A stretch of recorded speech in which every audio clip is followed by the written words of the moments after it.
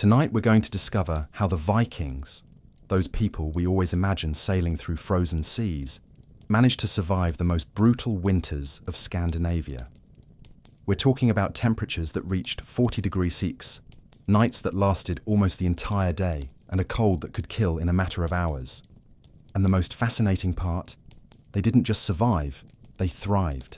It's worth staying until the end, because you'll discover survival techniques so ingenious that some of them are still used today, more than 1,000 years later. So get comfortable, turn off the lights if you want, and let's go. The challenge of the Nordic winter. Imagine waking up on a January morning in 9th century Norway. Outside, the sun barely appears on the horizon for a few hours before disappearing again. The landscape is an infinite white sea of snow that reflects the scarce light, creating a soft, almost ghostly glow. The wind howls through the fjords, carrying ice crystals that feel like needles on exposed skin. The temperature, well below zero. In some regions, easily 30 degrees Celsius or 40 degrees Celsius during the most intense cold waves. And we're not talking about 1 or 2 bad days. We're talking about months. From October to April, Scandinavia transformed into a hostile environment where survival required planning, knowledge, and incredible ingenuity. But here's what many people don't understand about the Vikings. They weren't just warriors and navigators, they were masters of adaptation. While many civilizations of the time avoided the northernmost regions, considering them uninhabitable, the Nordic peoples found ways not only to survive, but to create thriving communities in that extreme cold. Think about it. Without electricity, without modern heaters, without supermarkets, how would you organize your life to ensure that you and your family could get through 6 months of harsh winter? The Vikings' answer was a brilliant combination of intelligent architecture, meticulous seasonal planning, food preservation technologies that were centuries ahead of their time, and a social structure based on cooperation. Every aspect of Viking life during the summer was considered with one question in mind. Will this keep us alive in winter? Let's start by understanding the geography and climate they dealt with. Scandinavia is a peninsula that extends well into the north, beyond the Arctic Circle in several regions. Norway, Sweden, and Denmark, the lands we call the cradle of the Vikings, have quite different climatic characteristics from each other, but all share long, dark winters. In Norway, the fjords, those deep valleys carved by glaciers and filled by the sea, created a natural protection system against the most violent winds, but also created pockets of intense cold. Central Sweden, with its vast forests of pines and spruces, offered abundant timber but also dry and freezing winters. Denmark, being further south and flatter, had slightly milder winters, but still challenging. And there's a crucial detail about the Nordic winter that goes beyond temperature: the darkness. During the winter solstice, in regions like northern Norway, the sun simply doesn't rise.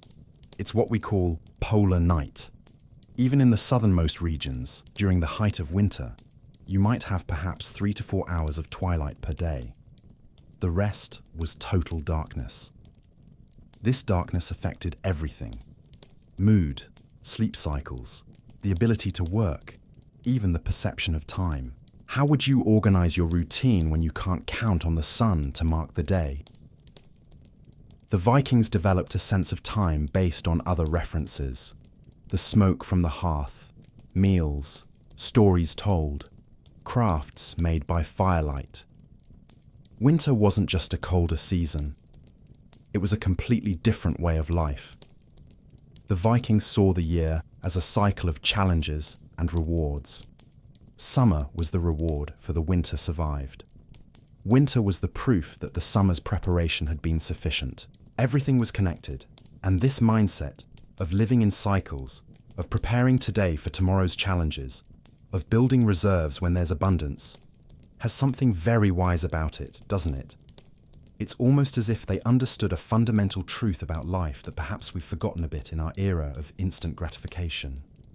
If you're enjoying our stories, subscribe to the channel to help our community grow and receive notifications of new stories. Comment where you're watching from and what time it is. It's fascinating for us to know where our community is around the world. Now, let's talk about the central element of Viking survival in winter, the Longhouse, or Longhouse. This was the heart of Nordic life, the place where everything happened during the cold months.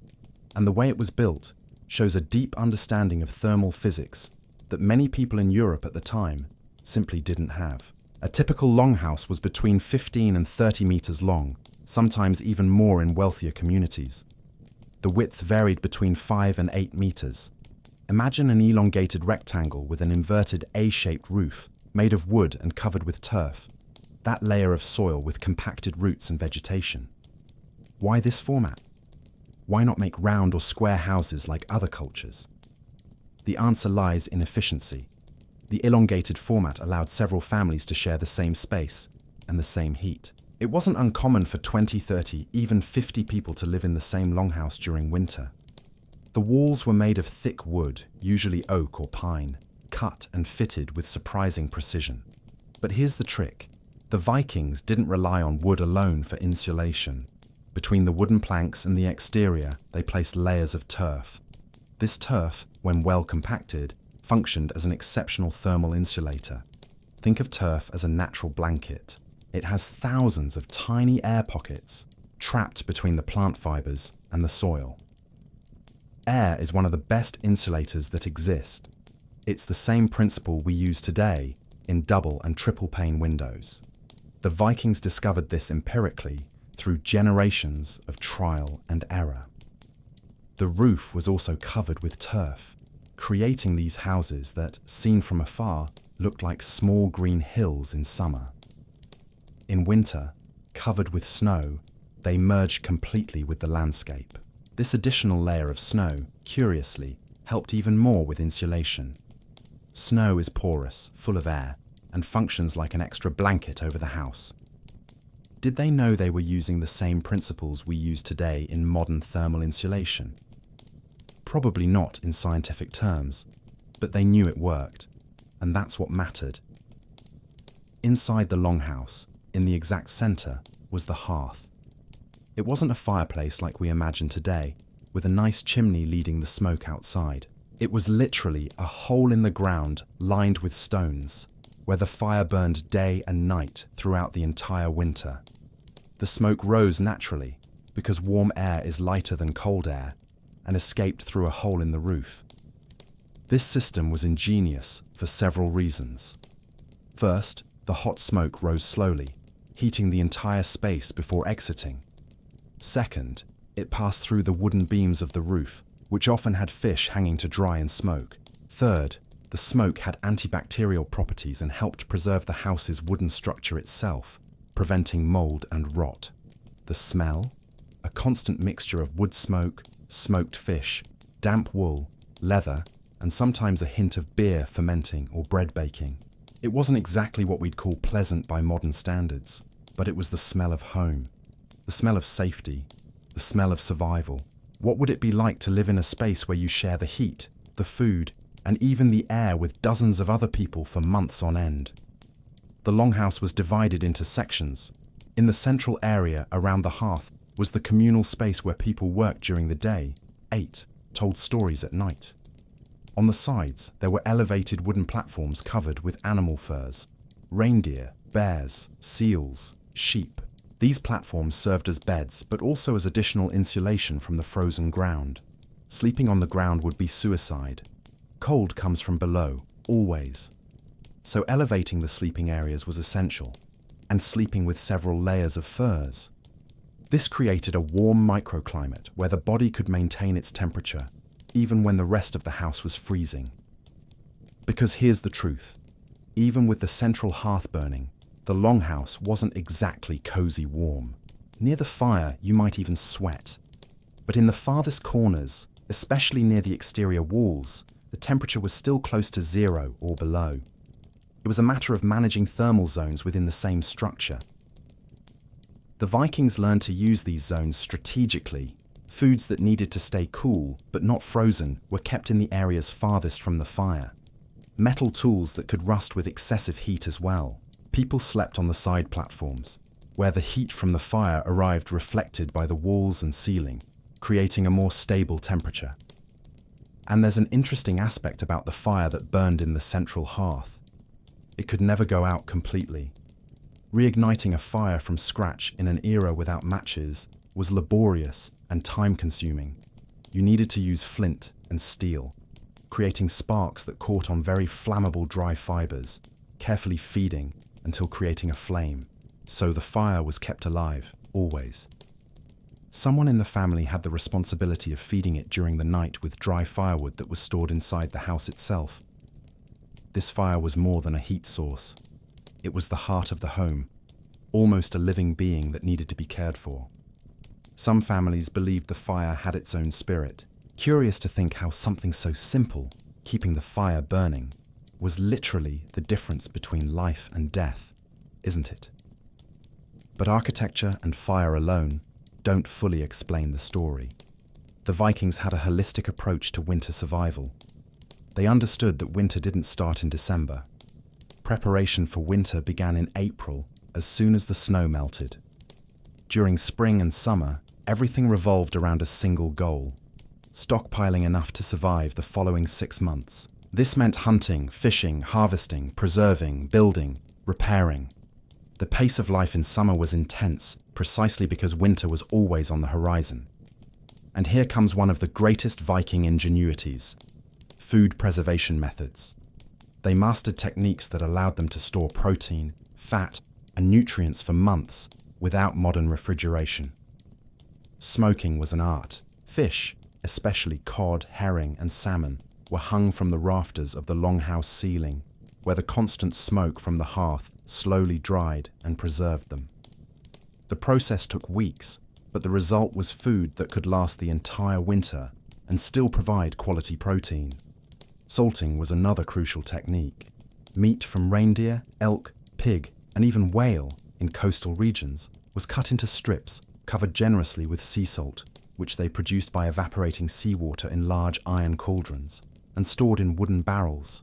The salt dehydrated the meat, preventing bacteria from multiplying, and there's fermentation. The Vikings were masters at this. They fermented not only beverages, beer and mead were essential, but also dairy products. Skyr, which nowadays has become popular again as a superfood, was already being produced by the Vikings more than 1,000 years ago. It was a way to transform fresh milk, which would spoil in days, into an acidic and dense product that could last months. Why is it that so many ancient cultures developed ways to ferment foods? Perhaps because fermentation is one of the few ways to preserve nutrients without modern technology, transforming what is perishable into something durable. But back to the Longhouse. During the day, even in winter, there was work to be done. Women spun wool, wove on enormous vertical looms that leaned against the walls, sewed and mended clothes. Men took care of tools, made repairs, worked with wood and metal when possible. Children learned these skills by observing, helping, practicing. And at night was when the magic happened. Around the fire, under the dancing light of the flames, the sagas were told. These epic stories of heroes, gods, battles, and fantastic journeys were the television of the time. But they were more than entertainment. They were the way to pass on knowledge, values, history, and identity from generation to generation. Imagine being there.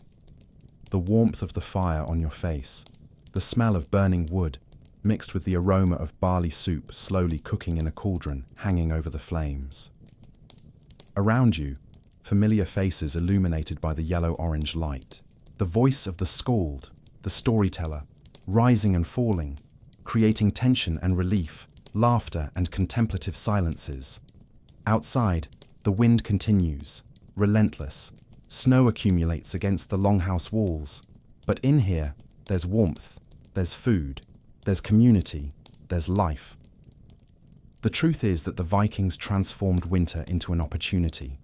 While in summer they were too busy with intense physical work, planting, harvesting, hunting, sailing, trading, winter forced a slowdown. It was the time for stories, for detailed craftsmanship, for planning the next season. It was when culture was transmitted, when children learned the sagas, when new tools were forged with calm and precision. Have we lost some of that today? That ability to slow down, to use time differently depending on the season, to live more connected to natural cycles. But not everything was poetic. The Viking winter had its silent horrors. The lack of vitamin D from the absence of sun caused health problems. The limited diet led to nutritional deficiencies. Respiratory diseases were common because of the constant smoke inside the longhouse. And if food stocks ran out before spring, well, entire families could starve to death.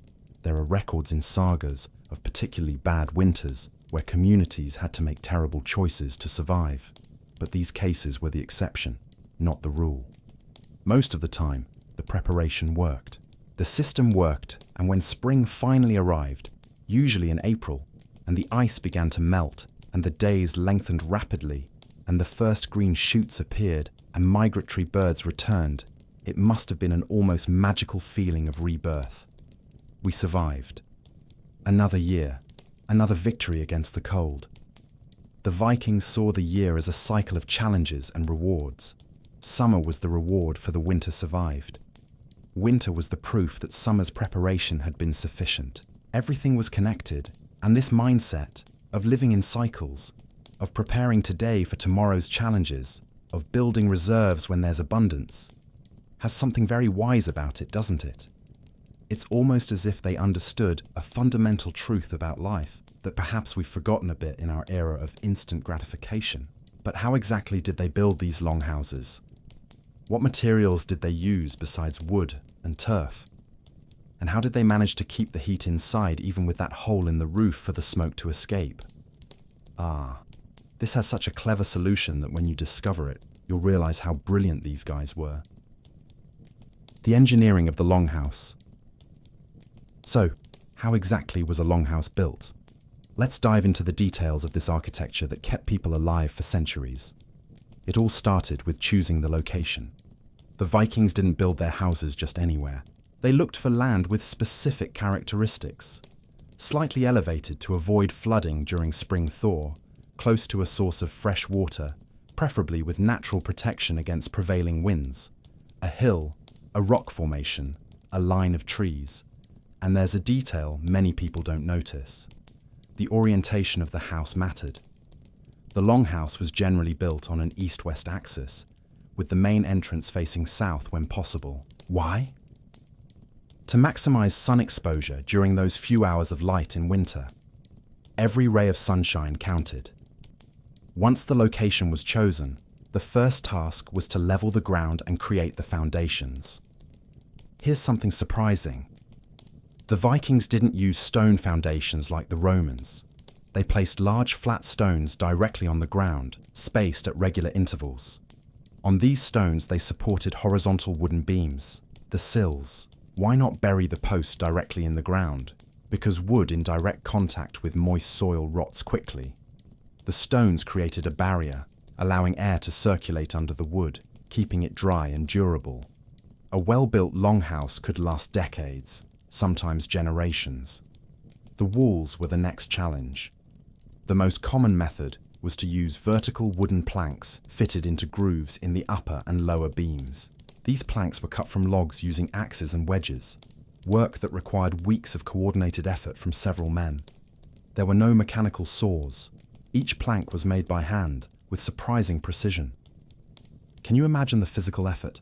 The rhythmic sound of the axe cutting wood, echoing through the pine forest, the smell of fresh resin, the calloused hands, breath creating clouds of vapor in the cold autumn air, because the construction had to be finished before the first snow. But the planks alone weren't enough. The freezing wind would find every crack, every small opening, and suck the heat out. So the Vikings developed sophisticated sealing techniques. They used moss, especially sphagnum, that soft, spongy moss that grows in wet areas, to fill the gaps between the planks. This moss had incredible properties. When dry, it was soft and insulating. When moist, it swelled, completely filling the spaces and creating an almost airtight seal. And more, it had natural antibacterial properties, which helped keep the house healthier. Outside the wooden planks came the magical layer, turf. They cut rectangular blocks of turf directly from the soil. Imagine thick slices of a cake made of earth and roots, and stacked them against the exterior walls, creating an insulating layer 20, 30, sometimes 50 centimeters thick. This turf was like a solid sponge full of microscopic air pockets. Trapped air doesn't move, and still air is an excellent thermal insulator. It's the same principle as modern duvets, styrofoam, double walls. The Vikings were using natural nanotechnology without knowing it. Think about it. How many of our modern innovations are actually rediscoveries of principles that ancient cultures already knew intuitively? The roof was perhaps the most ingenious part of the entire structure. First, thick wooden beams were supported on the walls, slanting upward until they met in the center, creating that inverted A shape. These main beams supported smaller horizontal beams, and on these beams were placed planks or interwoven branches. Over this wooden structure came a layer of birch bark, that tree with characteristic white bark from the north. Birch bark is naturally waterproof. Think of it as nature's plastic. Water simply doesn't pass through. The Vikings placed large sheets of birch bark overlapping like tiles, ensuring that rain and melted snow ran off, not in. And on top of the birch bark, more turf. Layers and more layers, sometimes 40 or 50 centimeters thick. When the grass and plants in the turf kept growing, and they did grow because turf was living soil, the intertwined roots created a mesh that held everything in place, like a self-sustaining green roof. In summer, this roof literally bloomed. Wildflowers, grasses, even small shrubs could grow there. It was a living, breathable insulator, completely integrated with the environment. In winter, covered with snow, it became an even thicker layer of thermal protection. There's something almost poetic about that, isn't there? The house breathing with the seasons, alive like the people inside it. But what about that hole in the roof for the smoke to escape? How to prevent heat from escaping through there? Here's the clever solution. The hole was relatively small, maybe 50 centimeters square, and was positioned directly above the central hearth. The hot smoke rose in a column, escaped through the hole, but most of the warm air spread laterally first, heating the space, and on days of very strong wind or heavy snow. They had a movable wooden cover that could be adjusted with ropes from inside the house. They never closed it completely because the smoke needed to escape, but they could reduce the opening to minimize heat loss. It was a passive and adjustable ventilation system. No fans, no technology, just physics and careful observation of how air behaves. Now, let's talk about the doors. You can imagine that in a house focused on retaining heat, the door would be a huge problem.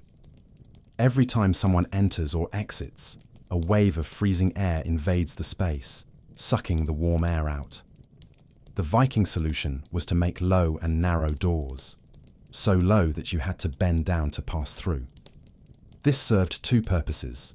First, it reduced the area through which cold air could enter. Second, it created a kind of psychological airlock. You had to make a conscious effort to enter or exit, so you didn't do it unnecessarily. Many longhouses had what we can call a vestibule, a small area right after the door, separated from the main space by a heavy leather or wool curtain. You entered, closed the external door, waited a moment in this intermediate space where it was still cold, but already protected from the wind, and only then passed through the curtain to the heated interior. This curtain, usually made of several sewn reindeer furs, functioned as a second thermal barrier, and it had another benefit. It absorbed some of the moisture that entered with the person, snow in hair, on clothes, preventing this moisture from spreading through the warmer environment and creating condensation. What would it be like to live in a space where even the simple act of going out to fetch firewood required this entry and exit ritual, always thinking about preserving the collective warmth? Inside the longhouse, the floor also received special attention. The packed earth floor was covered with layers of dry straw, sometimes with rushes or grass. This plant layer created a cushion that insulated from the cold coming from below. Every few weeks, this straw was changed. The old, already damp and compacted, was removed and used as fertilizer. The new, dry and fluffy, was spread out. Over the straw, in areas where people walked more, paths of wooden planks were placed. This kept feet dry and created a second layer of insulation from the frozen ground. On the side platforms where they slept, the system was even more elaborate. First, the elevated wooden structure, about 30 to 50 centimeters off the ground. Over this platform, more straw, well compacted. Over the straw, thick wool fabrics. And over all of this, animal furs. These furs weren't just blankets, they were cutting-edge technology. A bear fur, for example, has hair in 2 layers. An outer layer of long, thick hairs that repel water and wind, and an inner layer of shorter, denser hairs that create thousands of air pockets close to the skin. It's the same principle as modern goose-down jackets. The Vikings slept between these furs. You lay down on several layers and covered yourself with others. The heat from your own body was trapped in this microclimate created by the furs, keeping you warm even when the ambient temperature dropped below 0 in the farthest corners of the Longhouse. And the smell? Leather, oily wool, which still had the natural lanolin from the sheep. Wood smoke impregnated in everything, and the characteristic odor of many human bodies living together without frequent baths. It wasn't pleasant in the modern sense, but it was familiar. It was safety. There are records that some more sophisticated longhouses had additional heating systems. In particularly cold regions of Norway, archaeologists found evidence of hot stones, large rocks that were heated in the fire during the day and then wrapped in furs and placed on the sleeping platforms at night, functioning as heaters that slowly released heat for hours. Other houses had multiple hearths, one central and 1 or 2 smaller ones at the ends, to better distribute heat in particularly long structures. But this required more firewood, more maintenance, more work. It was a luxury that not all communities could afford. Because here's a harsh reality of Viking winter. Firewood wasn't infinite. Even with Scandinavia's vast forests, felling trees, cutting, transporting, drying, and storing enough firewood for an entire winter was a Herculean task that occupied a good part of autumn. An average family needed several tons of firewood to get through winter. Imagine the work of cutting all that with hand axes, dragging the logs through the snow, sawing into smaller pieces, stacking so it would dry properly. It was a community effort where men, women, and children participated, and the firewood had to dry. Green wood, freshly cut, has a lot of moisture. When you burn wet wood, it produces more smoke than heat, and the smoke is denser and more irritating. So firewood cut in 1 year was often only used the following winter, after drying completely during summer and autumn. This required long-term planning. You were always cutting firewood for next year's winter, not this year's. Always thinking 1 season ahead. Could it be that this ability to plan so far in advance, to sacrifice today's comfort for tomorrow's security, is something we've lost a bit in modern life? The internal structure of the Longhouse was also carefully planned. Besides the central area with the hearth and the side platforms for sleeping, there were specific sections for different functions. An area for storing food, usually the coldest and driest part of the house. An area for tools and equipment. Sometimes, an area separated by wooden partitions where the family chief and his wife had a bit more privacy. But privacy as we understand it today simply didn't exist. You heard everything, saw everything, smelled everything. Births happened there. Illnesses, deaths, arguments, reconciliations, joys, sorrows. The Longhouse was a living social organism where individuality was less important than collective survival. And the animals. Oh yes. During the harshest winter, domestic animals also lived inside the Longhouse. Cows, goats, sheep, pigs, all had their area at the end of the house, usually separated by a low partition. This may seem strange, but it had impeccable logic. First, it protected the animals from the cold that could kill them. Second, and this is genius, animals generate body heat. An adult cow produces approximately the same amount of heat as a 1,000-watt electric heater running constantly. 5 or 6 cows inside the longhouse were literally natural heaters. Of course, this also meant living with the smells and sounds of the animals. The occasional moo of a cow, the bleat of a sheep, the strong smell of manure. But on the coldest days of winter, when outside it was 35 degrees Celsius and the wind cut like a blade, having that extra animal heat could be the difference between waking up with all your fingers or losing some to frostbite. The priorities were different: olfactory comfort or survival. The answer was obvious. Now let's talk about a fascinating architectural element that archaeologists took years to fully understand: the internal columns. Longhouses had rows of thick wooden columns, sometimes entire logs, that ran along the length of the house on each side of the central area. These columns had 2 functions. The obvious one, supporting the immense weight of the turf-covered roof, which when wet or with accumulated snow could weigh several tons. But the less obvious function, creating spatial divisions without completely blocking heat flow. The columns visually divided the longhouse into naves, like a church, but the heat from the central fire could still circulate underneath and above. It was functional and elegant architecture at the same time. And many of these columns were carved with designs, geometric patterns, stylized animals, sometimes runes. They weren't just structural, they were artistic. Even in a structure made for brutal survival, there was room for beauty.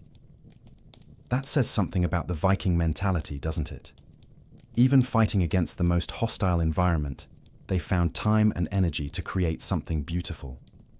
Lighting was another fascinating challenge. During the winter day, those few hours of light entered mainly through the smoke opening in the roof and perhaps through some small windows.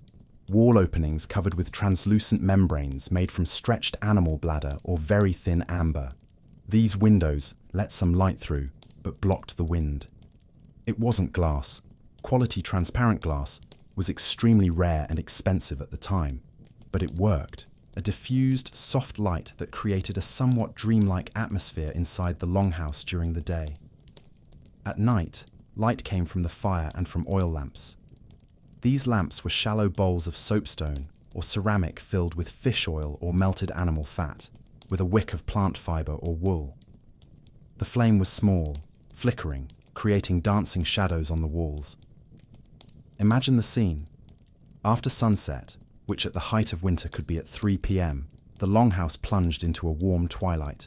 The central fire crackled, casting orange reflections on the ceiling darkened by years of smoke.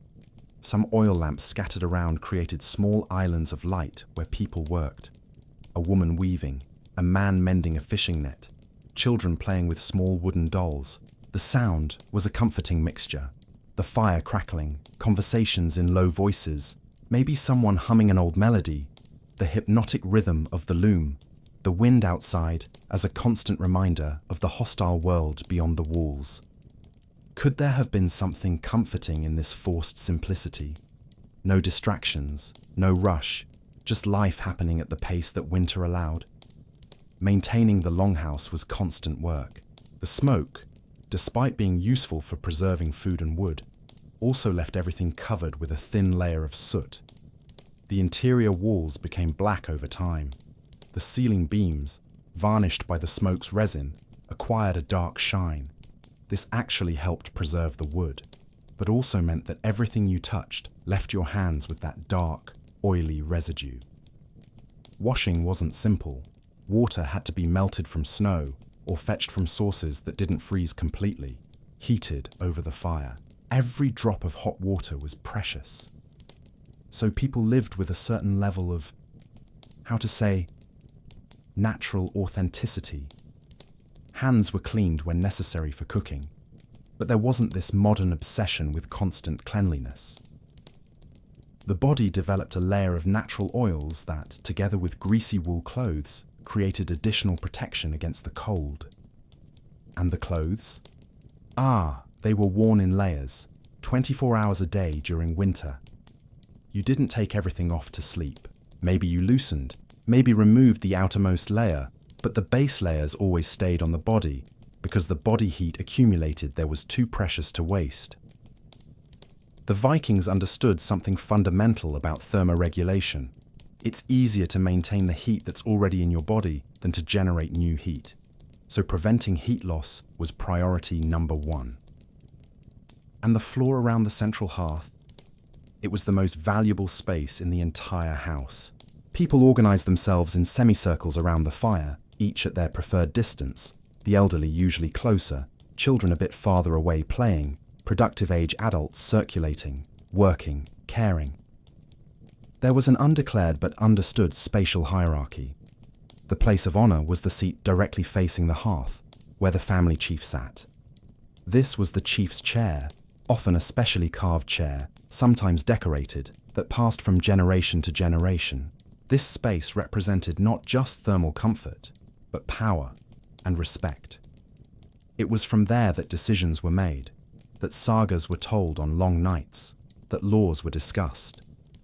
The physical warmth of the fire and the social warmth of the community mixed at that central point. Fascinating how space and social structure intertwine, isn't it? Architecture wasn't just about walls and roof. It was about how people related, who had power, how the community organized itself, and when a violent storm arrived, and they did arrive, with winds that could rip the roof off a poorly built house, the Longhouse had to resist.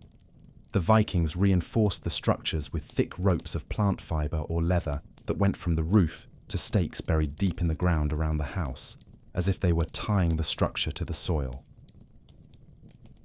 During the worst storms, everyone stayed inside. Absolutely everyone. Going out meant risking getting lost in the snow even when just a few meters from the door. Visibility became zero, the wind disoriented, the cold penetrated any clothing in minutes, so they waited. Fed the fire, told stories, slept, waited. The Longhouse became a survival cocoon, a bubble of life in a temporarily uninhabitable world outside. And when the storm passed, and they opened the door to find a transformed world, snow up to waist height, ice formations that looked like sculptures, the deep and crystalline silence that only comes after the wind stops, there was a feeling of quiet victory. Once again, we resisted. But the Longhouse alone didn't guarantee survival. It was just one part of the system. Because what good is a heated house if you don't have food, if you don't have adequate clothing, if you don't have firewood to burn?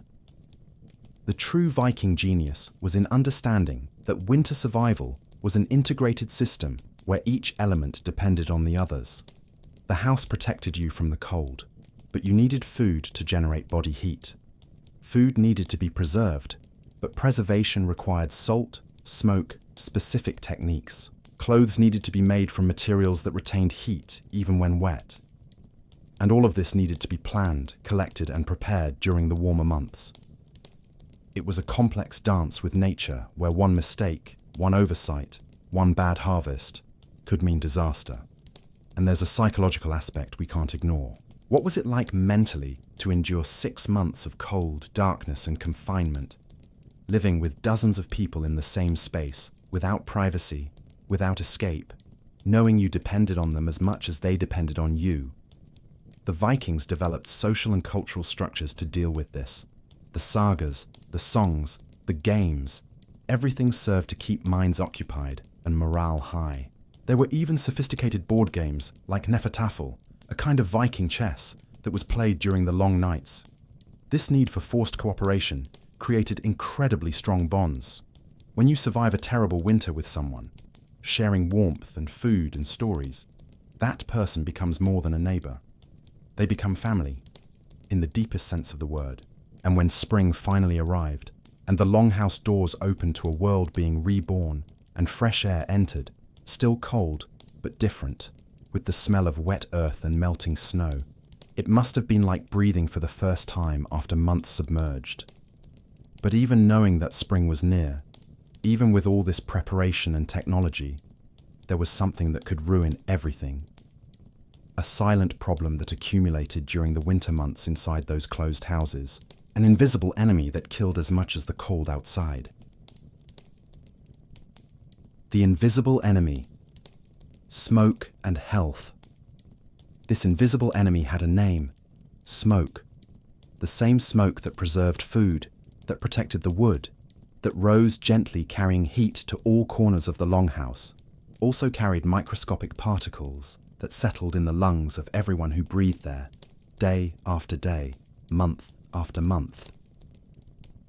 The Vikings didn't know about PM 2.5 particles or chronic respiratory diseases. They didn't have microscopes to see what was happening inside the lungs. But they felt it. The persistent cough that many developed in midwinter. The difficulty breathing deeply that became chronic in the elderly. The feeling of weight in the chest. Modern archaeological studies on Viking skeletons found clear evidence of chronic respiratory problems. The ribs showed signs of repeated inflammation. Lungs preserved in special conditions showed damage consistent with prolonged smoke exposure. It was the price of survival. Fire meant warmth, and warmth meant life. But it also meant breathing smoke for 6 months. There was no choice. Or rather, the choice was between dying from cold quickly or living with compromised lungs for longer. When you think of it that way, which would you choose? It's easy to judge from a comfortable position in the 21st century, but in the brutal cold of medieval Scandinavia, the answer was obvious. The Vikings tried to mitigate the problem in various ways. The wood they burned made a difference. Dry wood produced less smoke than wet wood. Certain woods, like birch, burned cleaner than others. So there was a hierarchy of firewood. The best, driest, and of noble wood was saved for moments when everyone was awake inside the house. Lower quality firewood was burned at night when most were sleeping. They also learned to position themselves strategically. Smoke rose, so the higher you were, the worse it was. The sleeping platforms, being elevated but not excessively, were in a zone where the air was more breathable. Small children, more vulnerable, often slept in areas closest to the entrances where there was more fresh air circulation. And on especially clear and calm days, rare but they existed, families would briefly open doors and windows to do an air exchange. Just a few minutes, enough for the stale air to escape and fresh air to enter, but not so much that they lost all the accumulated heat. It was a delicate balance. Can you imagine? Those few minutes of freezing but pure air entering, cleaning the lungs, awakening the senses, before the cold became unbearable and the openings were closed again. But smoke wasn't the only health challenge. The limited winter diet created its own complications. When you live basically on salted meat, smoked fish, stored grains, and fermented dairy for months, your body feels the lack of certain things. Vitamin C was scarce. Fresh fruits and green vegetables simply didn't exist in Scandinavian winter. This led to problems like scurvy in extreme cases, that disease we associate with sailors on long voyages, but which also affected populations in harsh winters. The Vikings combated this in clever ways. They stored certain specific foods that retained vitamin C even after being preserved. Sauerkraut, fermented cabbage, was one of them.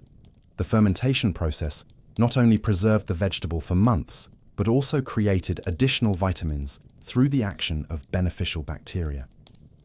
Wild berries collected in autumn and preserved in honey or fermented in alcoholic beverages kept part of their nutrients.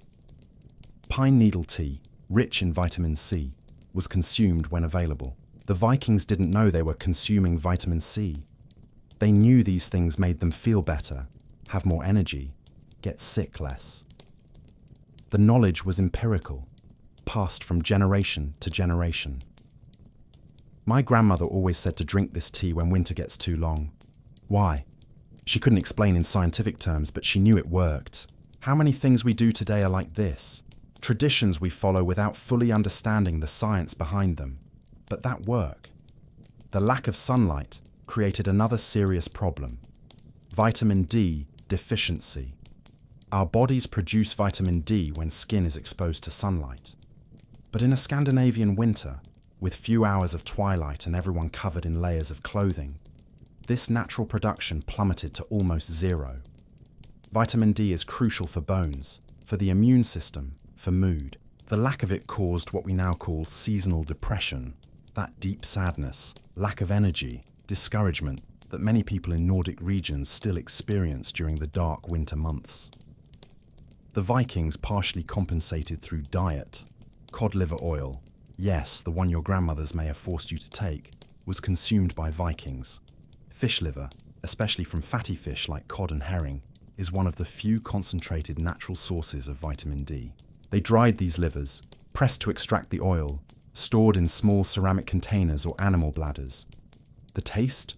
Terrible, probably. But it worked. Children who regularly consumed this oil had stronger bones, got sick less, grew better. And again, they didn't know about vitamins. They knew about cause and effect. Children who take liver oil get stronger in winter. Empirical observation over generations became traditional knowledge. Another critical aspect of Viking winter health was hygiene, or the relative lack of it. Frequent baths were practically impossible. Heating enough water for a complete bath would require an enormous amount of firewood and time.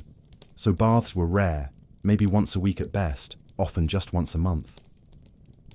But here's something interesting. The Vikings were, by the standards of the time, relatively clean. They had saunas, or rather, steam bath houses. These separate structures, smaller than longhouses, were heated with superheated stones over which water was thrown, creating intense steam. Even in winter, during the less cold weeks, families took turns using these saunas.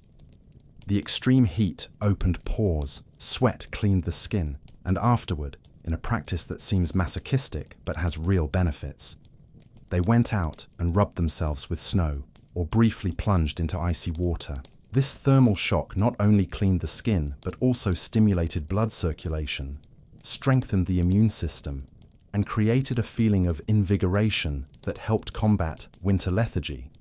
It was physical and mental therapy at the same time. Curious how practices that seem extreme had deep wisdom behind them, isn't it? And you, what do you think about this? Leave your thoughts in the comments when you have a moment. But back to daily life inside the Longhouse. Winter mornings had their own rhythm.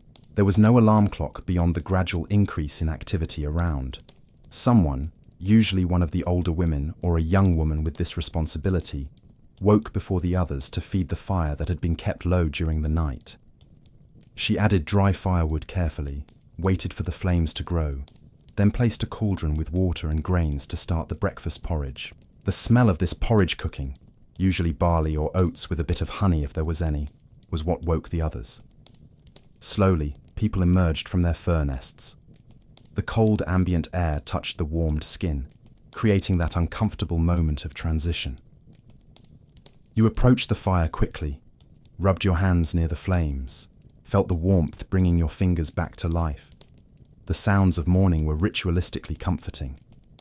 The crackling of the fire gaining strength, the gentle bubbling of the porridge cooking, still sleepy conversations, maybe a child complaining about the cold, the creaking of the wooden platforms as people got up, and the light.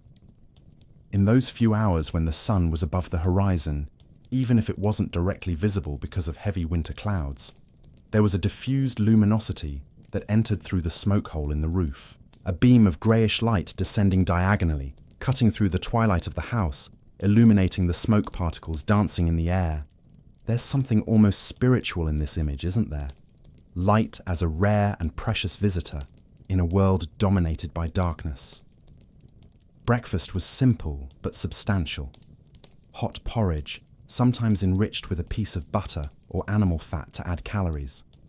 Maybe a piece of flat bread made the day before. Maybe some dried fish chewed slowly. Everything accompanied by light beer or water.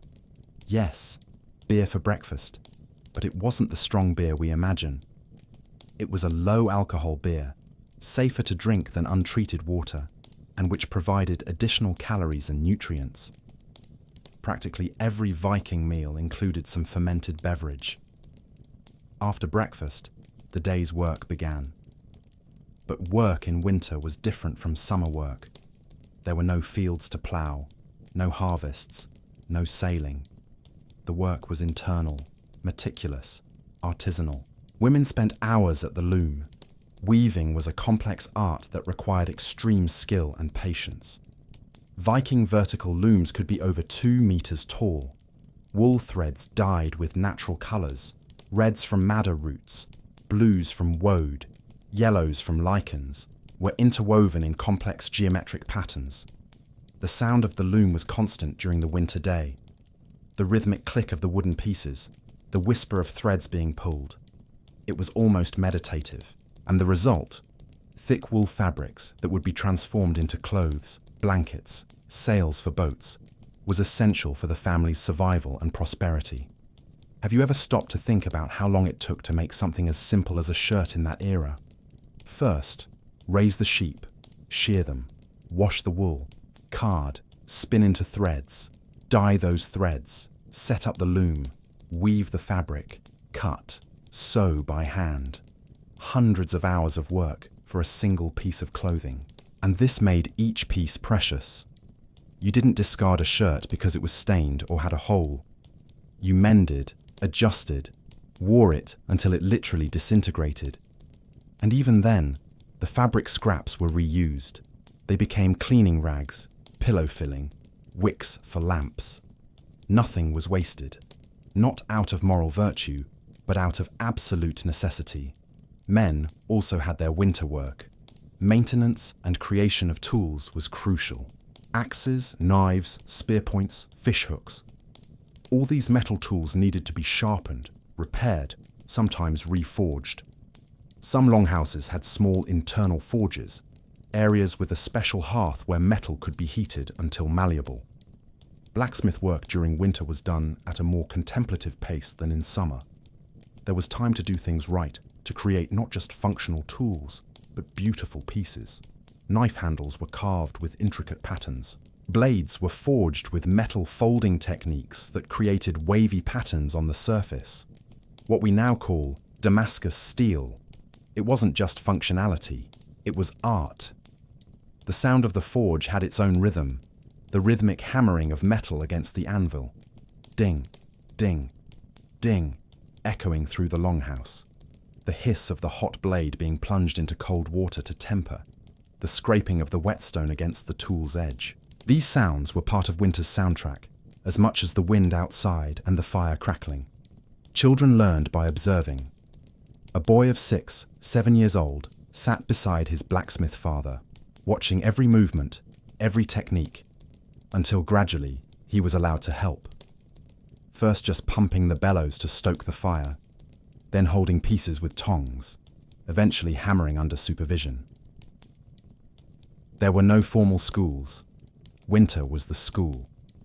The longhouse was the classroom, and the teachers were all the adults around, each transmitting their skills through demonstration, repetition, gentle correction. And girls learned the same way: spinning, weaving, food preparation, leather tanning, clothing making, all through observation and practice. A girl started helping card wool at 5 or 6 years old. At 10, she was spinning. At 15, weaving complex patterns. This knowledge transmission was crucial for cultural survival. Each generation had to completely master the skills of the previous one, or the entire community would be at risk. Could it be that we lost something important when we separated education from practical life, when we took children out of the context where knowledge is used and placed them in abstract classrooms? But there were also moments of pure leisure. Yes, even, or especially, during the harsh winter, there was time for games, music, stories. Hnefatafel, which I mentioned before, was played religiously. It was a strategy game where a king and his defenders in the center of the board tried to escape from attackers coming from all sides. The game reflected Viking reality in a way, always surrounded by challenges, the cold, hunger, human enemies, trying to find an escape route, a survival strategy. But it was also pure fun. Bets were made, friendly rivalries developed, tactics debated, and music. Music was fundamental. Simple instruments, bone flutes, Wooden lyres with animal gut strings, drums of stretched hide, were played on long nights. The melodies were often melancholic, reflecting the darkness and isolation of winter. But there were also cheerful, rhythmic songs that made people clap and even dance. Imagine the scene. Deep night outside, no moon because it's snowing. Inside the longhouse, the fire casts dancing shadows. Someone plays a lyre with an ancient melody, half sad, half hopeful. Some people sing along, voices mixing, echoing softly against the wooden walls, the warmth of the fire on the face, the ever-present smell of smoke and leather, the feeling of belonging, of being part of something bigger than yourself. And there's something about music and fire that's almost primal, isn't there? As if our brains were programmed by millions of years of evolution to find comfort in exactly this combination. The sagas told at night were more than entertainment. They were the library, the Wikipedia, the Netflix of the Viking era, all together. Epic stories that lasted hours, sometimes entire nights, told from memory by skalds who had trained for years to master the art. These stories weren't just narrated, they were performed. The skald changed voice for different characters, used dramatic facial expressions illuminated by the fire, made strategic pauses to create tension. It was live, immersive, hypnotic theatre, and the content of the sagas. Heroes facing impossible challenges, gods getting involved in complex plots, epic battles, fantastic journeys, but also moral lessons, examples of courage, cunning, loyalty, sacrifice. A saga about Ragnar Lothbrok wasn't just about a legendary warrior. It was about courage in the face of fear, about facing challenges that seem impossible, about leaving a legacy. A child hearing these stories night after night was being shaped, learning what the culture valued. And many sagas had seasonal themes. Stories about Skadi, the goddess of winter and hunting, were told in the coldest months. Stories about Freya, the god of fertility and harvests, were saved for spring. There was a cultural calendar aligned with the natural calendar. This created a sense of order and predictability in a world where so many things were out of control. You couldn't control when the storm would come, but you could control which story would be told, which ritual would be performed, which tradition would be honored. There's something deeply human in this, our need to create patterns and meanings even, or especially, when we face chaos. The Longhouse also functioned as an infirmary when necessary. Illnesses were inevitable when dozens of people lived in confined space. A cold spread quickly. Infections, fevers, digestive problems. All of this happened. The older women were usually the healers. They knew herbs that had been collected and dried during summer. Chamomile to calm the stomach, thyme for coughs, willow for fever. The active ingredient is the same as modern aspirin, although obviously they didn't know this. These remedies were prepared as teas or poultices. The sick person was placed in an area closer to the fire, covered with extra furs, fed with hot broth. Healing depended as much on the remedy as on the care, the warmth, the attention, the feeling of being cared for by the community, and when someone died, because deaths happened, especially of the very old or very young. The body was prepared inside the longhouse, washed with precious heated water, dressed in the best clothes, watched over for a night where stories about the person were told, their life celebrated, but burial had to wait. The ground was frozen solid, impossible to dig. So the body was temporarily stored in an external structure, sometimes simply covered with snow and stones to protect from animals, until spring, when the earth softened and the ritual burial could happen properly. It must be strange to live with death so literally, so closely. There were no funeral homes to outsource the process. There was no way to hide the reality of mortality. It was there, present, part of life. Perhaps this made life more valued. Each winter survived was a victory. Each spring, a rebirth. Each person who made it to the other side was a celebration. Winter was also time for repairs and improvements. If a part of the roof had a leak, the problem was identified and prepared for repair as soon as the weather allowed. If a tool was missing, it was forged. If a section of the exterior wall needed more turf, this was planned for the following autumn. The Longhouse was always evolving, always being improved. It was a work in continuous progress, each generation adding its improvements, fixing the errors of the previous one, adapting to new challenges. And there's something beautiful in this idea of a home that grows and changes with the family. It wasn't a static structure. It was alive, responding to the needs of those who lived in it. In larger communities, several longhouses were grouped together, sometimes sharing common spaces, a central barn, a communal bathhouse, perhaps a larger forge. During winter, families visited each other, especially during festivals. Yule, celebrated near the winter solstice, was perhaps the most important. It was a festival of light and hope at the darkest point of the year. Families gathered, shared the best stored foods, played music, told the most epic sagas. There were ritual animal sacrifices, usually pigs or goats, and the meat was distributed and consumed in a communal feast. It was a way to ensure winter reserves didn't last too long and spoil, but also a moment of deliberate abundance amid scarcity. Yule also marked the turning point. After the solstice, days began to get longer, although it would still take months for warmth to return. But psychologically, it was crucial. The worst has passed. Light is returning.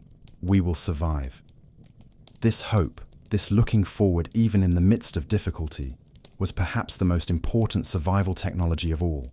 And as January and February dragged on, as food reserves slowly diminished, as winter fatigue accumulated, this hope was tested. The last months of winter, February and March, were the hardest. The cold was still intense, but reserves were low. Rationed food. Firewood being used more carefully. Everyone a bit thinner, a bit more tired. It was what some cultures called the late winter hunger. That period where you still have enough food not to starve to death, but not enough to feel satiated. Stomachs rumbling, dreaming of food, each meal being a smaller portion than the body really wanted. And at this point, social discipline was tested to the maximum. Stealing food from communal stocks was one of the most serious crimes in Viking society. It could result in banishment, which during winter was essentially a death sentence. But cases of theft were rare. The social pressure, the interdependence, the knowledge that everyone was in the same situation, this created a solidarity that was stronger than individual selfishness in most cases. And when finally, usually in March or April depending on the region, the first signs of spring appeared, it was as if the entire community breathed in unison. Drips of melted water falling from the longhouse roof. Perceptibly longer days, the sound of birds returning. The longhouse doors were opened for longer periods. Fresh air circulated. Furs and fabrics were taken outside to dry in the weak but present sun. It was a physical and spiritual cleansing at the same time, but spring also meant the beginning of a new preparation cycle. Because the next winter was already there, on the distant horizon, and everything had to start again. So how exactly did they prepare? What were the specific summer tasks that guaranteed winter survival? And what were those clothes that could keep a person alive in 40 degrees Celsius? The cycle of preparation. Surviving the Viking winter began the moment the last snow melted. April or May, depending on the region and how harsh the winter had been, marked the beginning of a race against time. You had maybe 5, at most 6 months, to ensure everything was ready before the cold returned, and everything was an impressive list. First, the land. The fields that had been frozen and dormant for months needed to be prepared for planting. But here's something many people don't understand about agriculture in the north. The growing season was extremely short. While in southern Europe you could have 8-9 months of adequate temperature for cultivation, in Scandinavia you had 3, maybe 4 months. Everything had to grow fast. So the Vikings cultivated specific grain varieties adapted to cold climate. Robust barley that germinated quickly, rye that tolerated light frosts, resistant oats, peas and beans that fixed nitrogen in the soil and provided crucial vegetable protein. Work in the fields during summer was intense. Ploughing with ploughs pulled by oxen or horses. Sowing by hand, walking through the furrows while spreading seeds with rhythmic movements that had been perfected over generations. Praying, yes, praying to the gods, especially Freya, for rain to come in the right measure, not too much nor too little. And while the grains grew, there was much more to do. Hunting was essential. Elk, reindeer, deer, wild boar. During summer, these animals were fat, well fed by abundant vegetation. It was the time to hunt not just to eat immediately, but to stockpile. Viking hunting was sophisticated. They used ingenious traps, precise bows and arrows, spears for larger animals. They knew the migratory patterns of animals, knew where they'd be at each time of year, understood their behaviors. When a large animal was killed, an adult elk could weigh 500 kilograms or more. Nothing was wasted. Absolutely nothing. The meat was cut into strips to salt and smoke. Fat was melted and stored in animal bladders, serving as fuel for lamps and cooking ingredient during winter. Bones were broken to extract nutritious marrow and then transformed into tools. The hide became leather. Tendons became strong ropes. Antlers became tool handles or containers. A single large animal could provide resources that would sustain a family for weeks or even months. But preserving all of this before it spoiled was the challenge. Can you imagine the work? Several people working simultaneously in a coordinated dance.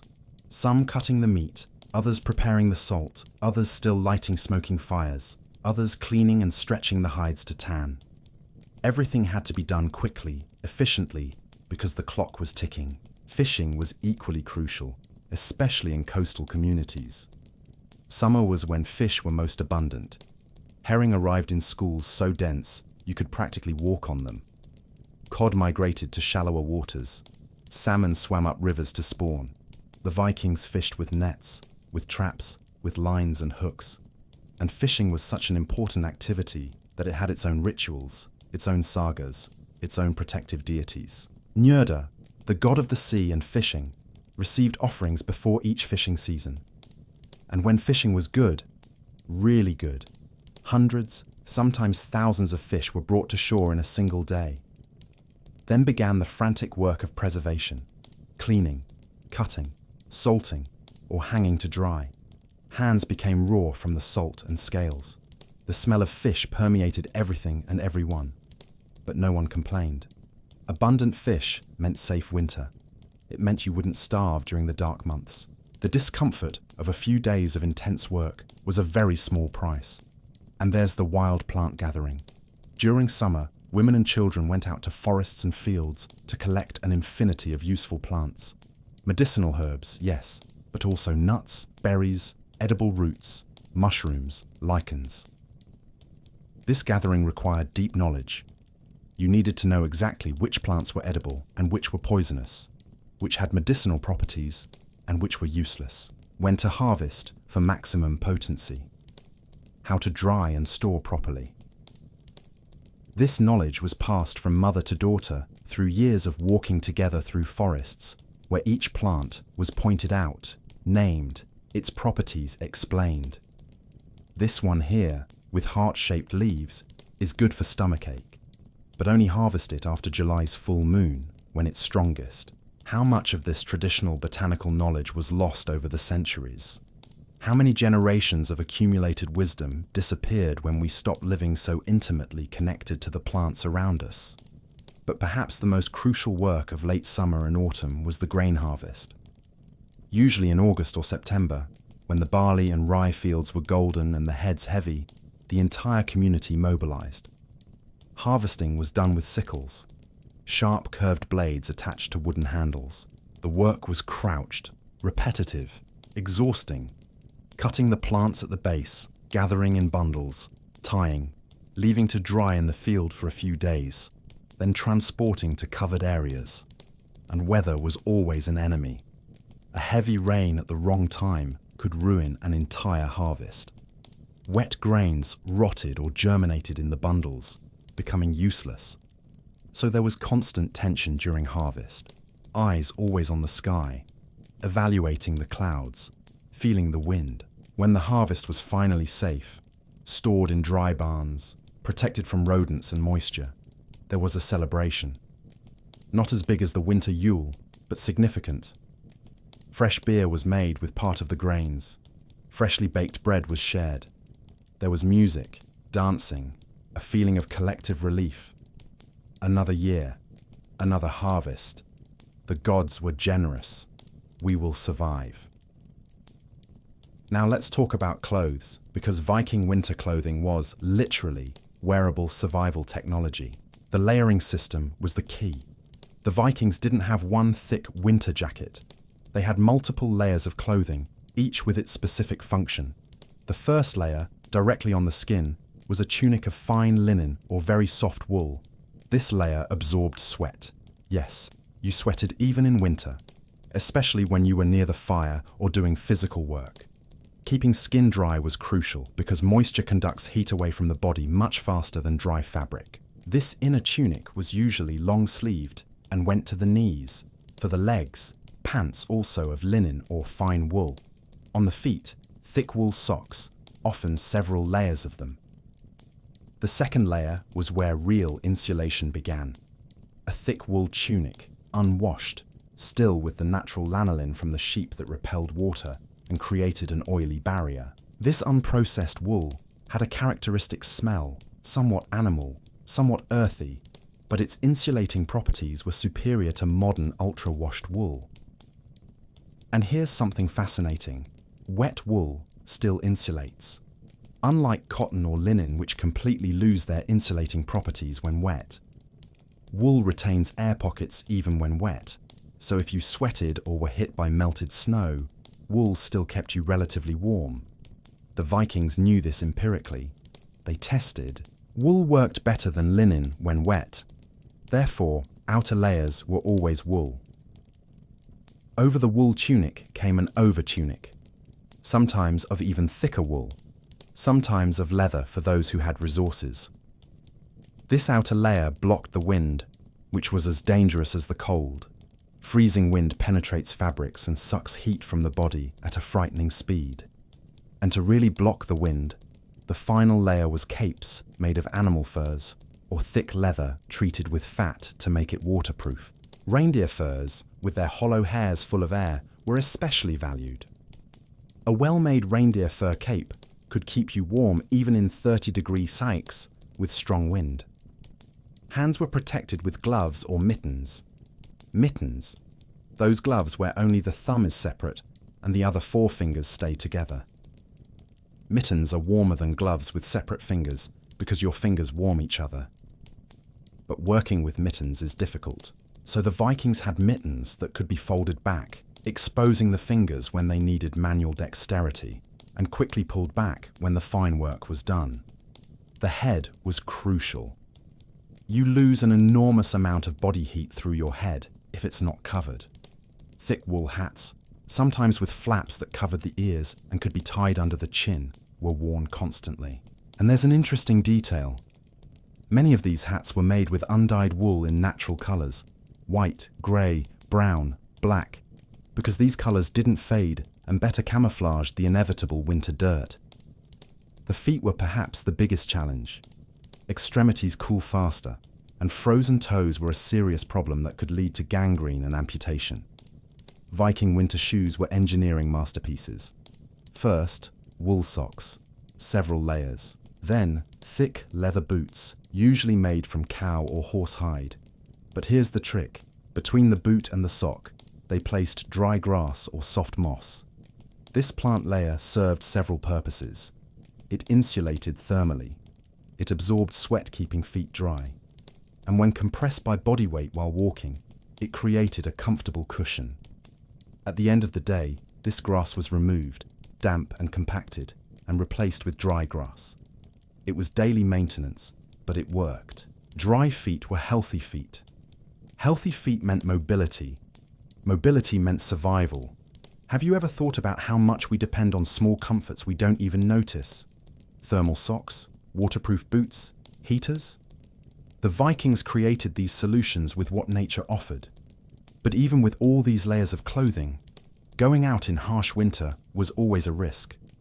Prolonged exposure to extreme cold could kill, no matter how well dressed you were. So exits were planned, quick, focused, fetching firewood that was stored in an external shelter, checking animals that stayed in separate structures, fetching clean snow to melt for water. Each exit had a specific purpose, and you returned to the warmth of the Longhouse as quickly as possible. And on days of severe storm, you simply didn't go out. There were ropes tied from the Longhouse door to important structures around: the barn, the animal shelter, the firewood reserve. These guide ropes allowed you to orient yourself even when visibility was zero because of snow being blown by wind. Following the rope in darkness or in snowstorm, feeling it slide between your gloved hands, trusting it would take you to the destination and bring you back. It must be a feeling of vulnerability and trust at the same time. Stories were told about people who let go of the rope by accident or overconfidence and got lost just meters from home, freezing to death because they couldn't find the way back. These stories served as somber warnings. In Arctic winter, never underestimate the environment. Back to summer, there was also the crucial task of collecting and storing construction materials. Not just firewood, but also moss for ceiling, turf for roof and wall repairs, birch bark for waterproofing, specific branches for making baskets, vines for ropes, rushes for weaving mats. The forest and landscape were like a natural supermarket, but you needed to know exactly what to collect, when and how to process it. A birch had to be peeled at the right time, usually early summer when the sap was flowing, or the bark wouldn't come off in large whole sheets. Moss had to be collected from specific areas where it grew denser and cleaner. This detailed ecological knowledge was what separated communities that thrived from communities that merely survived. And there's salt production. Salt was absolutely critical for preserving meat and fish. In coastal regions, Vikings produced salt through seawater evaporation. Large, shallow iron cauldrons were filled with seawater and constantly heated over fires until all the water evaporated, leaving only salt crystals. It was a laborious process that required constant fuel and attention. Seawater had to be filtered first to remove impurities. The fire had to be maintained at the right temperature. Too hot, and the salt burned, becoming bitter. Too cold, and evaporation was too slow. But the result, pure, white, crystalline salt, was worth the effort. It was literally the ingredient that transformed perishable food into food that lasted months. It was the difference between abundance and hunger. In interior regions, far from the sea, salt was obtained through trade, and it was valuable, extremely valuable. There are records of salt being used as currency, as a high-status gift, as part of wedding dowries. Curious how something we buy today for a few cents was treated almost like gold in that era, isn't it? As summer advanced into autumn, urgency increased. August and September were months of frantic work. Harvests had to be finalized. The last big fish of the year had to be caught. The last hunts had to be completed and preserved. And there was a task that was specific to autumn: shearing the sheep one last time before winter. This autumn wool, after an entire summer of growth, was the thickest and oiliest, perfect for making winter clothes. The process of transforming raw wool into fabric was long. First, washing the wool to remove dirt and some of the excessive oils, but not all. Then, carding, using special wooden combs with metal teeth to align the fibers. Then, spinning, twisting the carded fibers into threads using a hand spindle or spinning wheel. This thread was then dyed if desired, using natural dyes.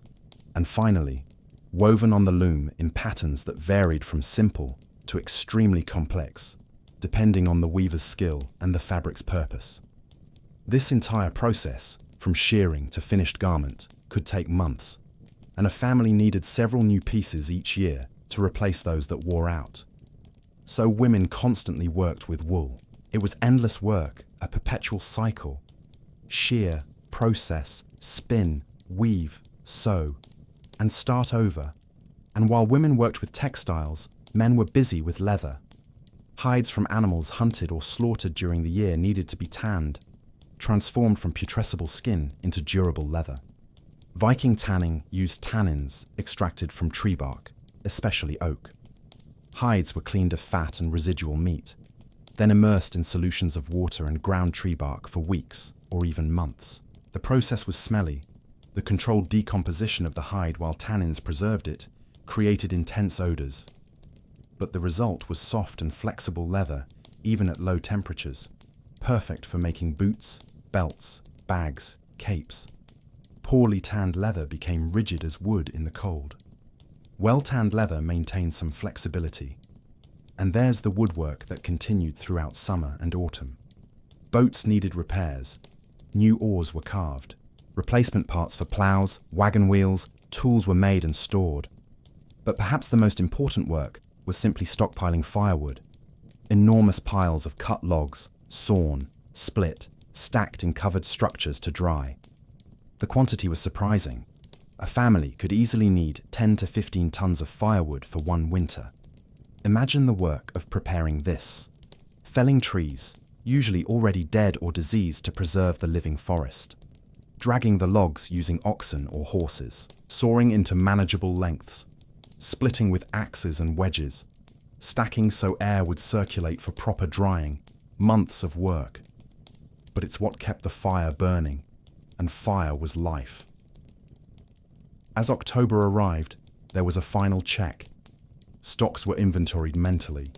Do we have enough meat, fish, grains, salt, firewood, hay for the animals, candles and oil for lamps? If something was missing, there were still a few weeks to try to compensate. An extra hunt, an additional fishing trip, buying or trading with neighbors who had excess. And then, when the first real snow fell, usually in November, the Longhouses closed. Doors were sealed with extra layers of furs. The last external tasks were finalized. Animals were brought inside or to adjacent shelters. Winter had arrived. And now, everything depended on how well you had prepared. There was a mixed feeling in these first days of winter. Relief, because the frantic race of summer and autumn had ended. Apprehension, because now you'd discover if you had done enough, and a strange anticipation, almost like before a long journey, because winter transformed everything. The pace of life slowed drastically. Days were measured not by tasks completed in fields or forests, but by meals, by stories told, by crafts finished. Time became more fluid, less urgent, but in a way heavier. And the clothes you wore on the first day of winter often stayed on your body, with few removals, until spring. Those layers became a second skin. You slept with them, worked with them, lived in them. Was it uncomfortable? Probably. Did it itch? Definitely. But it kept you alive, and that's what mattered. There's something about this life that seems simultaneously terribly hard and strangely simple, without infinite choices, without constant distractions. Just you, your community, and the clear challenge of surviving until spring. Could there have been a clarity of purpose in this that we sometimes don't have in modern life, where options are infinite, but meaning sometimes seems hard to find? And as winter settled in, as weeks turned into months of constant cold, something interesting happened with the human body. Adaptation. Your metabolism changed subtly. Your cold tolerance increased. Your fingers and toes developed better circulation. It wasn't magic. It was biology. The human body is incredibly adaptable when it has no other option. And the Vikings, living generation after generation in that environment, probably had subtle genetic adaptations that made them slightly more resistant to cold than populations from warmer regions. But even with adaptation, even with all the clothes and preparation, cold was always a present danger. Frostbite was real. Losing fingers, toes, even parts of the nose or ears to the cold was a constant possibility for anyone who exposed themselves too much. And the way to treat frostbite in the Viking era? Well, they knew some things right and some wrong. They knew that rubbing snow on frozen flesh was bad. It caused more damage. They knew that warming too quickly was also dangerous. The technique was to rewarm gradually, using lukewarm water, not hot, while gently massaging the affected area. Often it worked, sometimes it didn't. And when it didn't work, when fingers turned black and began to necrotize, the only solution was amputation. Done with sharp knives heated in the fire to cauterize while cutting, with the person biting a piece of leather to not scream, with strong beer as the only available anesthetic. It was brutal, but it was survival. And this brings us to a question you might already be asking yourself. What exactly was the daily routine inside the Longhouse during the deepest winter months, when going outside was impossible and everything happened in that confined space? The routine of deep winter. January, February. The darkest, coldest, longest months. The snow outside is no longer white and fluffy like in the first snowfalls of November. Now it's compacted, hard as stone, with layers of crystallized ice that reflect the scarce light in shades of blue-grey. Inside the Longhouse, the routine established itself weeks ago. Everyone knows their place, their tasks, their rhythm. There's an unspoken choreography of how dozens of people share the same space without going crazy. The day, we can call it that when the sun barely appears, always begins the same way. The fire that was kept low during the night is revived. Dry firewood is carefully added. The iron cauldron, which practically never leaves the fire, is checked. There's always something cooking in it. A perpetual stew where new ingredients are added as needed. This stew was a fascinating tradition. It was never completely emptied or cleaned during winter. You ate a portion, then added more water, more grains, maybe a piece of salted meat, dried herbs. The flavor became increasingly complex and deep as winter progressed, with layers upon layers of accumulated flavors. Some of these stews were kept cooking continuously for months. There were stories of cauldrons that never cooled completely from the first day of winter to the last. A mixture always evolving, always changing, but always ready to feed whoever was hungry. And the smell, rich, deep, slightly smoky from constant exposure to hearth smoke, onions that had been collected and dried in autumn, barley that slowly swelled in the broth, maybe a bone with marrow adding fat and flavor, dried herbs, thyme, rosemary, if you were lucky enough to cultivate it, parsley. This smell of constantly cooking food was comforting. It meant safety. It meant there were still provisions. It meant another day. After the gradual awakening and breakfast, usually porridge or a bowl of the perpetual stew, with a piece of flat bread, people dispersed to their activities. The older women generally stayed closest to the fire, not just for the warmth, but because the light was better there for work requiring detailed vision, sewing, mending clothes, fine spinning. Their hands, calloused by decades of work, moved with automatic efficiency, fingers knowing exactly how much tension to apply to the thread, where to place the bone needle. And they talked while they worked, not about anything important necessarily. About this year's wool quality compared to last year, about which herb worked best for the neighbor's child's cough, about memories of previous winters, worse or better than this one. This constant murmur of female conversations was the day's soundtrack, occasionally punctuated by low laughter or exclamations when someone made a mistake in their work. Younger women worked at the vertical looms that leaned against the walls. The loom's rhythm was hypnotic. Click, click, click.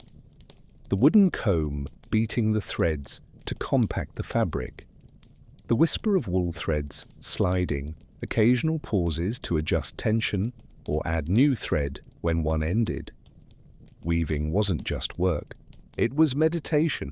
You could let your mind wander while your hands made movements that had been repeated thousands of times. Think about life, about dreams, about the summer that would eventually return. Could there have been a peace in this type of repetitive work that we've lost in the digital age? where everything constantly changes and our attention is pulled in 1,000 different directions. Men had their own work corners. Some mended fishing equipment, nets that needed patches, hooks that needed to be sharpened or replaced. Others worked with wood, carving new tool handles, making small useful objects, spoons, bowls, toys for children. And there were the blacksmiths when the Longhouse had a small forge. Metalwork in winter was done at a more contemplative pace. Without summer's urgency, there was time to make quality pieces, to experiment, to teach young apprentices with patience. The sound of the hammer on the anvil echoed rhythmically. Ding, ding, ding, a pause. Ding, ding, ding. Another pause. It was almost musical, a counterpoint to the loom's rhythm, creating a symphony of work that filled the space. And the children? Children had a strange freedom in this environment. They circulated through the Longhouse, playing between the adults' work areas, observing, imitating, learning. Little Vikings of 5, 6 years old made mini looms with sticks and played at weaving, made wooden swords and reenacted battles from the sagas they had heard.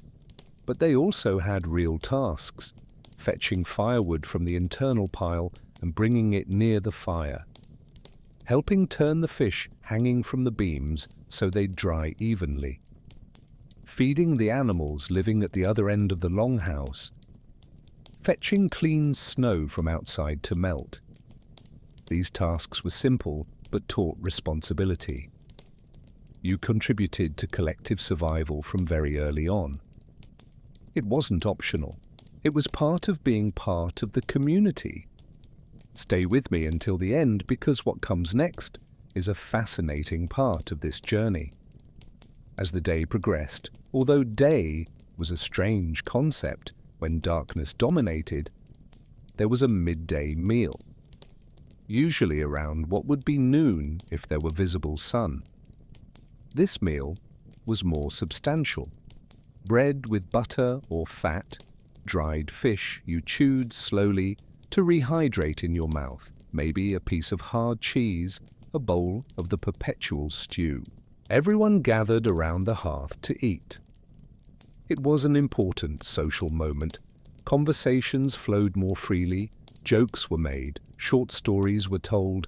There was laughter, because even in winter's harshness, even in confinement, even in scarcity, humor survived. Maybe because it was necessary for mental sanity. Laughing at small things, gently teasing each other, finding joy in simple moments. There's something about humor in difficult times that's fundamentally human, isn't there? Our capacity to find lightness even when everything around is heavy. After the midday meal, work resumed. But as afternoon advanced, and winter afternoon was short, what little light there was began to disappear around 2 or 3 p.m. Activities changed to things that could be done by firelight and oil lamps. Storytelling started earlier, not the great epic sagas that were reserved for after dinner, but smaller, more everyday stories. Memories of past summers, tales of memorable fishing trips, funny stories about some misadventure that happened years ago. And there was music. Simple instruments were taken from their places. A bone flute played ancient melodies. Someone drummed a gentle rhythm on a stretched hide drum. Occasionally, someone sang. Work songs, love songs, songs about the sea. Music in Viking winter had a particular quality. It wasn't performance, it was collective expression. Several people sang together, harmonizing instinctively, creating layers of sound that mixed with the fire's crackling.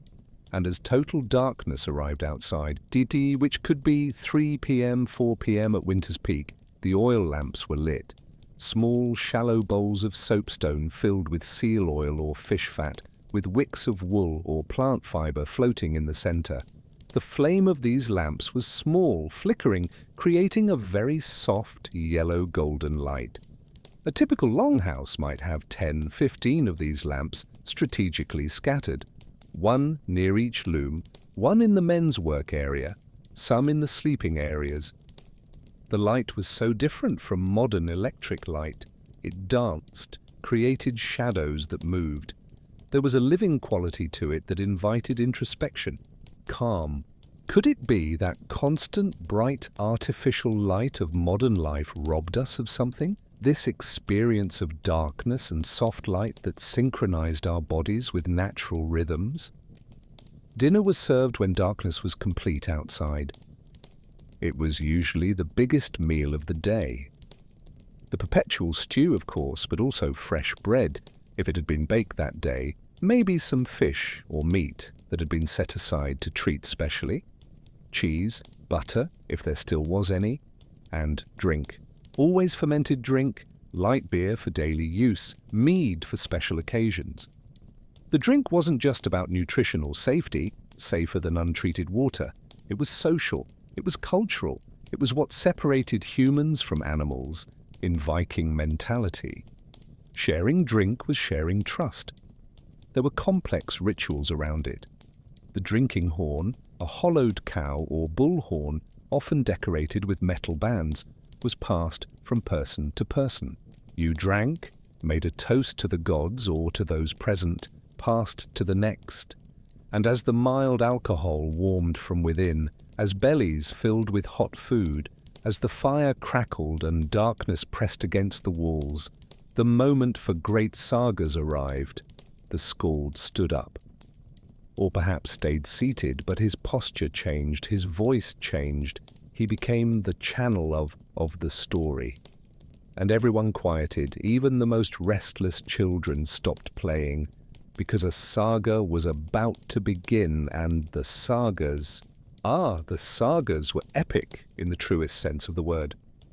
Stories that lasted hours, sometimes continuing for several nights. The story of Sigurd slaying the dragon Fafnir, Loki's betrayal and Baldur's death, Odin's journeys in search of wisdom, Thor's adventures against the giants, but also sagas about real people, or at least based on real people. Ragnar Lothbrok and his sons, Eric the Red and the discovery of Greenland, Leif Erikson arriving at the land he called Vinland, centuries before Columbus. These stories were told with vivid details. The skald described not just the events, but the feelings, the thoughts, the moral dilemmas of the characters. He changed his voice for each character, made dramatic pauses at moments of tension, accelerated the pace during action scenes, slowed down during moments of reflection. And the audience wasn't passive. They reacted. A collective breath during a tense moment. Murmurs of approval when the hero did something clever. Low exclamations when something surprising happened. It was virtual reality before virtual reality existed. You weren't just hearing a story. You were there, in your imagination, living that journey, and there's something about stories told around the fire that's deeply ancient. Our ancestors did this for tens of thousands of years. Perhaps there's something in our brains that's programmed to find meaning and connection in exactly this context. Fire, darkness, voices telling stories. When the saga finally ended, or was paused to continue the next night, there was a moment of collective silence, as if everyone was returning from the imaginary journey to the reality of the Longhouse. Then someone commented on the story. Another responded. Debates began about the character's choices. I would have done differently, but you don't understand, he had no choice. Yes, he did, he could have. These discussions about the sagas served several purposes. Entertainment, of course, but also moral education. The sagas presented complex ethical dilemmas, and discussing them helped the community form consensus about values, about what was right and wrong. And as night deepened, although night was somewhat meaningless when everything was dark, people gradually retired to their sleeping areas on the side platforms. This process had its own ritual. You moved away from the central warmth of the fire, feeling the air get progressively colder as you approached the exterior walls. Climbed onto the wooden platform that creaked softly under your weight, settled among the furs and fabrics that were already slightly warmed by the heat of your body from previous nights. There was an art to arranging yourself for sleep. You wrapped yourself in the furs in a specific way, creating layers of trapped air around the body. Pulled a thick fur over your head, leaving only a small opening to breathe. The air you exhaled warmed this microspace, creating a cocoon of warmth and the sounds of night. The fire, now lower, still crackling softly. Deep breaths from people already sleeping. A baby nursing quietly. The wind outside always present, a constant reminder. Occasionally, an animal stirring at the other end of the house. The creaking of wood adjusting to temperature changes. There was no total silence, but there was a quality of quietness that invited sleep. And the day's fatigue, even if it was internal work, relatively light, helped. Sleeping in a Viking Longhouse wasn't like sleeping in a modern bed, alone, in a quiet room. It was sleeping surrounded by human presence. You heard the people around you, felt their movements, shared the air. This created a feeling of collective security. You weren't alone against the cold. There were dozens of bodies generating heat, dozens of people sharing this challenge with you. But it also meant zero privacy. Couples slept on the same platforms as other family members. Intimacy had to be managed with discretion, in silence, under blankets. There were no separate rooms for different generations. How did this affect relationships, family dynamics, when literally everyone heard and knew everything? During the night, someone always had the responsibility of waking periodically to feed the fire. Usually this task was rotated among younger adults. You slept a few hours, then a light touch on the shoulder woke you. Your turn. Leaving the warm cocoon of furs was always difficult. The longhouse air was cold now, with the fire low. Your feet touched the frozen floor. You walked quickly to the firewood pile, grabbed a few dry pieces, carefully added to the fire, waited for the flames to grow a bit, then ran back to the warmth of the furs. This entire process took maybe 5 minutes, but in those 5 minutes you were completely awake, completely aware of the cold, completely grateful for the fire that kept everyone alive. And then you went back to sleep, and a few hours later it was someone else's turn. And so the night passed, with the fire being kept alive in shifts, a shared responsibility that ensured no one woke up frozen. But not all nights were peaceful. There were storm nights when the wind howled so loud it seemed to be trying to tear off the roof. When the entire longhouse structure creaked and groaned under the pressure. When fine snow managed to enter through the smallest cracks, creating small white piles in unexpected corners. On those nights, sleeping was difficult. You lay there, listening to nature's fury outside, silently praying that the structure would hold, that the roof wouldn't collapse under the weight of accumulated snow, that the storm would pass soon. And there was always the fear, unspoken but present in everyone, that the fire might go out. If a strong wind gust came down through the smoke opening, if the firewood was too wet, if something went wrong, an extinguished fire in a winter storm was a potential death sentence. So on storm nights, more people stayed awake, vigilant, feeding the fire more frequently, making sure it was strong and stable. And when the storm finally subsided, sometimes after hours, sometimes after days, and silence returned, there was collective exhaustion. Everyone had been tense, alert, even while sleeping. Now, in the post-storm quiet, sleep came deeper, more restorative. But storms left work, Accumulated snow had to be removed from the area around the longhouse, or the weight could damage external structures. Paths had to be reopened, guide ropes had to be checked and repaired if they'd broken under ice pressure. And always, the first task after any storm was to check on neighbors. Knock on the nearest longhouse door.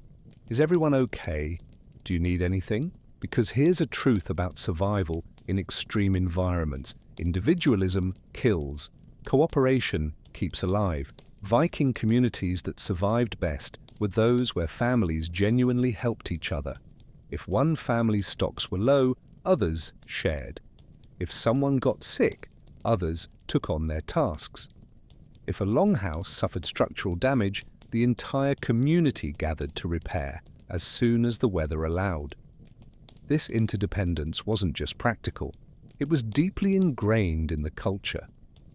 There was even a word in Old Norse, drott, that means something like warband camaraderie, but extended to civilian life as well. The idea that you're connected to the people around you by bonds deeper than just neighborhood. You depended on them, they depended on you. Your survivals were intertwined, and this created a sense of responsibility and mutual care that was essential. Have we lost some of this in modern life, where we can be completely independent, where we don't need to know our neighbors, where survival doesn't depend on direct cooperation? Back to the daily routine, there was also care for the animals that shared the longhouse. Cows, sheep, goats needed to be fed with the hay that had been stored during summer. Not too much, because the hay had to last all winter, but enough to keep them alive and relatively healthy. These animals were valuable assets. A dairy cow could provide fresh milk during part of winter, which was transformed into butter, cheese, skyr. A sheep would be sheared in spring, providing wool for the next year. Keeping them alive was investment in the future, but it also meant living with their smell and sounds. The occasional moo of a cow, the strong odor of manure that accumulated and had to be removed periodically, an unpleasant task in the middle of winter. The animal heat that helped warm the house, but also the additional moisture it created. It was a constant trade-off. Benefits versus costs. And the Vikings had calculated that the benefits were worth it. Dairy production during winter was an important task. Fresh milk, when available, was processed quickly. Part was consumed immediately, a luxury rich in fat and nutrients, but most was transformed into products that would last. Butter was made by churning cream in wooden or leather containers until the fat separated from the whey. This butter was then heavily salted and stored in wooden barrels or containers made from animal stomach. It could last months this way. Skyr, that fermented dairy product I mentioned before, was made by coagulating milk with bacterial cultures preserved from the previous batch, draining the whey, resulting in a dense, acidic, protein-rich product that was staple food throughout winter. And the leftover whey?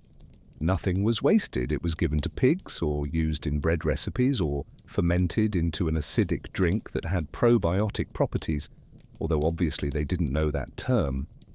Every part of every resource was used completely. It had to be. As night deepened, as dinner was digested, and the last great saga of the night was told, people prepared for sleep. But before, there was a moment that many Viking families practiced, a kind of nightly reflection or prayer. It wasn't formal or long. Maybe just a few words of gratitude to the gods. Thor for protection, Freya for the promise of future spring, Freya for family health. Or simply a moment of silence, each person with their own thoughts. Gratitude for another day. Hope for tomorrow. Trust that the fire would keep burning, that the cold would stay outside the walls, that winter would eventually end. And then, one by one, people nestled into their furs and fabrics. Conversations diminished to murmurs, then to silence. breathing became deeper, slower. The Longhouse fell asleep, but never completely. There was always someone awake feeding the fire, always a baby whimpering and being nursed, always someone coughing softly, always life. Outside, the wind continued. Snow accumulated silently. The stars, when visible through breaks in the clouds, shone with an intensity you only see in extremely cold and dark places. The northern lights on special nights danced in the sky in curtains of green, blue, red. But inside the Longhouse, protected by layers of wood, turf, smoke, and collective warmth, the Vikings slept, dreamed, survived, and tomorrow would be another day, equal in structure, but always with small variations. Maybe someone would finish a piece of fabric. Maybe a tool would be repaired. Maybe a child would learn a new skill. Maybe a different story would be told. Winter was long, but it wasn't empty. It was full of life lived at a slower, more contemplative pace. Life measured not in external achievements, but in internal connections with family, with community, with tradition, with the deeper rhythms of existence. And this life had its own texture. The touch of wool against skin. The taste of stew that was never exactly the same from one day to the next. The sound of the loom, the fire, the voices. The omnipresent smell of smoke and concentrated human life. It was these sensory experiences repeated day after day that created deep memories. Years later, the smell of wood smoke could instantly transport a person back to childhood winter nights. The sound of wool being spun could evoke grandmother's voice. The taste of flat bread with salted butter could bring tears of nostalgia. And it's curious how sensory memories are more powerful than visual memories, isn't it? How a smell can transport us through time more vividly than any photograph. But amid all this routine, there were also moments of tension.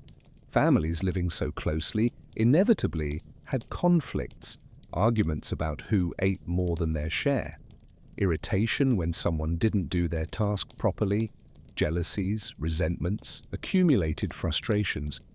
These conflicts had to be managed carefully. You couldn't simply leave, live somewhere else. You were stuck with these people until spring. So there were social structures for dispute resolution. The family chief, usually the oldest man, but not always, had final authority. But important decisions were discussed. The voices of older women had significant weight. There was genuine effort to maintain harmony. Because everyone knew prolonged discord during winter could destroy a community as surely as lack of food. And in rare cases where someone became genuinely unbearable, violent, thieving, repeatedly disrespectful, there was the possibility of banishment. But banishing someone in midwinter was essentially killing them. So it was done only in the most extreme cases and usually postponed until spring, when the banished person would at least have a chance to survive.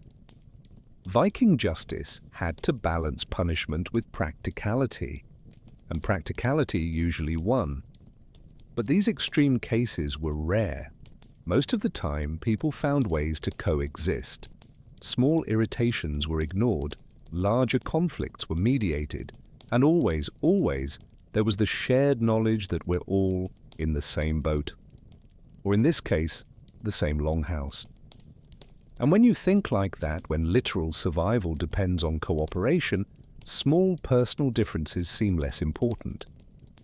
You might not like the way your cousin eats making noise, but he was the one who helped you cut all that firewood in autumn. So you ignore the noise. Priorities become very clear in extreme environments, don't they? As days dragged into weeks, as January became February, there was a psychological phenomenon that happened, a kind of collective lethargy. Winter's novelty had passed. Yule was distant in the past. Spring was still distant in the future. This was the most difficult period mentally. Food, although still sufficient, was becoming repetitive. Dried fish again, barley stew again, bread with almost no flavor again. The constant darkness weighed on the mind. The lack of sun affected mood. People became quieter, less energetic. Work seemed to require more effort. Even children played with less enthusiasm. The Vikings called this period snow hunger, not because food was necessarily lacking, but because the spirit was hungry. Hungry for light, for novelty, for space, for change. It was when stories became even more important, when music was essential, when small rituals and celebrations were invented just to break the monotony. Today we'll make special bread with the last dried herbs we have. Today we'll tell the saga from beginning to end without stopping. Anything to mark the day as different, to create a temporal reference point, to remember that time was still passing even when everything seemed frozen, and there was a countdown unspoken but felt by all. How many moons until spring? How much firewood have we already used? How much food still remains? No one spoke openly about the fear that stocks might run out before thaw. But everyone thought about it. And everyone policed themselves not to waste, not to consume more than necessary. Food portions were carefully measured, not officially, but through social consensus. You knew how much was acceptable to eat. And eating more than that was seen with silent but clear disapproval. Self-control wasn't just virtue, it was collective survival. But eventually, usually in March, sometimes in February, in the southernmost regions, the first signs appeared. Drips of water falling from the roof during the day when the weak sun managed to melt some of the accumulated snow. Perceptibly, longer days. A subtle change in the quality of light, and the birds. The first migratory birds returning, their songs breaking winter's silence. These signs brought new energy. People became more animated, more talkative. Work was done with more vigor. There were more frequent smiles because everyone knew we survived. Another winter, another victory. But the transition from winter to spring wasn't instantaneous. It was gradual, sometimes frustrating. False thaws where it seemed winter was ending, followed by new cold waves. Snow that melted, creating mud, then froze again, creating treacherous layers of ice. This transition phase had its own dangers and required a different kind of preparation, because as soon as the soil began to thaw, as soon as the first green shoots appeared, the race of the next cycle would begin. But before we talk about spring and the restart, we need to better understand what exactly the Vikings ate during these endless winter months. And you'll be surprised by the creativity and culinary sophistication they developed working with such limited resources. The Arctic winter kitchen. Let's talk about food. Not just what the Vikings ate, but how they transformed limited ingredients into a diet that kept them functional, relatively healthy, and even satisfied during months of isolation. The base of everything was grain, barley mainly, but also rye, oats, and wheat when available. These grains had been harvested in late summer, threshed, separating grains from chaff by beating with wooden tools, and stored in large wooden or ceramic containers in dry areas of the Longhouse or in attached barns. Grain was pure versatility. You could make porridge by cooking slowly in water or milk. You could grind into rudimentary flour using circular stones, one flat underneath, another rounded on top that you rotated with your hands, crushing the grains between them. This process was laborious and noisy, but the result was flour that could be transformed into bread. Viking winter bread wasn't the fluffy bread we know today. It was dense, flat, made without yeast or with very basic natural leavening. The dough, flour, water, maybe a bit of salt if you had enough, was kneaded, flattened into discs, maybe 2 centimeters thick, and baked directly on hot stones beside the fire.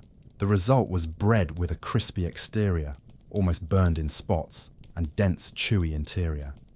It didn't have much flavor alone, but it was perfect vehicle for fat, butter, cheese, or for dipping in stew. And each bite was substantial. You chewed slowly, feeling the whole grains that hadn't been ground completely, adding texture and effort to the meal. Eating Viking bread was work for the teeth, but it was satisfying work that left you feeling you'd really eaten something.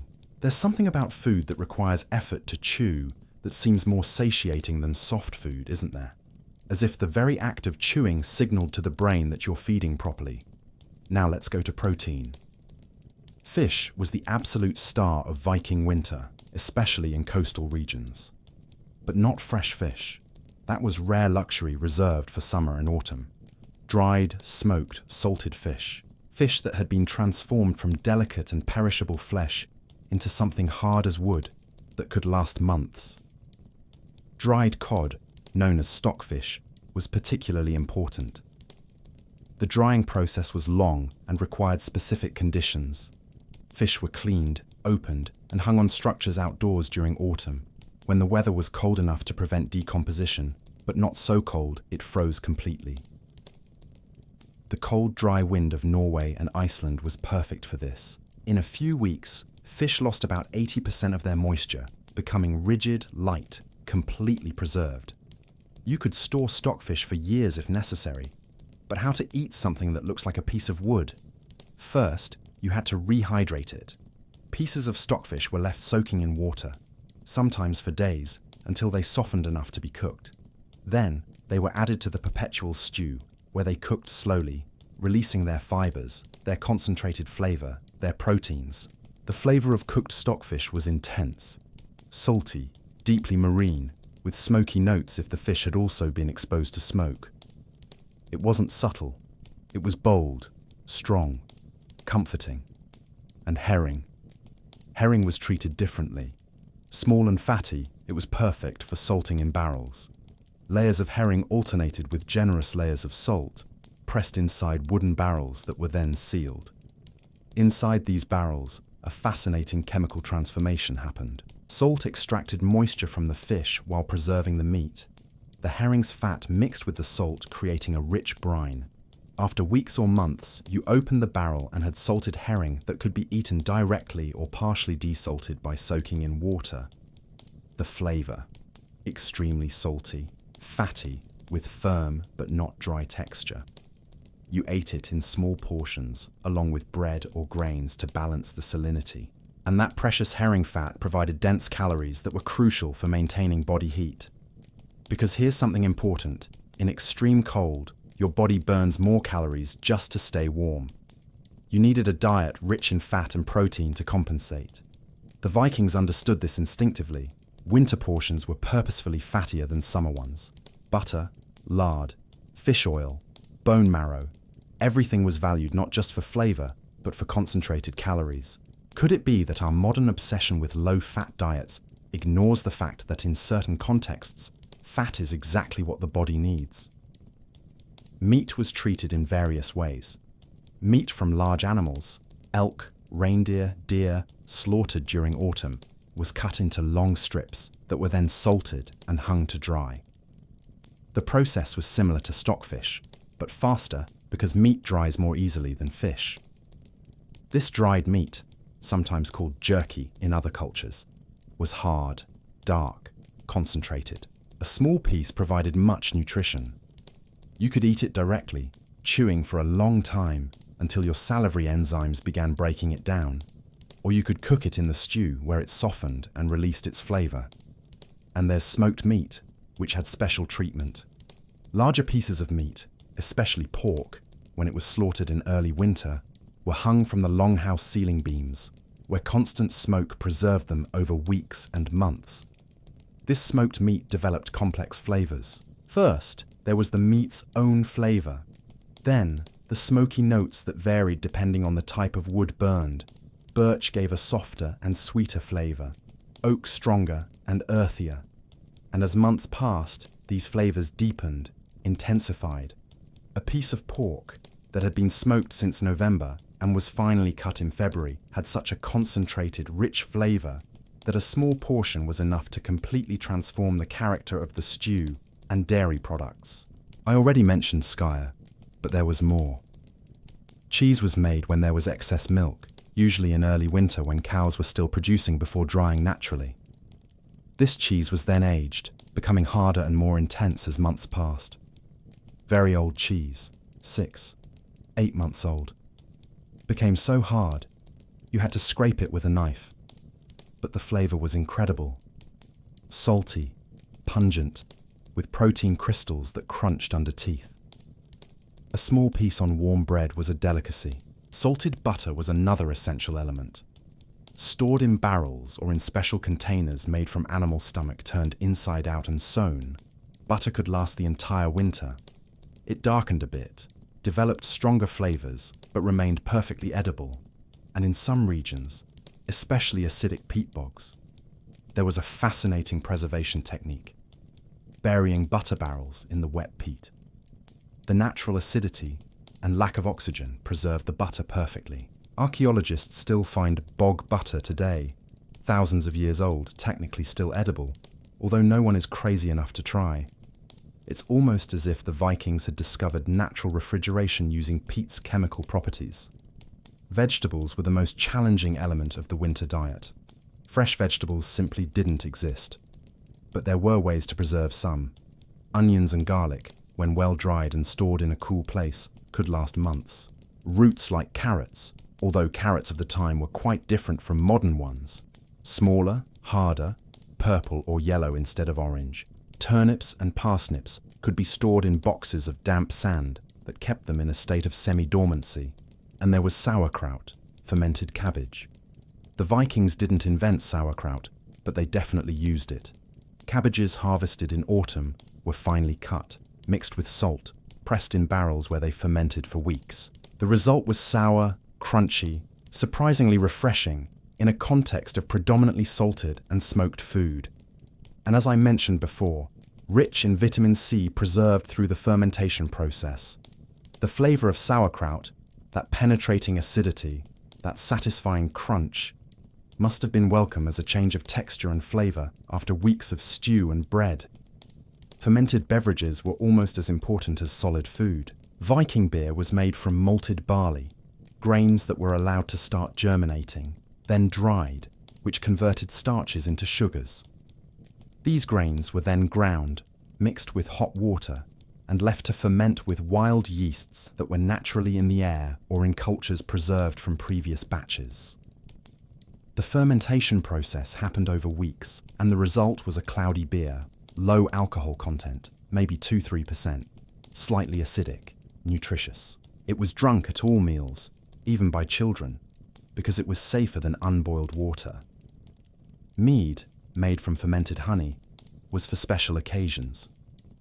Honey was rare and precious, usually obtained from wild hives found during summer. Making mead was long-term investment. Honey mixed with water, sometimes with fruits or spices if you had them, left to ferment for months. The result was a sweet, strong drink, sometimes reaching 15–18% alcohol. Golden, that was reserved for festivals, for honoring important guests, for celebrations. And there's something about drinking mead around the fire, passing the horn from hand to hand, feeling the golden liquid gently burn the throat, warm the stomach, loosen the tongue and laughter, that was almost ritual. It was communion in the deepest sense. Dried herbs added crucial variety to the winter diet. Thyme, rosemary, parsley, dill, mint, all collected during summer, carefully dried hanging in bundles, and then used sparingly during winter to give life to dishes that would otherwise be monotonous. A handful of dried dill added to fish stew completely transformed the flavor profile. A few mint leaves in hot tea could lift spirits on a particularly dark day. Rosemary rubbed on meat before smoking created aromatic layers that persisted for months. These herbs weren't abundant. They were treated as the treasure they were. And there was an art in knowing when to use, how much to use, how to combine for maximum impact with minimum waste, and nuts and seeds. Hazelnuts collected in forests during autumn could be stored in the shell for months. When you finally cracked them, usually with stones or specific tools, the nut inside was fresh, oily, delicious. Flax seeds, rich in healthy oils, were added to breads or eaten directly. Pumpkin seeds, when available, were lightly toasted on hot stones and eaten as snacks. Each of these elements added not just nutrition, but also texture, flavor, variety. And variety, even small, was crucial for not going crazy eating the same thing every day. Now, let's talk about something that might surprise you: desserts. Yes, the Vikings had something like desserts, although very different from modern ones. Honey was the main sweetener when available, but as it was precious, its use was limited. Dried fruits, apples cut into thin slices and sun-dried in summer, dried wild plums, various types of berries preserved, were the most common sweet. These dried fruits were hard, concentrated, intensely sweet. You chewed slowly, savoring, making a small portion last, and occasionally, on special days, they were cooked with a bit of honey, creating a thick compote that was served warm. The flavor of this compote, concentrated sweetness from fruits, rich honey, maybe a pinch of cinnamon if you had access to this expensive spice through trade, must have been explosive after weeks of predominantly salty food. And hot drinks were comforting in ways that went beyond nutrition. Herbal tea, chamomile to help sleep, mint for digestion, pine needle for vitamin C. They weren't teas as we know them today, with delicate leaves. They were strong infusions, almost medicinal, but the act of holding a hot ceramic bowl between frozen hands, inhaling the aromatic steam, sipping the hot liquid, that was therapy. The drink's warmth spread through the body from inside out. You felt it descend down the throat, warm the stomach, and gradually this warmth radiated to the extremities. For a few minutes, even your toes seemed warmer. Have we lost some of this appreciation for the simple act of warming up, now that we have constant and infinite central heating? But not everything in Viking winter feeding was planned and stored. There was also winter hunting, although it was limited and dangerous. On exceptionally calm days and when need was great, groups of men went out to hunt. Arctic hares that turned white in winter, almost invisible in the snow. Ptarmigans that buried themselves in snow to protect from cold. Occasionally, if they were very lucky, an elk or reindeer that had come too close to human settlements. These winter hunts were risky. You had to go far. Animals near the Longhouses had been hunted long ago. Had to track in deep snow, which was exhausting. Had to do it all quickly, before weather changed or you got too tired, and carrying a hunt back was brutal work. A 400-kilogram elk had to be partially processed on site. Impossible to carry the entire animal. With frozen hands, working fast before the meat froze completely and became impossible to cut. But when a winter hunt was successful, it was cause for celebration. Fresh meat. After weeks eating only preserved meat, the flavor of freshly slaughtered meat was incredible, and it came with fresh fat, which was even more valuable. This fresh meat was shared by the entire community. There was no way to preserve it quickly in midwinter. The salting and smoking process required time and specific conditions, so it was consumed immediately, in a feast that involved several families. Imagine the scene. Large pieces of meat being roasted on spits over the central fire. Fat dripping, sizzling on the embers, creating momentary flames. The incredible smell of roasting meat, that aroma that's programmed in our DNA to cause immediate salivation. People gathered in a circle around the fire, waiting, talking, anticipating. And when the meat was ready, crispy and caramelized exterior, juicy interior, it was cut and distributed. Everyone received a generous portion, and for one night, bellies were really full. Not just satisfied, but full. That feeling of having eaten more than enough, of having fat dripping down your chin, of licking your fingers not to waste a single drop. These moments of abundance amid scarcity were psychologically important. They reminded people that winter wasn't forever, that abundance was possible, that they had reasons to continue. Now about seasonings and flavors. The Vikings had limited access to spices. Pepper, cinnamon, cloves were extremely rare and expensive, obtained only through long-distance trade, but they had local substitutes. Wild horseradish, with its pungent heat, was used to add intensity to dishes. Mustard, made from ground wild mustard seeds mixed with vinegar or sour beer, gave strong seasoning to meats. Wild garlic, ramsons, collected and dried, added that characteristic flavor to stews. And salt, of course. Salt wasn't just preservative, it was essential seasoning. But it had to be used sparingly because stocks were limited.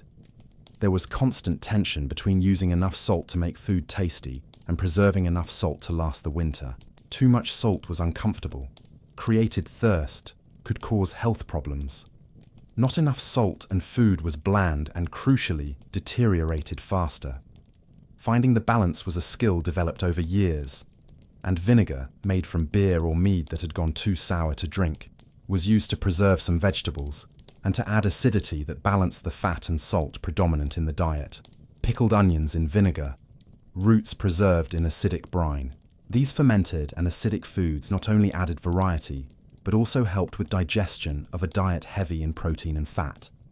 The Vikings were, unknowingly, consuming probiotics through all these fermented foods: skyr, sauerkraut, beer, pickled vegetables. These beneficial bacteria helped keep the gut healthy, the immune system strong. It's fascinating how traditional culinary practices that were simply the way we've always done it turn out, under modern scientific examination, to be nutritionally sophisticated. There were also emergency foods. Inner bark of certain trees, especially pine and birch, could be scraped, dried, ground into powder, and mixed with flour to extend grains when they were running out. It didn't have much flavor and was hard to digest, but it provided some substance. Lichens were collected from rocks and trees, boiled for a long time to remove bitter compounds, and then added to stews. Again, it wasn't delicious, but it was edible and provided nutrients when other options were limited. These emergency foods were rarely needed in normal winters, but everyone knew how to prepare them, just in case. It was survival knowledge passed from generation to generation. I hope you never need this, but if you do, here's how to do it. And there's something about having this knowledge, even if you never use it, that gives a feeling of security, isn't there? Knowing that in the worst case, you have options. Meals, even simple ones, had a deep social dimension. It wasn't just about nourishing the body. It was about gathering the family, reinforcing bonds, maintaining traditions. There were specific sequences for who was served first. Usually the family chief, then elders, then adult men, then women, finally children. This may seem unfair by modern standards, but it had survival logic. Those doing heavier physical work needed more calories. Elders were respected for their wisdom and experience. Children were valuable as the future, but could survive with less. It was hierarchy, but it was functional hierarchy based on contribution and need, not just arbitrary power. And gratitude for food was genuine. There was no guarantee there would be food tomorrow. Each meal was a blessing that depended on work from months ago, on nature's generosity, on the favor of the gods. So there were short prayers before eating. We thank Thor for protection. We thank Freya for the harvest. We thank the ancestors for teaching us these techniques. And then they ate, slowly, appreciating, nothing left on the plate. Because food waste in Viking winter was unthinkable. Absolutely unthinkable. Every breadcrumb was collected and reused. Bones were boiled multiple times to extract every last nutrient. Even scraps that humans didn't eat were given to animals, or, as a last resort, used as hunting bait. The cycle was closed. Nothing was lost. Compared to food waste in modern society, where literally tons of perfectly edible food go to trash every day, Viking efficiency was remarkable.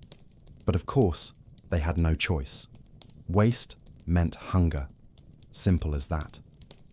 As winter progressed and stocks diminished, portions became gradually smaller. Not dramatically. Good preparation meant you never reached the point of real hunger, but perceptibly. Bread was cut a bit thinner. The piece of fish in the stew was a bit smaller. Butter was applied more sparingly, and everyone accepted this without complaining. Because everyone saw stocks diminishing, everyone understood the simple math. We have X amount of food. We have Y weeks until spring. Therefore, we can eat Z per day. This collective discipline, this capacity of an entire community to voluntarily adjust their consumption for the common good, is something rare and admirable.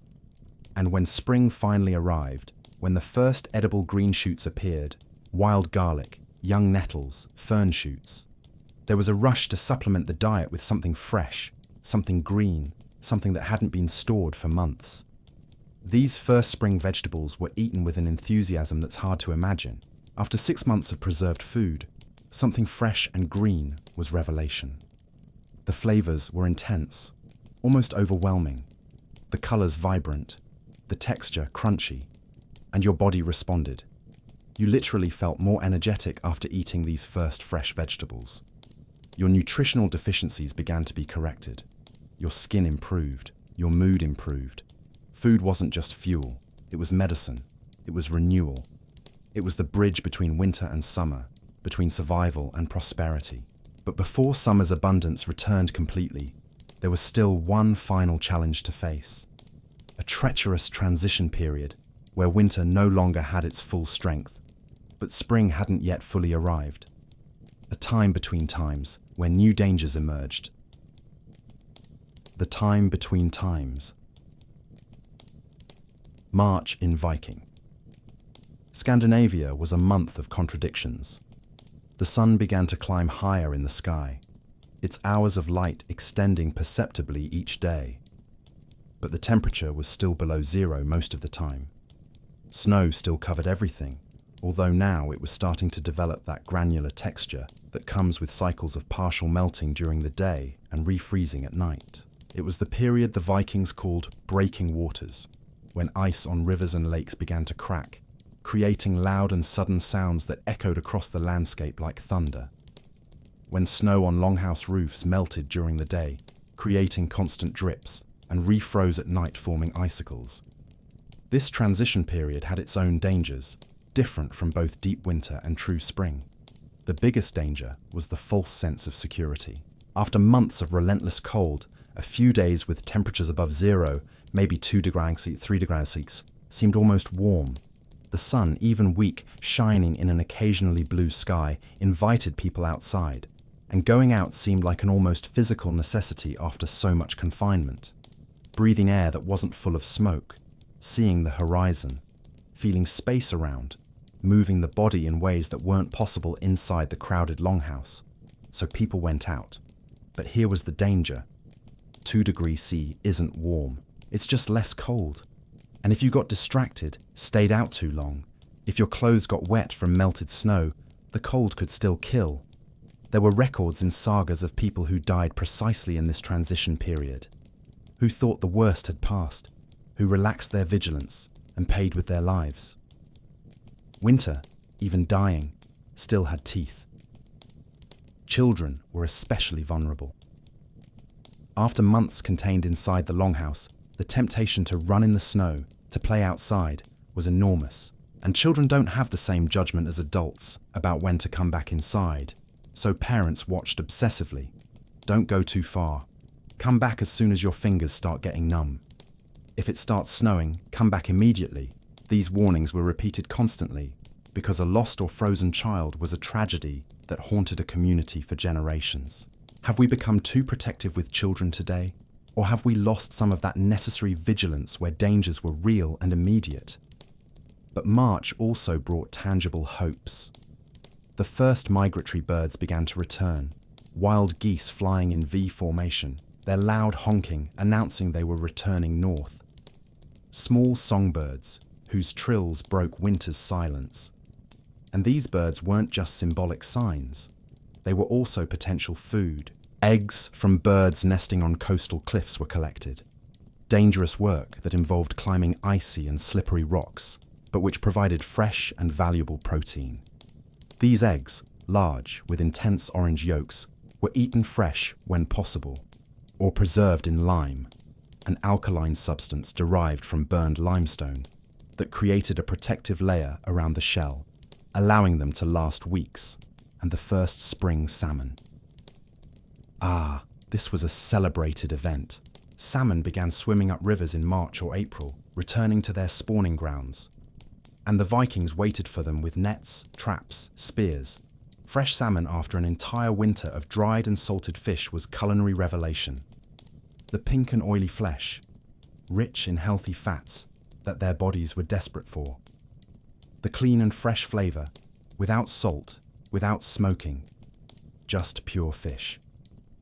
Part of the salmon was eaten immediately, simply roasted on hot stones, or cooked in water with herbs. Part was preserved to extend stocks that were low, but those first fresh fish were mainly for eating, for celebrating, for remembering that abundance was returning. Melted snow created another important resource, clean and abundant water. During deep winter, water came mainly from snow melted over the fire, a process that consumed precious firewood. But now, with thaw beginning, there were streams of icy water running across the landscape. This water was collected, boiled, used to wash clothes for the first time in months. Winter clothes, impregnated with months of sweat, smoke, dirt, were finally washed. There was no soap as we know it today, but there were substitutes.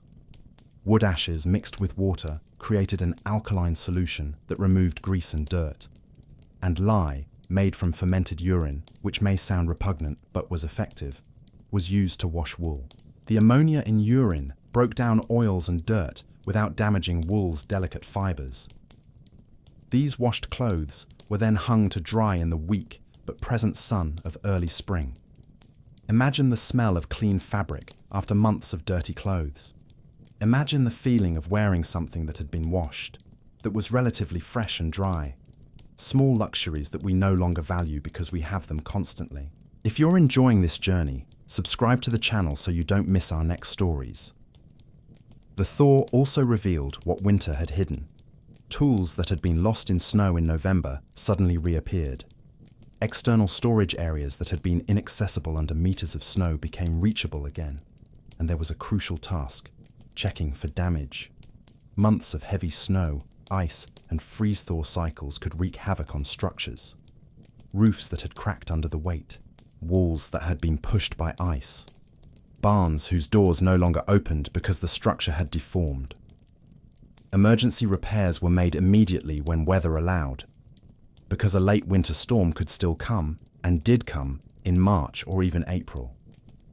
You couldn't assume you were safe just because you saw some signs of spring.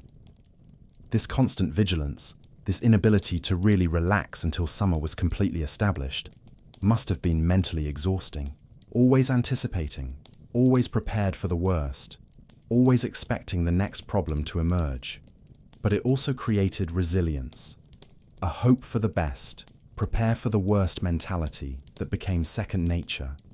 And this mentality served the Vikings not just in winter, but in all areas of life: navigation, trade, conflicts, everything. During this transition period, social life also changed. With longer days and temperature occasionally permitting, visits between Longhouses became more frequent. Families that had seen each other little during the darkest months now gathered to share stories of how their winter had been. We lost 3 goats in the January storm. My son was born in February. He's strong and healthy. Our barley stock ran out 2 weeks ago. We had to use tree bark flour. We found a frozen elk near the North Forest, meat for 2 weeks. These information exchanges were important. You learned from others' successes and mistakes, discovered which strategies had worked best, which families were in difficulty and needed help. And there were also the first marriages being arranged. Viking marriages usually happened in summer, but negotiations began in spring. Families with children of marriageable age began conversations with other families, evaluating potential alliances, discussing dowries. Marriage wasn't primarily about romantic love, although love certainly could develop. It was about uniting families, creating alliances, combining resources and skills strategically. It was politics and economics as much as personal relationship, and the young people involved. They had some voice, but limited. Rejecting a proposal was possible, but had to have good reasons. Because marriage didn't just affect you, It affected your entire family, your entire community. This collective aspect of individual decisions is so different from modern life, where we prioritize personal choice above all, isn't it? As March became April, more dramatic changes began. Ice on lakes and rivers, which during winter had reached thicknesses of 1/2 meter or more, began to crack seriously. There were days where you could hear sounds like cannon shots echoing when large ice plates broke, and then came a magical moment, the ice break. Suddenly, sometimes literally overnight, the river that had been a solid ice road transformed into running water again, carrying ice chunks downstream in chaotic procession. Children ran to see. It was fascinating natural spectacle, the brute force of liberated water, the deafening sound of colliding ice, the visible transformation of landscape in real time. But it was also danger. People who had used the frozen river as a path during winter couldn't do that anymore, and whoever was reckless enough to try crossing ice that was cracking could fall into icy water, an almost certain death sentence. So there were constant warnings. Don't get close to the riverbank. The ice is no longer safe. Wait until the river is completely clear before using the canoes. Icebreaking also meant that spring fishing in open water could begin soon. But not yet. Had to wait until all the ice had gone down, until the water was navigable. And while they waited, the Vikings began preparing their boats. Boats that had been overturned or covered during winter were turned over, inspected, repaired. Joints that had opened were recorked with pitch. Oars that had cracked were replaced. Sails that had been stored were spread out to check for damage from rodents or moisture. Because as soon as the river was navigable, as soon as the coastal sea was free of ice, fishing would be crucial to replenish stocks that were dangerously low. And there's an interesting psychological aspect about this time. You had survived the worst of winter. Spring was visibly arriving. But you weren't safe yet. Food stocks were at their lowest level. It was still cold. There were still dangers. It was a moment of maximum tension in a way, because the finish line was visible, but not yet reached. Like a marathon runner in the final kilometers, exhausted, but having to maintain pace because stopping now would waste all the previous effort. And everyone felt this tension. Conversations had an anxious quality. People checked food stocks more frequently. There were discussions about how long they still had to make reserves last. 2 more weeks and the first vegetables will be ready. Migratory birds will arrive en masse soon, fresh eggs. Salmon already started swimming upriver. Just a bit more, just a bit more. This countdown was both hopeful and anxious. The Longhouse at this time also underwent transformations. Heavy fir curtains on doors were removed or left open. Window openings were uncovered, allowing more light to enter. The smoke opening in the roof was widened to allow more ventilation. And for the first time in months, there was real light inside the house. Not just the orange light from fire or the flickering light from oil lamps, but daylight, clear, cold, revealing. This light revealed how blackened everything had become from months of smoke. The walls, the beams, people's faces, revealed the dirt that had accumulated. And curiously, this motivated a spring cleaning before spring had really even arrived. Old straw from the floor was completely removed and replaced with fresh. Ashes accumulated around the hearth were swept and used as fertilizer for future fields. Spider webs in corners, yes, spiders lived in the Longhouse too, controlling flies and other insects, were removed. It was a physical renewal that mirrored the renewal happening outside in nature. And animals that had shared the Longhouse during winter were gradually moved back to external structures. This was done carefully, in phases, checking if temperature was adequate, if they could survive without the shared warmth. With animals out, there was more space. The Longhouse seemed almost empty suddenly. And paradoxically, some people missed the animal presence, the extra warmth, the familiar sounds. You get used to things, even the strange ones. The diet in this transition period began to change. The first edible wild vegetables appeared. Young nettles, which when cooked lose their irritating properties and become nutritious greens rich in iron and vitamins. Wild garlic sprouting in protected areas. Fern shoots before they completely unfurled. These vegetables were collected with almost maniacal enthusiasm. Finally, something green, something fresh. Your body practically screamed for these nutrients it had been without for so long. And the flavor? After months of predominantly salted, smoked, preserved food, the flavor of fresh vegetables was almost overwhelming. The lightness, the cleanness, that taste of living green that's impossible to describe, but you recognize immediately. You ate cooked nettles and felt your body literally reviving, energy returning, mental clarity improving. It was almost magical, although it was just adequate nutrition finally arriving after prolonged deficiency. Returning birds also brought resources. Eggs, as I mentioned, but also the birds themselves. Geese, ducks, other waterfowl were hunted with nets or arrows. Fresh bird meat, especially after months without, was delicate, flavorful, a welcome change from the mammal meat that had dominated winter. And feathers from these birds were meticulously collected. Large feathers for making new arrows, smaller, softer feathers for filling pillows and blankets, adding an extra layer of insulation for the next winter. Again, nothing wasted, everything used. April usually marked the true transition. Snow was going away rapidly now, except in the most shaded areas or at higher altitudes. The ground began to appear, dark brown, waterlogged from meltwater, but visible, and with the soil appearing, the first agricultural work began. Not planting yet, the earth was still too cold, but preparation, clearing fields of stones that freezing and thawing had pushed to the surface, spreading manure that had been collected from animal shelters during winter, fertilizing the soil.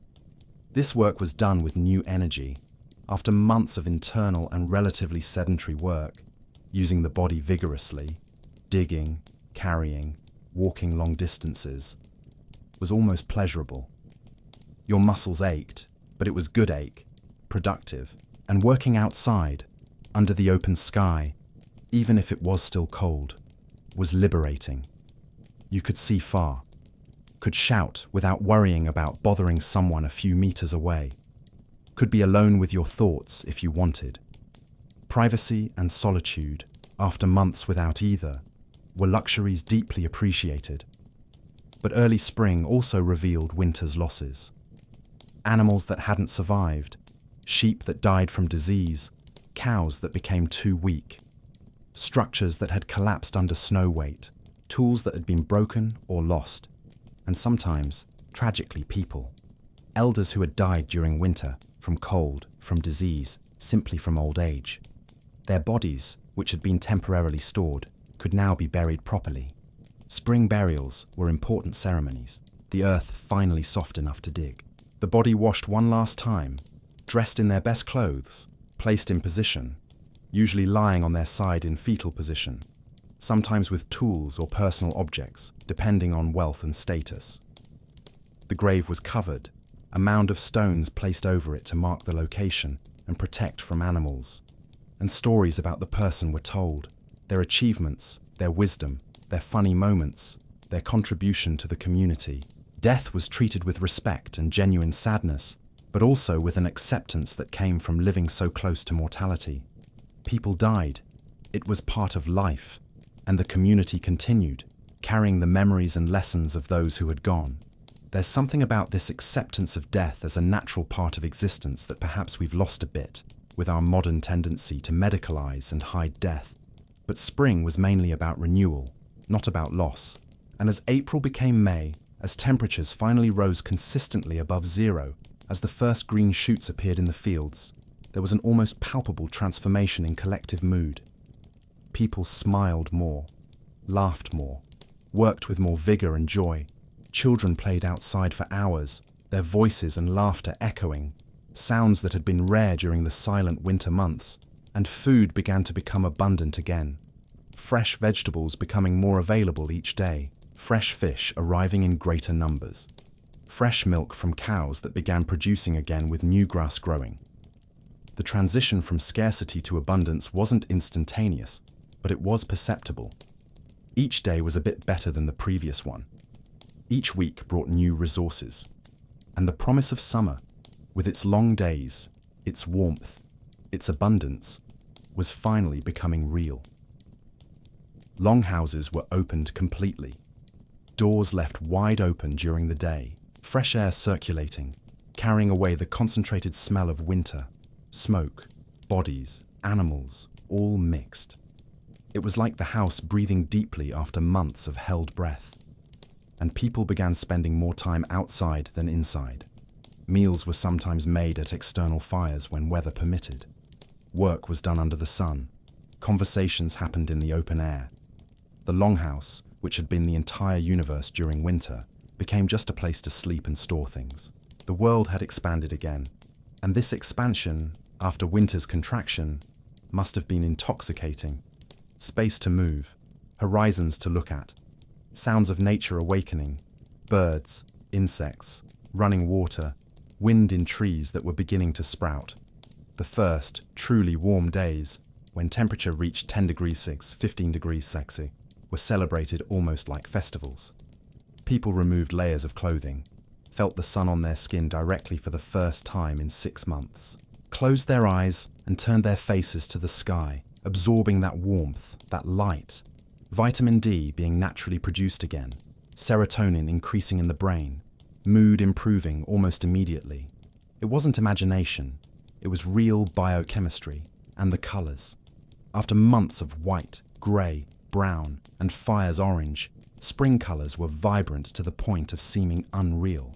The green of first grass, the blue of clear sky, the yellow of first wildflowers, the rich brown of wet earth. Your eyes, accustomed to the Longhouse twilight, had to adjust to exterior brightness. And everything seemed brighter, more saturated, more alive. It was complete sensory rebirth. But even with all this renewal, winter left marks. On bodies, people thinner, paler, with persistent cough in some cases. On structures, damage that needed repair. On landscape, trees that hadn't survived, changes in topography caused by ice and snow. And on minds, memories of the winter that had passed, lessons learned about what worked and what didn't, decisions about what to do differently in the next preparation. Because always, always, in the back of the mind, was the certainty that another winter would come.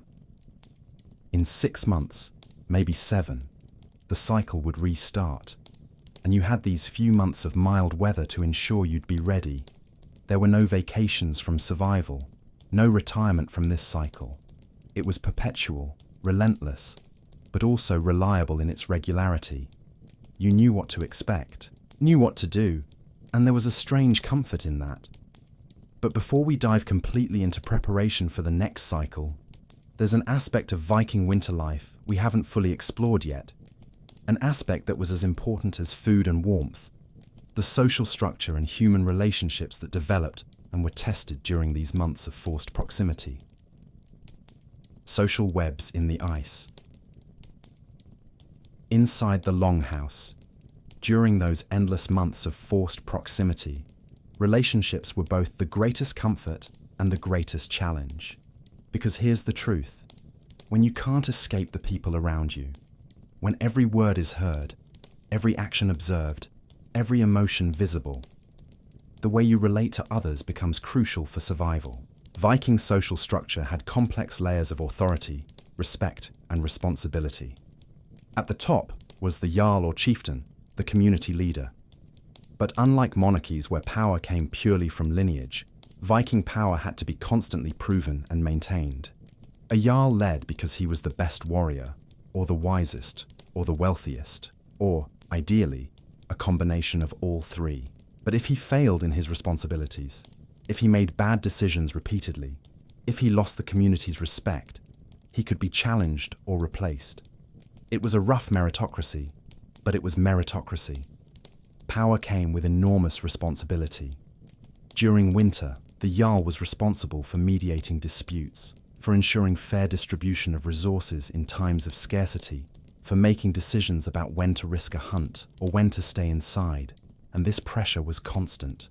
There were no days off, no vacation from leadership. You were observed and judged in every action, every word. Could it be that power with so much direct responsibility is healthier than the isolated and distant power we see in many modern structures?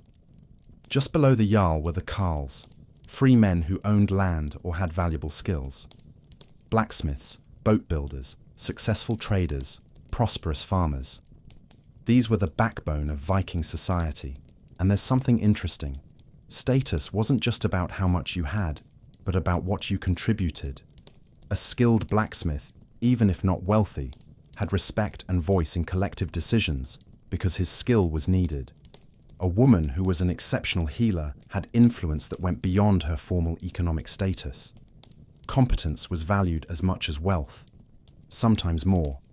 And then came the thralls, slaves or servants. This was the hardest part of Viking society, the one that's difficult to romanticize. Thralls were usually people captured in raids or who had fallen into slavery through debt or crime. During winter, thralls did the dirtiest and most difficult work, cleaning animal manure, fetching icy water from outside, keeping the fire burning during the night. They ate last and less. They slept in the coldest areas of the Longhouse. It was brutal hierarchy based on power, not on justice. And it's important not to ignore this when talking about Vikings. They had incredible ingenuity and fascinating culture, but also had social structures that included slavery. The complete story always has light and shadow, doesn't it? But even within this hierarchy, there were nuances. Thralls weren't completely without rights. There were laws that limited how they could be treated. A thrall who was mutilated or killed without just cause created legal obligations for the owner, and thralls could eventually buy their freedom or receive it as a gift for loyal service. Additionally, children born from unions between free people and thralls were sometimes considered free, depending on circumstances. It wasn't a fixed and immutable system, but had some mobility. Women in Viking society had an interesting status when compared to other European cultures of the time. They didn't have complete equality. Viking society was definitely patriarchal, but they had more power and autonomy than women in many other regions. A woman could own property, could divorce if the husband was violent or didn't fulfill his obligations, could manage the farm completely when the husband was on trading voyages or raids, which could be months per year. And inside the Longhouse during winter, older women had significant authority. The matriarch, usually the Jarl's mother or grandmother, controlled food stocks, decided distributions, had final say in many domestic matters. There were separate spheres of power. Men dominated the exterior, war, trade, public politics. Women dominated the interior, home, family, domestic economy. And during winter, when everything happened in the interior, female power was particularly visible, and children grew up observing these dynamics. Boys learned from both fathers and mothers. Girls too. There was task separation based on gender, yes, but there was also flexibility when necessary. A girl who showed exceptional aptitude for something masculine, forging for example, was sometimes encouraged. A boy who preferred feminine work, weaving, cooking, could find his place too, although with more social difficulty. Survival sometimes superseded rigid social norms. If you were good at something useful, there was room for you, even if it wasn't the traditional path. Inside the Longhouse during winter, romantic and sexual relationships were managed with discretion necessary, given the complete lack of privacy. Married couples slept together on platforms, but always with other people nearby. Intimacy happened in silence, under blankets, with everyone pretending not to hear. It was an unspoken social agreement. You ignore what your neighbors do at night, and they ignore what you do. But relationships outside marriage were more complicated. Adultery was taken seriously because it created social conflicts that could destroy the harmony necessary for collective survival. Consequences could be severe: forced divorce, heavy fines, even duels in extreme cases. So most people simply avoided these complications. The social risk was too high. And besides, Where exactly would you have a secret affair when everyone sees everything? Social pressure functioned as behavioral control much more effectively than formal laws. Conflicts between people, and they inevitably happened, had to be resolved quickly. An argument that escalated could poison the entire Longhouse environment. So there were social mechanisms developed specifically for dispute resolution. First, attempt at direct resolution between parties. If that failed, elders were called to mediate. They heard both sides, considered precedents from similar cases, proposed solutions. And here's something fascinating. Many solutions involved material compensation instead of punishment. You offended someone? Pay an amount in silver or cattle. You broke someone's tool? Replace it or compensate with work. The goal wasn't revenge or abstract justice. It was to restore social harmony as quickly as possible. Because social harmony was literally necessary for survival. There were cases, of course, where compensation wasn't enough. Serious physical violence, repeated theft, violation of fundamental codes. In these cases, the person could be declared outlaw, outside the law. Being outlaw meant losing community protection. Anyone could kill you without legal consequences. You were forced to leave the area, usually being banished to uninhabited lands or having to seek refuge in another community that might accept you. During winter, declaring someone outlaw was essentially a death sentence, so it was rarely done. Most punishments were postponed to summer, when the banished would at least have a chance to survive. Justice was tempered with practicality. Always. Relationships between different generations within the Longhouse had their own dynamic. Elders, people in their 60s, 70s, rare ages in an era where life expectancy was maybe 45, 50 years, were treated with genuine respect. They were living libraries, had lived through dozens of winters, remembered ancient techniques, particularly bad winters and how they were survived, strategies that had worked or failed. When a difficult decision needed to be made, do we have enough food to last until spring or do we need to ration more? Elders were consulted.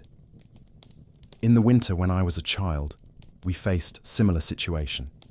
Here's what we did. This institutional memory was invaluable, and elders knew this. Their value to the community came from their accumulated experience, so they cultivated and shared this knowledge. And there was a beautiful exchange. Young people physically cared for elders, helped them move, brought food, kept them warm. And elders mentally cared for young people, teaching, advising, telling stories that contained life lessons. It was intergenerational symbiosis. Children in the Viking Longhouse were valued, but differently than we value them today. They weren't the center of constant attention. They were part of the community, expected to contribute according to their abilities, but also free to explore and learn at their own pace. A child of 4, 5 years already had small responsibilities, bringing firewood, helping feed animals, carrying water, but also had hours of free play, of exploration, of observing adults working and learning happened organically. You saw something interesting an adult was doing. You approached, observed, tried to imitate. If you did it wrong, you were gently corrected. If you did it right, you were praised and encouraged to continue. There was no formal curriculum, no grade progression. You learned what was useful when you were ready to learn, in the context where it would be used. There's something about this type of education integrated into real life that seems to produce genuine competence, not just theoretical knowledge. Friendships that formed during shared winters were deep. When you spend months in intense proximity with someone, sharing challenges, fears, joys, that person becomes part of you in a way that's difficult to replicate in more superficial modern relationships. Children who grew up together in longhouses developed bonds that lasted a lifetime. They became crew partners on the same boats when they grew up. Married between families, creating intertwined kinship networks, trusted each other in life or death situations because they had survived together, and shared survival creates loyalty that goes beyond any formal oath. And there were also rivalries, of course. Friendly competitions, or not so friendly, about who was better at certain skills. Who could throw an axe with more precision? Who could make the best bread? Who knew more sagas from memory? These competitions served several purposes. Entertainment during the long months. Way to establish social hierarchy non-violently. Motivation to improve skills. And there were bets. Vikings loved to bet. On board games, on skill competitions, even on trivial things. I bet my best fish hook that river ice will break before the next full moon. I accept the bet and raise with this knife. These bets added excitement and interest to days that would otherwise be monotonous, and created transfers of wealth and resources between families in a way that was socially acceptable. The role of language and communication inside the Longhouse was fascinating. With so many people in confined space, there were no truly private conversations. Everything was semi-public. So an art of communicating in layers developed. There was what you said openly, appropriate for everyone to hear. There was what you said in low voice. Semi-private, but still audible if someone paid attention. And there was non-verbal communication. Glances, subtle gestures, facial expressions that transmitted complex meanings without words. Children learning this layered communication system became socially sophisticated in ways that many modern children, accustomed to private rooms and conversations in digital messages, perhaps aren't. And there was humor, lots of humor, inside jokes that developed during winter, nicknames based on some funny incident, gentle sarcasm that kept egos in check without causing real offense. Humor was crucial social lubricant, allowed criticism without direct confrontation, relieved tensions before they escalated, created moments of lightness in an environment that could easily become oppressive.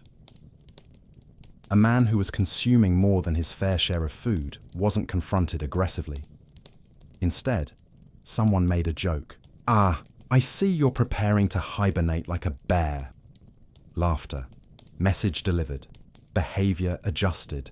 No direct confrontation. No loss of face. This type of indirect social control is much more sophisticated than it appears on the surface.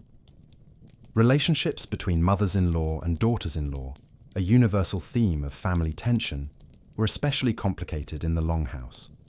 The new wife entered her husband's Longhouse, where his mother already had established authority. Two women, two visions of how things should be done, sharing the same space. Conflicts were inevitable. That's not how you spin wool. In my family, we always did it differently. Let me show you the correct way. But these conflicts had to be navigated carefully because family harmony was crucial, and usually, with time and patience, a balance was found. The mother-in-law gradually ceded some control. The daughter-in-law gradually adapted to the new family's methods. Mutual respect developed. And when a baby was born from this union, mother-in-law and daughter-in-law had a connection point that transcended differences. Both loved this child, and shared love for a child could heal many wounds. Births during winter were significant events, had their own challenges. Cold made everything more difficult, but were also moments of hope and celebration. A new life entering the world when everything outside seemed dead. Childbirth happened in the Longhouse, usually in a semi-separated area by curtains. Experienced women assisted, the community midwife, mothers, grandmothers, other women who had already given birth. Men usually stayed on the other side of the Longhouse, giving space but available if necessary. And when the baby finally was born, when that first cry broke the tension, there was collective joy that reverberated through the entire Longhouse. Another life, another future, another victory against winter. The baby was washed with precious heated water, wrapped in soft fabrics, presented first to the mother, then to the father, then to family elders.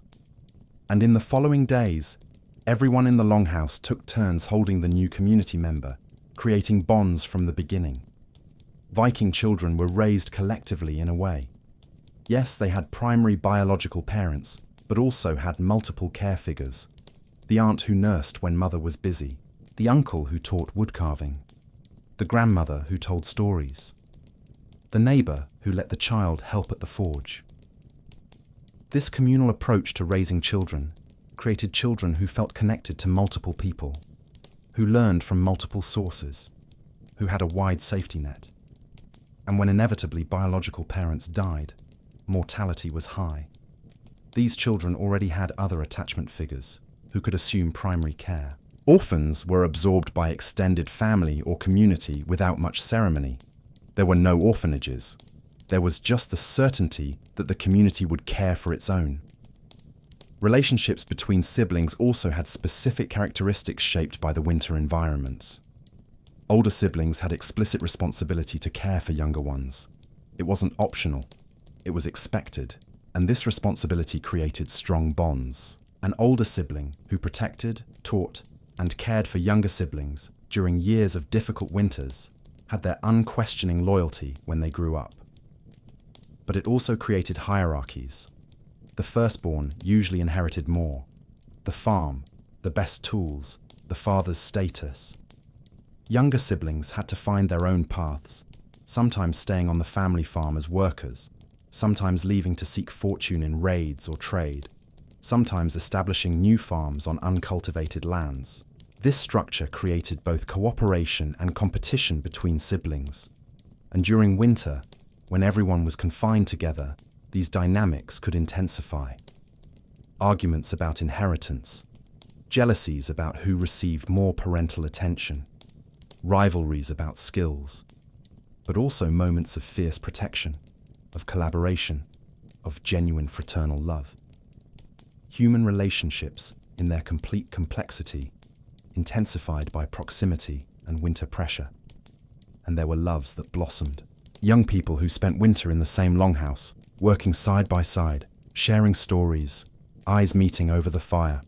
The growing tension of attraction that couldn't be easily expressed or acted upon due to lack of privacy. Whispered conversations in corners. Accidental touches that maybe weren't so accidental. Messages passed through poetry. Because Vikings had sophisticated poetic tradition, and love poems disguised as other things were common. And when spring finally arrived, when there was space and opportunity for young couples to walk together away from watchful eyes, it must have been wonderful liberation. Finally, privacy. Finally, space to express feelings that had been contained for months. There's something about love that has to wait, that has to be cultivated slowly in difficult conditions. That seems deeper than instant attraction, isn't there? But not all relationships survived winter's pressure. Marriages that were already fragile could break completely after months of forced proximity. Friendships could sour because of some real or imagined insult that gained enormous proportions in the confined environment. And these ruptures were complicated because you couldn't simply avoid the person. They were there, a few meters away, every day. So either you found a way to reconcile and rebuild the relationship, or you learned to coexist in tense silence. Spring offered some relief. With more space, it was easier to avoid someone if necessary. But winter wounds sometimes left scars that lasted years, and this brings us to a bigger question. How exactly did the Vikings maintain mental sanity during these months of confinement, darkness, and constant pressure? What were the psychological techniques, the rituals, the practices that prevented people from simply crumbling under the weight of everything? The mind in the dark. Mental health wasn't a concept the Vikings had specific words to describe, but they definitely understood the reality. They knew that months of darkness, confinement, and monotony could do strange things to a person's mind, could transform someone normally cheerful into someone silent and withdrawn, could create irritability, deep sadness, even what we'd now call suicidal thoughts. And they had developed, over generations, strategies to combat this. The first and most important was structure and ritual. When everything around is chaos, unpredictable darkness, violent weather, constant uncertainty, creating predictable patterns internally helps the mind anchor itself. So life in the Longhouse followed specific rhythms. Waking at the same relative time every day, determined not by clock, but by cycles of feeding the fire. Meals at consistent times. Work following familiar sequences. Stories at specific moments of the night.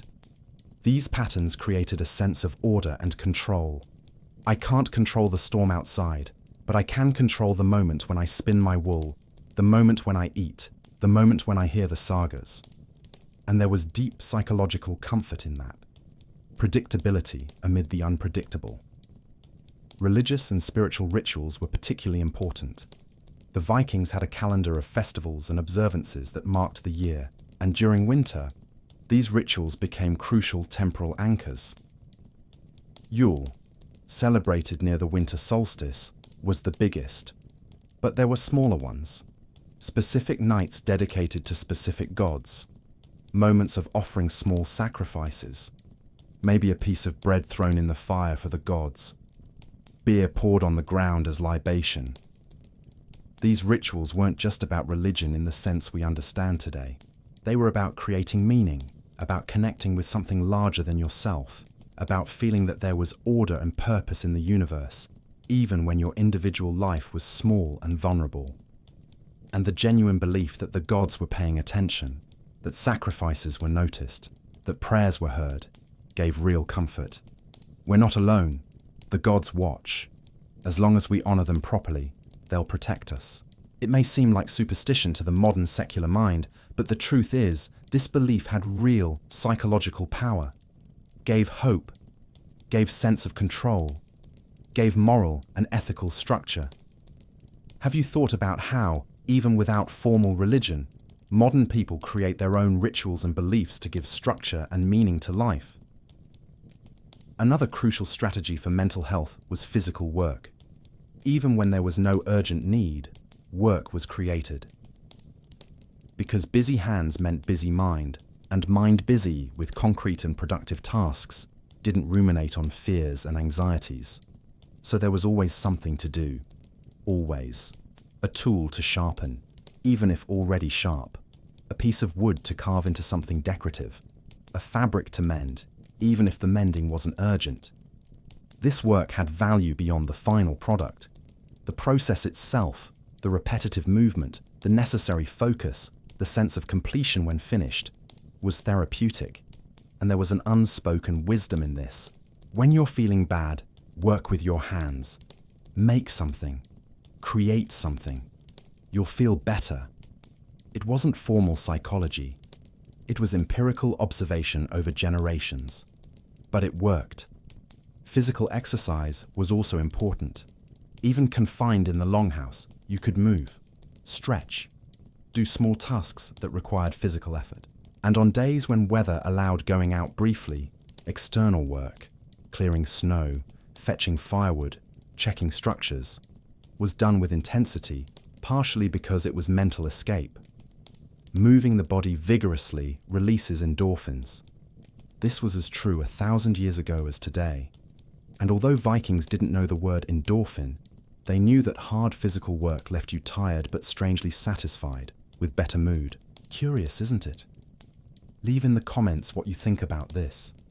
Social connection was perhaps the most crucial strategy of all. Humans are social animals. Prolonged isolation can literally cause mental deterioration, but Vikings were never isolated.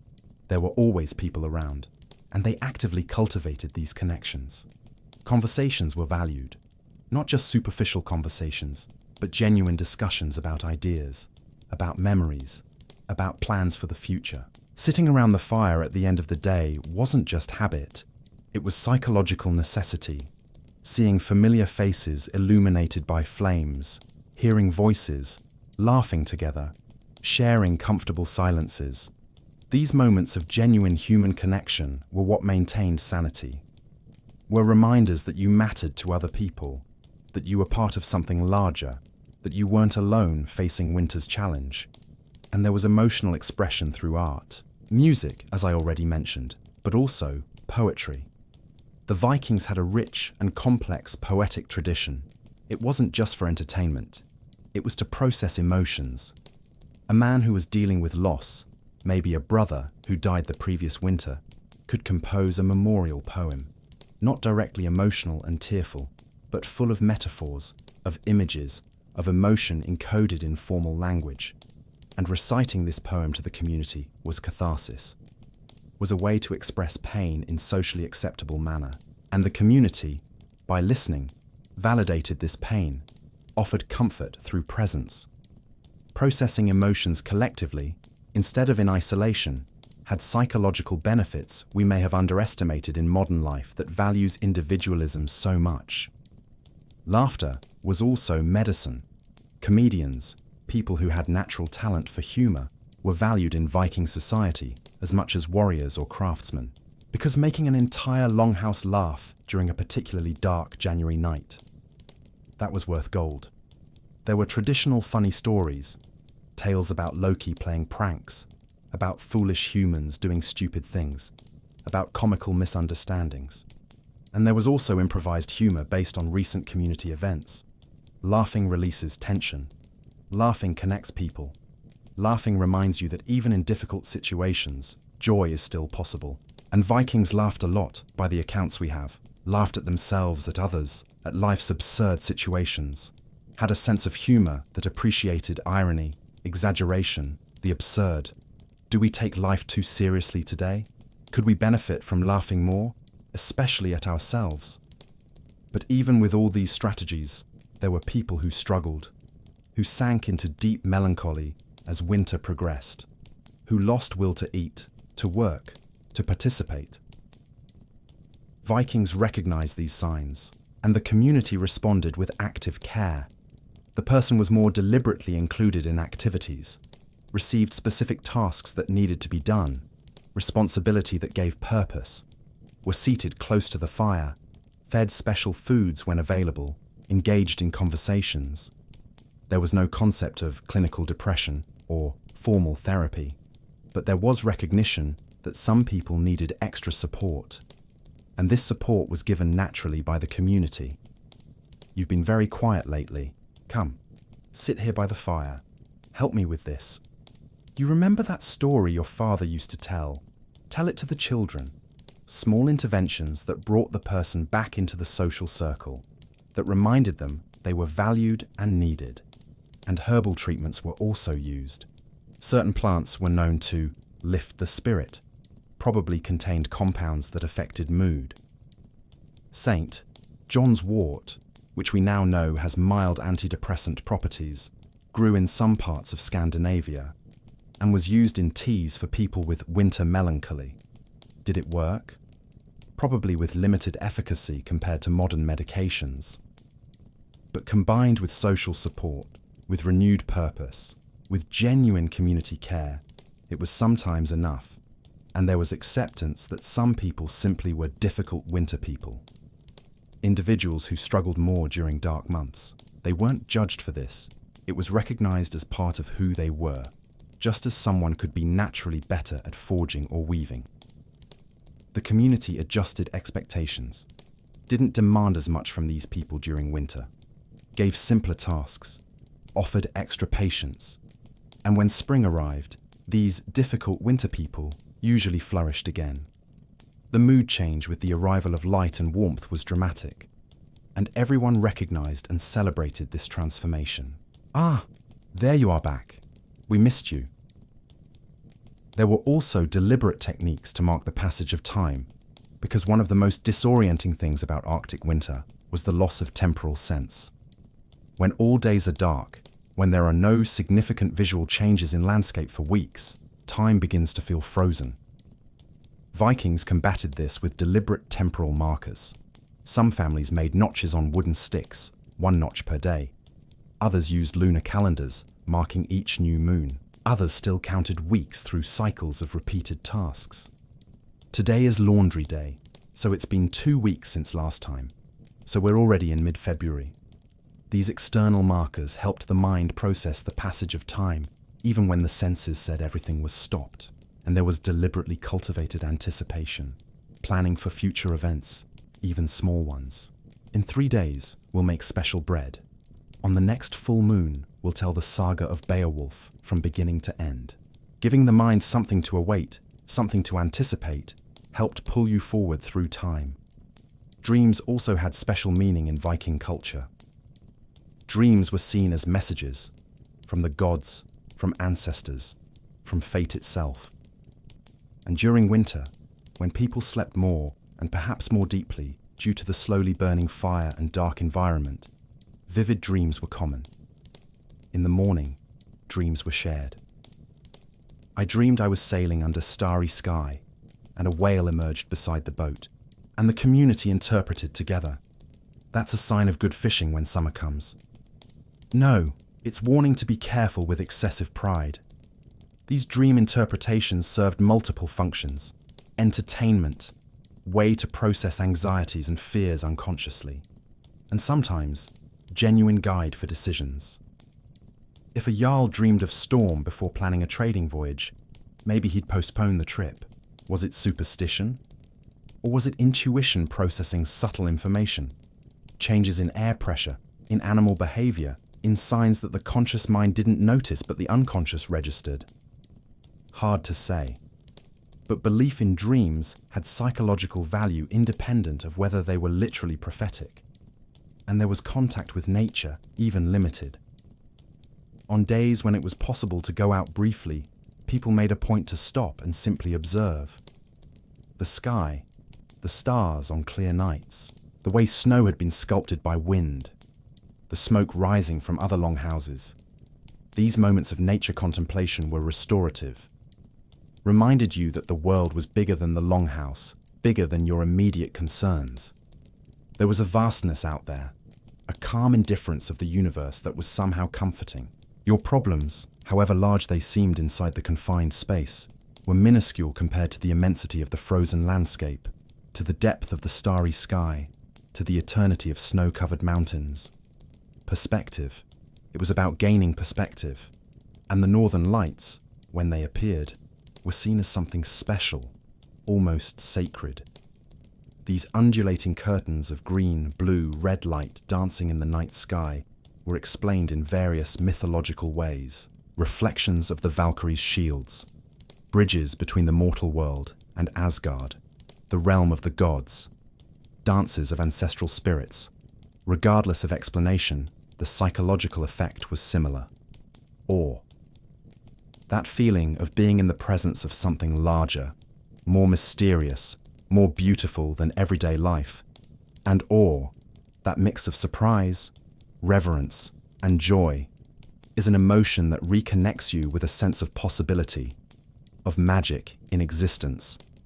It's antidote against despair. When was the last time you felt genuine awe?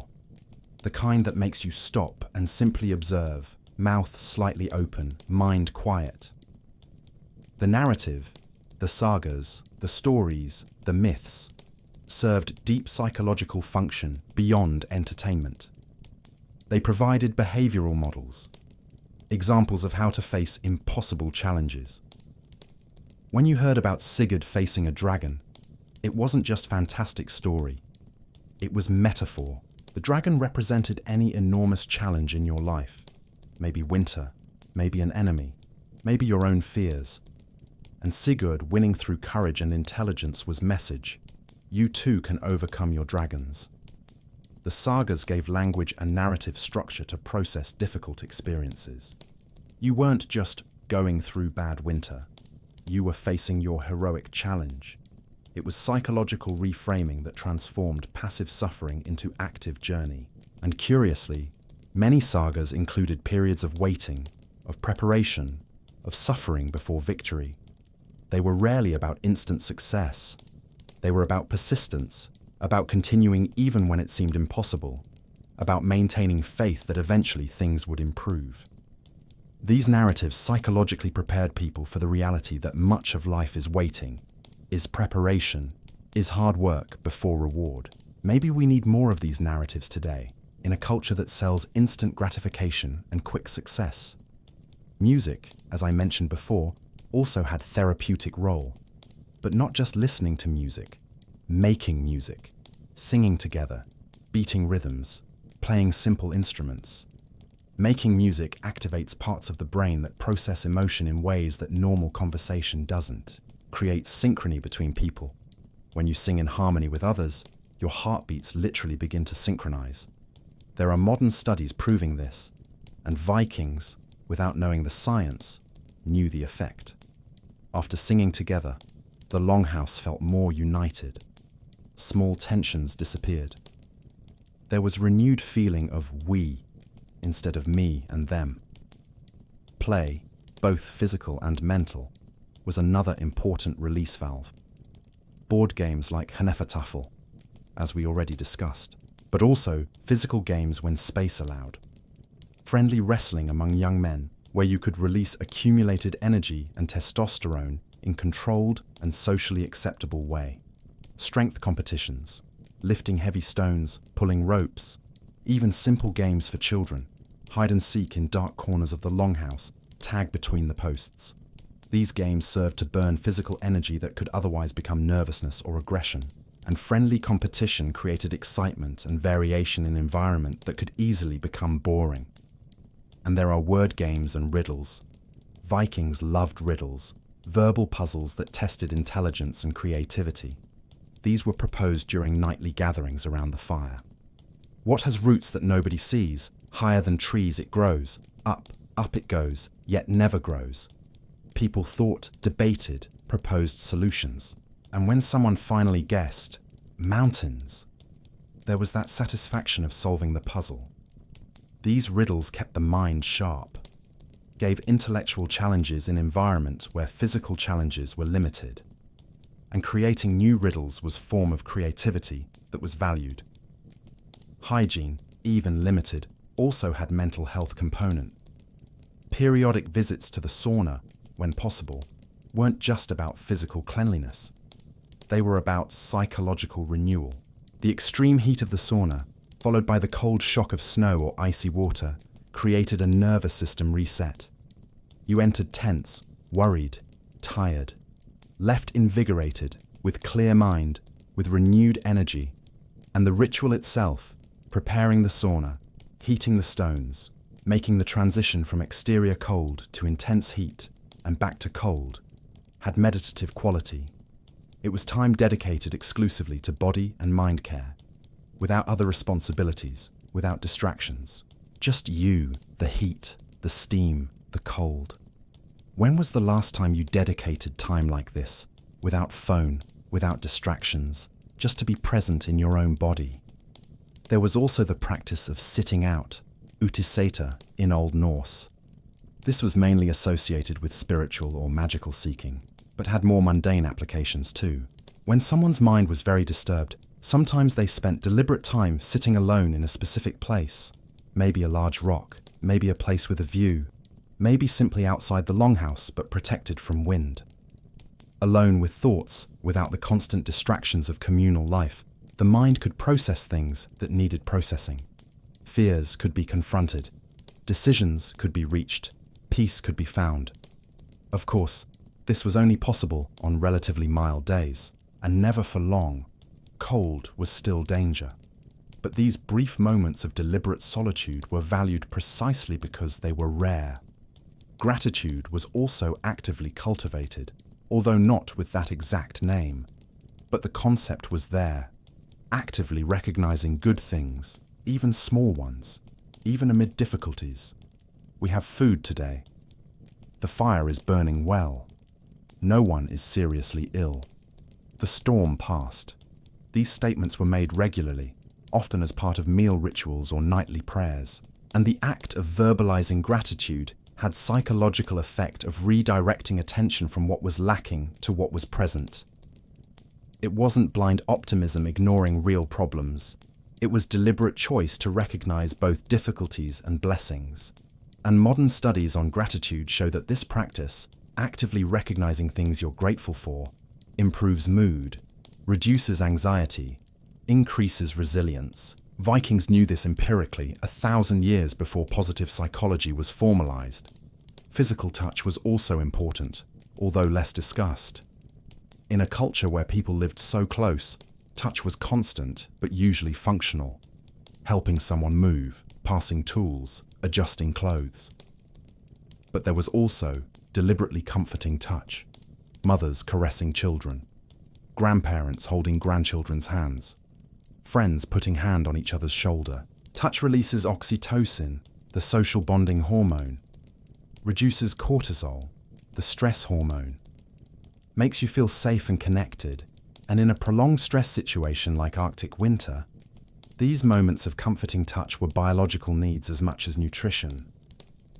Vikings also had concept of fate, wired in Old Norse, that had interesting psychological aspects. The belief that certain things were already determined, that you had a thread of destiny being woven by the Norns, the three goddesses of fate. This could seem fatalistic, but actually had liberating effect. If certain things were out of your control, there was no reason to excessively worry about them. You did the best you could, and then accepted the result. I did everything right, prepared adequately. Now it's in the gods' hands. If my word is to survive this winter, I'll survive. If it's not, then it's not. This acceptance wasn't passivity. It was distinction between what you can control and what you can't. And focusing energy only on what was under your control was psychologically healthier than constantly worrying about everything. Stoic wisdom, 1,000 years before Stoicism was formalized as philosophy. And as winter finally began to release its grip, as March became April, as signs of spring multiplied, there was a palpable collective psychological transformation. People became more talkative, more energetic, actively planned for the approaching summer, discussed where to plant, which trading voyages to make, which building projects to undertake. The mind, freed from the oppression of darkness and cold, began to expand again. Dreams became bigger, ambitions resurfaced. That feeling of possibility that had been compressed during winter returned with force. And you could literally see this in people's faces. More open expressions, more frequent smiles, eyes that shone with anticipation instead of just reflecting tiredness. We survived. And now, what will we do with this victory? Because here's something important about Viking mentality. Survival wasn't the final goal. It was the prerequisite. The goal was to thrive, grow, explore, build, leave legacy. Winter was forced pause, but it was pause to gather strength for the next season of action. And this anticipation, this future orientation, was what gave meaning to present suffering. We're enduring this winter so we can sail in summer, so we can plant, so we can build something greater. Purpose transformed suffering into sacrifice. And sacrifice with purpose is easier to bear than suffering without meaning. Have you thought about what your larger purpose is that makes daily challenges more tolerable? But even with all these strategies, structure, ritual, work, social connection, music, play, gratitude, purpose, winter took its psychological toll. Everyone came out of it a bit changed. Some came out stronger, more resilient, with renewed confidence in their capacity to face difficulties. Others came out more fragile, marked by the experience, carrying traumas that would affect future winters. But all came out with deeper understanding of themselves, of others, of nature, of life. Winter was cruel but effective teacher, and lessons learned during those months of darkness and cold informed all the rest of the year. You learned who the people you could really trust were, learned your own limits and capacities, learned what really mattered when everything else was removed.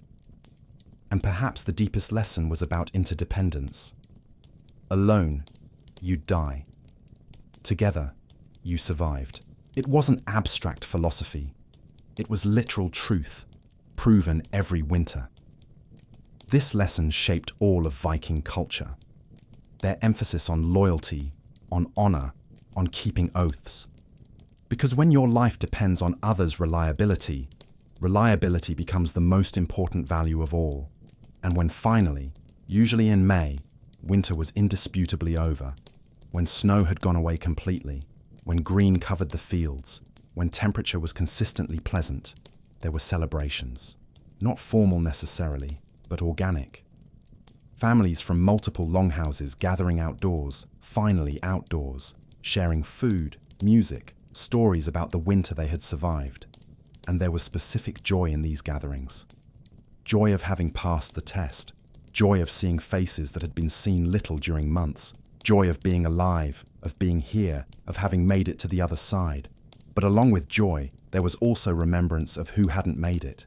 The empty chairs, the missing voices, people who had died during winter, from age, from disease, from accident. And these people were honored. Stories about them were told. Their contributions to community were remembered. Their names were kept alive through narrative. Because in Viking culture, you truly died only when no one spoke your name anymore, when your stories were forgotten. As long as people remembered you, told stories about you, you still lived in a way. This immortality through memory and story was what drove many Vikings to seek deeds worthy of being remembered. It wasn't just ego. It was literally seeking to continue existing beyond physical death. And as summer established itself completely, as life returned to its frantic rhythm of preparation and work, winter lessons began to fade a bit in immediate memory. But deep down, they remained, shaping behaviors, informing decisions, reminding about what really mattered. Until October or November came again, and the first snow fell, and the cycle restarted, and all those lessons would be tested again, renewed, deepened, because you never really master the Arctic winter. You just learn to dance with it a bit better each year. But there was a specific aspect of winter life we haven't fully explored yet. An aspect that combined the practical with the spiritual, the physical with the psychological. The Vikings' relationship with fire, not just as survival tool, but as almost living presence at the center of existence. The heart that never sleeps. The fire in the Viking Longhouse wasn't just a tool, it was a presence. Almost a family member, something alive that needed to be fed, cared for, never neglected. And the relationship that Vikings developed with this fire during winter months went far beyond the utilitarian. Think about how you relate to fire. It's probably something occasional, a decorative fireplace, maybe a campfire a few times a year, pleasant, but not essential. You can live your entire life without directly interacting with fire. But for Vikings, fire was the absolute center of existence during 6 months per year. Everything orbited around it. Your position in the Longhouse was determined by distance from fire. Your work was illuminated by fire. Your food was cooked by fire. Your warmth came from fire. Your stories were told by firelight. And this fire could never, ever go out completely. There are records of fires that were kept burning for generations, not just during one winter, but for decades. The same hearth, continuously fed, passing from mother to daughter, from father to son. The family fire became part of identity, part of history. Our fire has burned since great-grandfather's time, never went out. As long as this fire burns, our lineage continues. There was enormous symbolic weight in this. Fire was continuity, was connection with ancestors, was promise to future descendants. The responsibility of keeping fire burning was taken with absolute seriousness. The person designated to feed the fire during night couldn't simply sleep and forget. Lives literally depended on this fire continuing to burn. So you woke in the middle of the night, checked the fire, even if there were still visible flames, added firewood preventively. Better to waste a bit of firewood than wake with fire reduced to weak embers. And there were specific techniques for maintaining fire overnight. You didn't just throw firewood and hope for the best. You arranged logs in specific way, usually in star shape radiating from center, with tips burning slowly toward the middle. You partially covered embers with ashes, which reduced oxygen and made wood burn more slowly. Used slow-burning wood for night, usually thick oak or birch logs, instead of pine that burned fast. And you observed. Learned to read the fire. Flame color told about temperature. Blue meant hot and efficient burning. Orange was normal. Yellow indicated wood might be too wet. Amount of smoke, height of flames, sound. Everything communicated information for those who knew how to interpret. This fire literacy was fundamental skill every Viking child learned, not through formal class, but through constant observation, years living around fire, intuitively absorbing the patterns. What would it be like to have this type of visceral knowledge about a natural element, where you don't just know intellectually, but feel in your body when something is right or wrong? Fire also had personality, at least in Viking perception. There were good fire days and bad fire days. Days when it caught easily, burned clean, heated well, and days when it was stubborn, refusing to ignite even with dry wood, producing excessive smoke, misbehaving. And on bad fire days, this was seen almost as bad omen. The fire is restless today. Perhaps the gods are dissatisfied. We should make offering. Was it superstition? Partially. But it was also reading environmental signs. Fire that doesn't burn well usually indicates changes in atmospheric pressure, which often precedes storms. So observing fire behavior was also a primitive form of weather prediction, and offerings to fire were common practices. Not large sacrifices, but symbolic gestures. The first piece of bread of the day thrown in flames, a few drops of beer or mead poured over embers, which hissed and created momentary aromatic steam. These gestures acknowledged fire as more than tool, as partner in survival, as entity that deserved respect and gratitude. And there's something psychologically healthy about having gratitude for things we normally take for granted, isn't there? Actively valuing what sustains our life. Flames had hypnotic quality that everyone recognized. You could sit and observe fire for hours.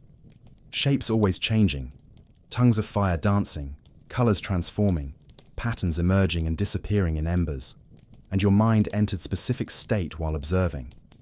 Not exactly meditation in Buddhist sense, but something similar, a state of relaxed attention where thoughts flowed freely, but without anxious attachment. Problems that seemed unsolvable during the day sometimes found solutions while you observed fire at night. Your conscious mind quieted, and something deeper, intuition, accumulated wisdom, unconscious processing, had space to work. Sleeping on a problem worked, but contemplating fire over a problem perhaps worked even better. Children were fascinated by fire from very young, and had to learn from early on the correct relationship with it. Respect without paralyzing fear, caution without avoidance. A child of 3-4 years was actively taught about fire, not through lectures, but through gradual and supervised experience. Feel the heat with your hand, but not too close. See? This heat can hurt you if you're careless.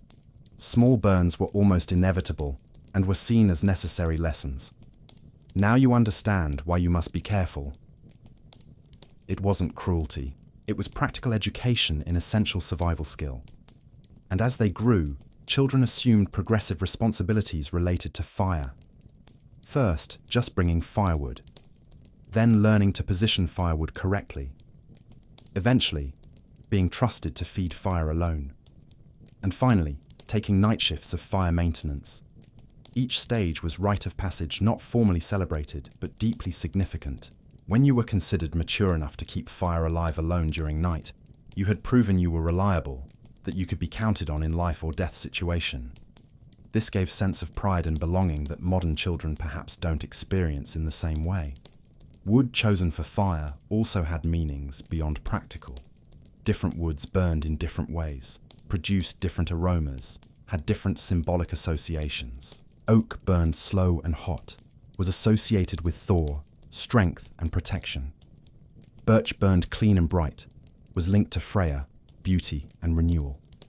Ash, the world tree Yggdrasil in Norse mythology, was especially sacred, burned on ritual occasions.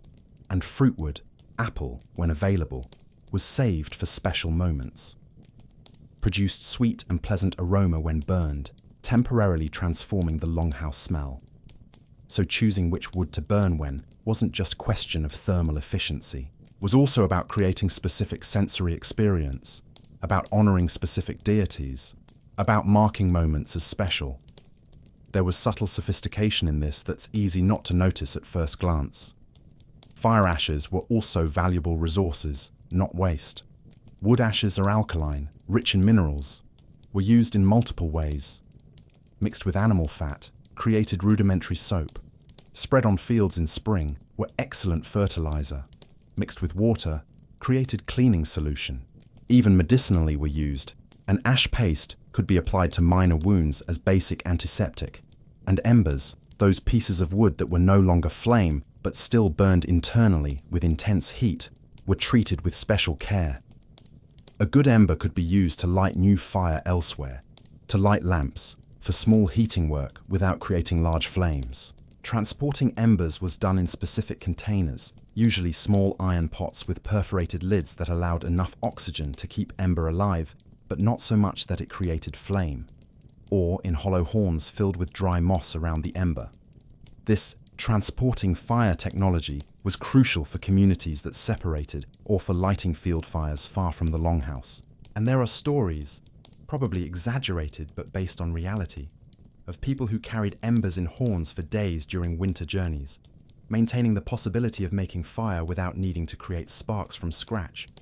Because creating fire with flint and steel was possible, but it wasn't easy, especially in wet or windy conditions. You struck flint against steel repeatedly, creating sparks you tried to capture in highly flammable material, usually specially prepared amadou fungus, or very dry and shredded plant fibers. When a spark finally caught, you blew gently, fed with more flammable material, gradually built from small smouldering ember to real flame. The process could take minutes if you were experienced and had good materials, or could take half an hour of frustration if conditions weren't ideal. So keeping fire alive was always preferable to having to relight it. Fire smoke, as we already discussed, had negative aspects, respiratory problems, but also had aspects that were valued. Smoke created an environment that was hostile to certain insects.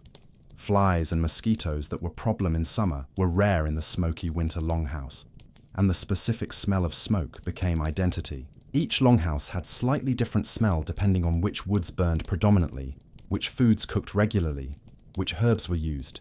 You could literally enter a dark longhouse and, by the smoke smell, know whose house it was.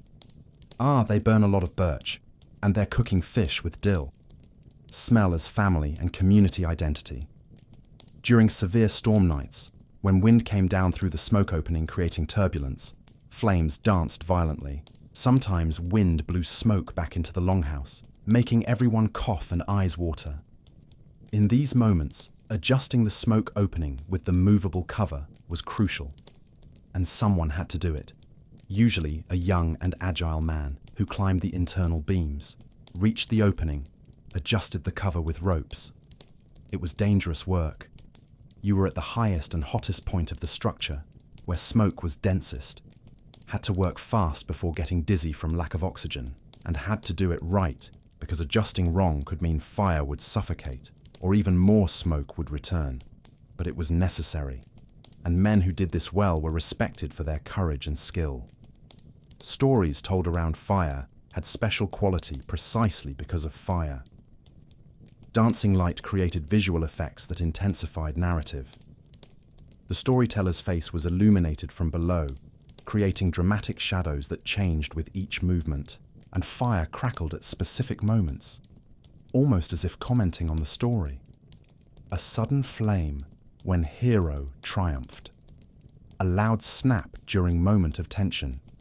Coincidence, of course, but which added layer of magic to the experience. Children hearing these stories, observing fire react, apparently, developed deep associations between narrative, warmth, light, safety. These memories were imprinted in ways that lasted a lifetime. Decades later, the smell of specific wood smoke could instantly transport a Viking back to childhood winter nights, hearing sagas, feeling safe and loved. And fire sound was constant soundtrack of winter life. It wasn't silent. Burning wood produces continuous sounds, cracks when resin pockets explode with heat, soft crackling of wood transforming into ember, occasional hiss when remaining sap vaporizes.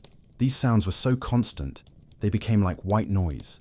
Your mind filtered them during day when focused on other things. But at night, when it was quiet, when you were trying to sleep, fire became comforting sound presence, a constant reminder. There's still warmth, we're still safe, we're still alive. And there's something primal about the sound of burning fire that's comforting. in a way that goes beyond cultural associations. Our most ancient ancestors, talking hundreds of thousands of years ago, already gathered around fires. It's programmed deeply in us that fire means safety, community, home. Firelight was different from any modern artificial light. It wasn't constant, varied continuously in intensity and color. And this created visual environment that was more organic, more alive. Shadows weren't fixed, moved constantly. A wooden post that from one angle cast shadow shaped like a person, from another angle looked like animal. Imagination was activated by these mutable forms, and for children especially, shadow play was endless entertainment, making shapes with hands near fire, creating shadows of birds, wolves, dragons on the wall. Stories were told only with shadows, without words. It was primitive, but effective shadow theatre, and required zero resources beyond hands and creativity. Temperature around fire created fascinating gradients. Immediately near flames, heat was intense, almost uncomfortable if you stayed too long. You sweated, had to move away a bit, let the longhouse cold air cool your overheated skin.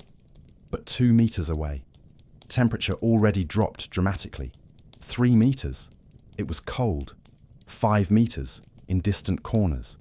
It was freezing, so people naturally organized in rings around fire based on their thermal needs of the moment. If you were cold, moved closer. If too warm, retreated a bit. It was constant dance, unrehearsed choreography, but perfectly executed by all who lived there. And fire provided more than light and warmth. Provided sense of psychological security. In an era where literal darkness meant danger, predators, evil spirits, in the belief of the time, disorientation, the fire circle of light was safe zone. As long as you could see flames, as long as you were inside the circle of light, you were protected. The darkness beyond was the unknown, potentially dangerous. But here, in the light, you knew everything and everyone. This association between light and safety is so deep in us that even today many people sleep with some light on. It's echo of these ancient times when total darkness was genuinely dangerous. Cooking over fire was art that required years to master. There was no precise temperature control like on modern stoves. You had heat zones. Intense, directly over flames, moderate to the side, low at edges, and you learned to use these zones. Quick and intense cooking happened over flames. Slow and prolonged cooking happened to the side, where the cauldron stayed heated, but not violently boiling. Keeping food warm happened at edges. It was intuitive control, developed through trial and error, of burned or undercooked meals, of constant adjustments, and timing was felt, not measured. You didn't have clock to mark 30 minutes of cooking. You observed the food, smelled, tested occasionally, knew by the sound of boiling when it was right, knew by stew color when it was ready. This intuitive cooking produced results that varied slightly each time. Each stew was unique, but were consistently good because the cook had decades of experience reading the signs. Have we lost something when we outsource this intuitive knowledge to thermometers, timers, and precise recipes? Fire was also where family stories were literally kept. Special logs with carvings, marking births, deaths, important events, were saved and occasionally placed in fire in specific rituals, not to destroy the memory, but to transform it. The log's smoke rising was seen as carrying these memories to the gods, to ancestors, to the beyond, was way to honor the past while symbolically releasing it. And watching this special log burn, maybe carved by your grandfather decades ago, marking events you only knew through stories, was emotionally charged experience. Tangible connection with past generations, with family continuity through time. During serious illnesses, fire had almost medicinal role. The sick person was positioned as close as possible to warmth without being uncomfortable. The belief was that fire's heat helped burn the disease. And although this didn't work for bacterial or viral infections, obviously, heat really helped with some conditions. Aching muscles relaxed with heat, circulation improved, and the person felt cared for, comforted. And the placebo effect, believing something will help you really produces measurable benefits, was real. even without modern understanding of mechanism. There was also ritual use of fire for cleansing. Tools that had been used in contexts considered impure, maybe in contact with death, with disease, were purified by being passed briefly over flames. Heat genuinely destroyed some pathogens. But beyond that, the purification ritual gave psychological sense of renewal, of starting clean again. Form and function intertwined inseparably. And when someone died in the Longhouse during winter, fire had central role in ritual. The body was watched over for a night, and during this vigil, fire was fed more generously than normal, burned brighter, hotter. The belief was that fire helped the deceased person's soul find their way to the beyond. And the community sitting around this especially bright fire, sharing memories of the lost person, found comfort in ritual. Fire witnessed this person's birth, literally, because births happened in the Longhouse, witnessed their entire life lived around it, and now witnessed the departure. There was circular completeness in that. As winter advanced towards spring, relationship with fire changed subtly. It was less necessary for absolute survival as days warmed. But the presence was so ingrained that fire kept burning even when perhaps not strictly necessary. Eventually, usually in May, when temperatures were consistently mild, came the moment to let the Longhouse fire reduce to embers, and finally, for the first time in 6 or 7 months, go out completely. This moment had ritual significance, was official declaration that winter had ended, and was done with ceremony. The last firewood was carefully chosen. Prayers were said. Gratitude was expressed to fire for having kept everyone alive. And then, fire was left to burn to the end naturally. No one actively extinguished it. That would be disrespectful. You just stopped feeding it, and gradually flames diminished, became embers, and finally, hours later, cooled completely. It must have been strange. After months of constant presence, of constant light, of constant warmth, suddenly there were only cold ashes where the heart of the house had beaten. But it must also have been liberating. The obligation to keep fire alive, which had weighed on someone every night for months, was finally over. Final ashes were collected with reverence. Part was saved in special container. Seeding fields with these specific ashes was seen as blessing that would ensure good harvest. Part was spread in significant locations, maybe on an ancestor's grave, maybe on property boundaries as protection. And the hearth location was cleaned completely for the first time since autumn. Stones forming the fire circle were checked. Some had cracked with repeated heat and needed replacing. The pit was cleaned of accumulated ashes, was preparing for the next cycle, which would begin next autumn. Because even in the midst of spring and summer celebration, even in abundance and warmth, deep in the mind was always the certainty, another winter will come. And when it comes, we'll need fire again. So knowledge about fire, how to start it, how to maintain it, how to read it, how to respect it, was passed with special solemnity. It wasn't play. It was literally difference between life and death. And new generations learned not just practical techniques, but also correct attitude, respect, gratitude, constant vigilance. Never assume fire would take care of itself. This deep relationship with fire, both practical and spiritual, shaped Viking consciousness in ways that are difficult to fully understand for us, who live in a world where heat comes from buttons on thermostats. When was the last time you depended on something so completely that you had true partnership relationship with an element of nature?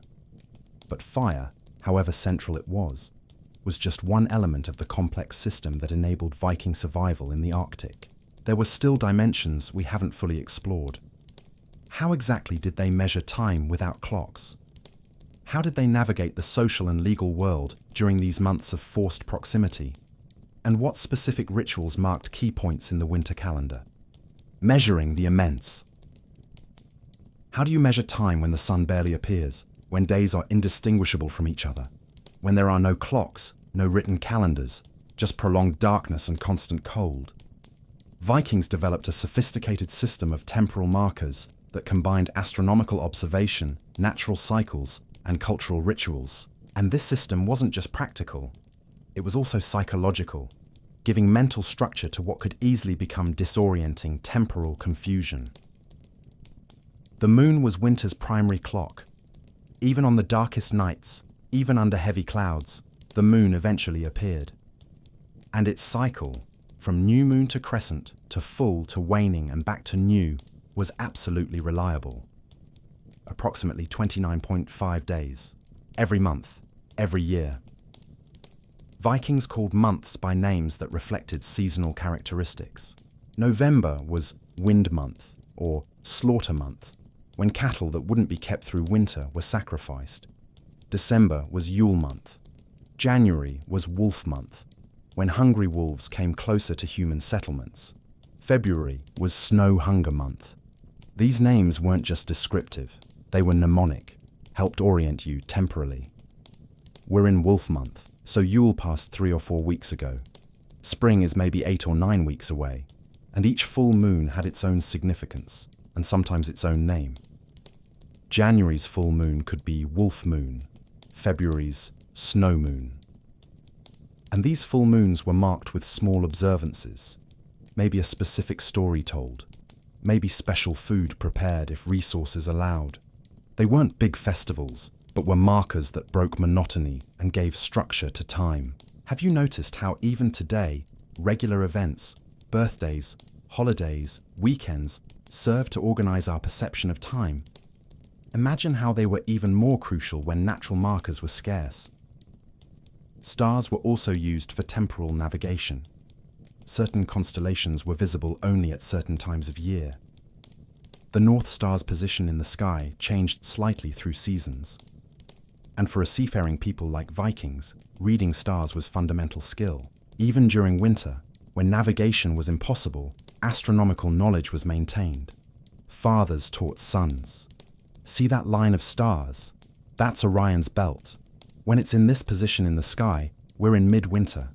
When it starts moving like this, spring is coming. It was applied astronomy, passed orally, surprisingly accurate. And there was meticulous observation of more subtle natural signs. Animal behavior changed as seasons approached transition. Ravens, which remained during winter, began vocalizing differently when spring approached. Their calls changed in tone, in frequency. Wolves and foxes that had become bolder during deep winter began retreating as February became March, responding to subtle changes that humans might not perceive directly, but animals felt. Vikings observed these patterns. Ravens are making that specific call. That means spring is 3 weeks away. Not formal science, but empirical knowledge accumulated through generations of careful observation. Inside the Longhouse, temporal markers were also artificially created. The notched stick I mentioned, some families made notches not just for each day, but different notches for significant events.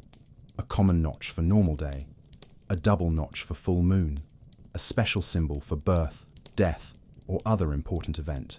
And throughout winter, this stick became physical record of time passing. Children could hold this stick, count the notches with fingers. 1, 2, 3, 28, 29. Almost a month has passed since Yule. Made the abstract tangible.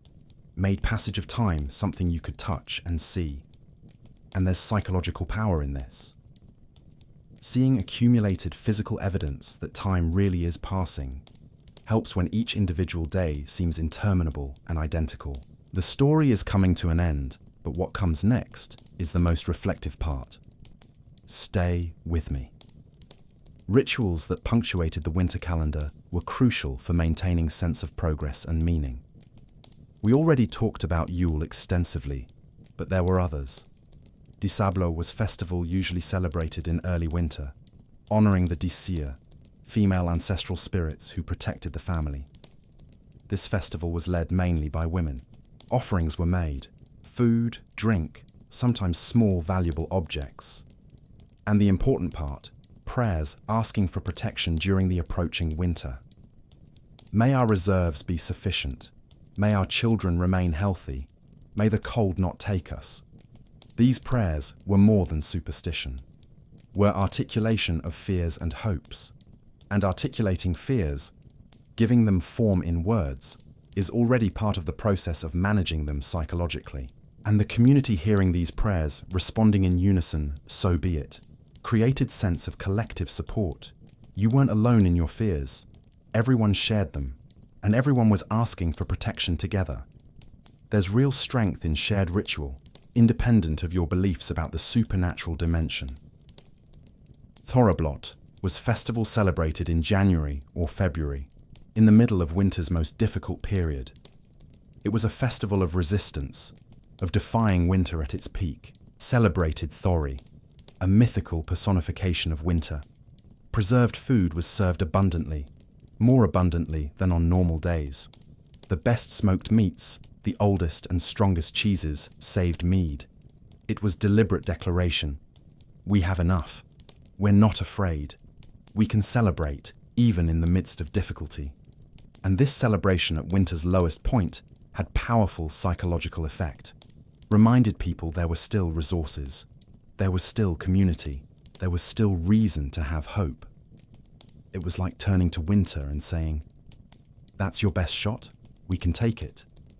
And games and competitions were part of Thorablot. Tests of strength, board games with higher stakes, storytelling competitions. Anything to create excitement and energy in period where it was easy to sink into lethargy. There were also smaller, more personal rituals. Some families had tradition of making specific offering at each new moon. Others marked certain days based on family events. On this day, 20 years ago, your grandfather returned from his first trading voyage. These personal observances added layers to the broader cultural calendar, creating rich temporal texture and counting days until spring was done in various ways. How many times will the moon be full before we see green grass? Maybe 2.5 moons, maybe 3. It wasn't precise to the day, but gave general sense of how much still had to be endured. And as you saw these full moons pass, one by one, there was sense of progress. We're getting closer. Each day, each week, each moon. Small temporal victories that added up. But wintertime had different quality from summertime. In summer, time passed quickly because it was full of urgent activity. Always something that needed to be done now. Always next task waiting. But in winter, time dragged. There was no external urgency. Work was done at more contemplative pace, and this created a rare opportunity in life. Time to think deeply, to reflect, to process. Vikings deliberately used this time for philosophical reflection, discussions about life's meaning, about honor, about destiny, about what happened after death. These profound topics were explored on long winter nights, and these weren't abstract and academic discussions, were deeply personal and practical. If I die tomorrow in a storm, what legacy do I leave? Will my children remember me with pride? Did I live according to the values I profess? Winter, with its constant proximity to death, with its reminder of human fragility, forced this type of reflection that's easy to avoid when life is comfortable and busy.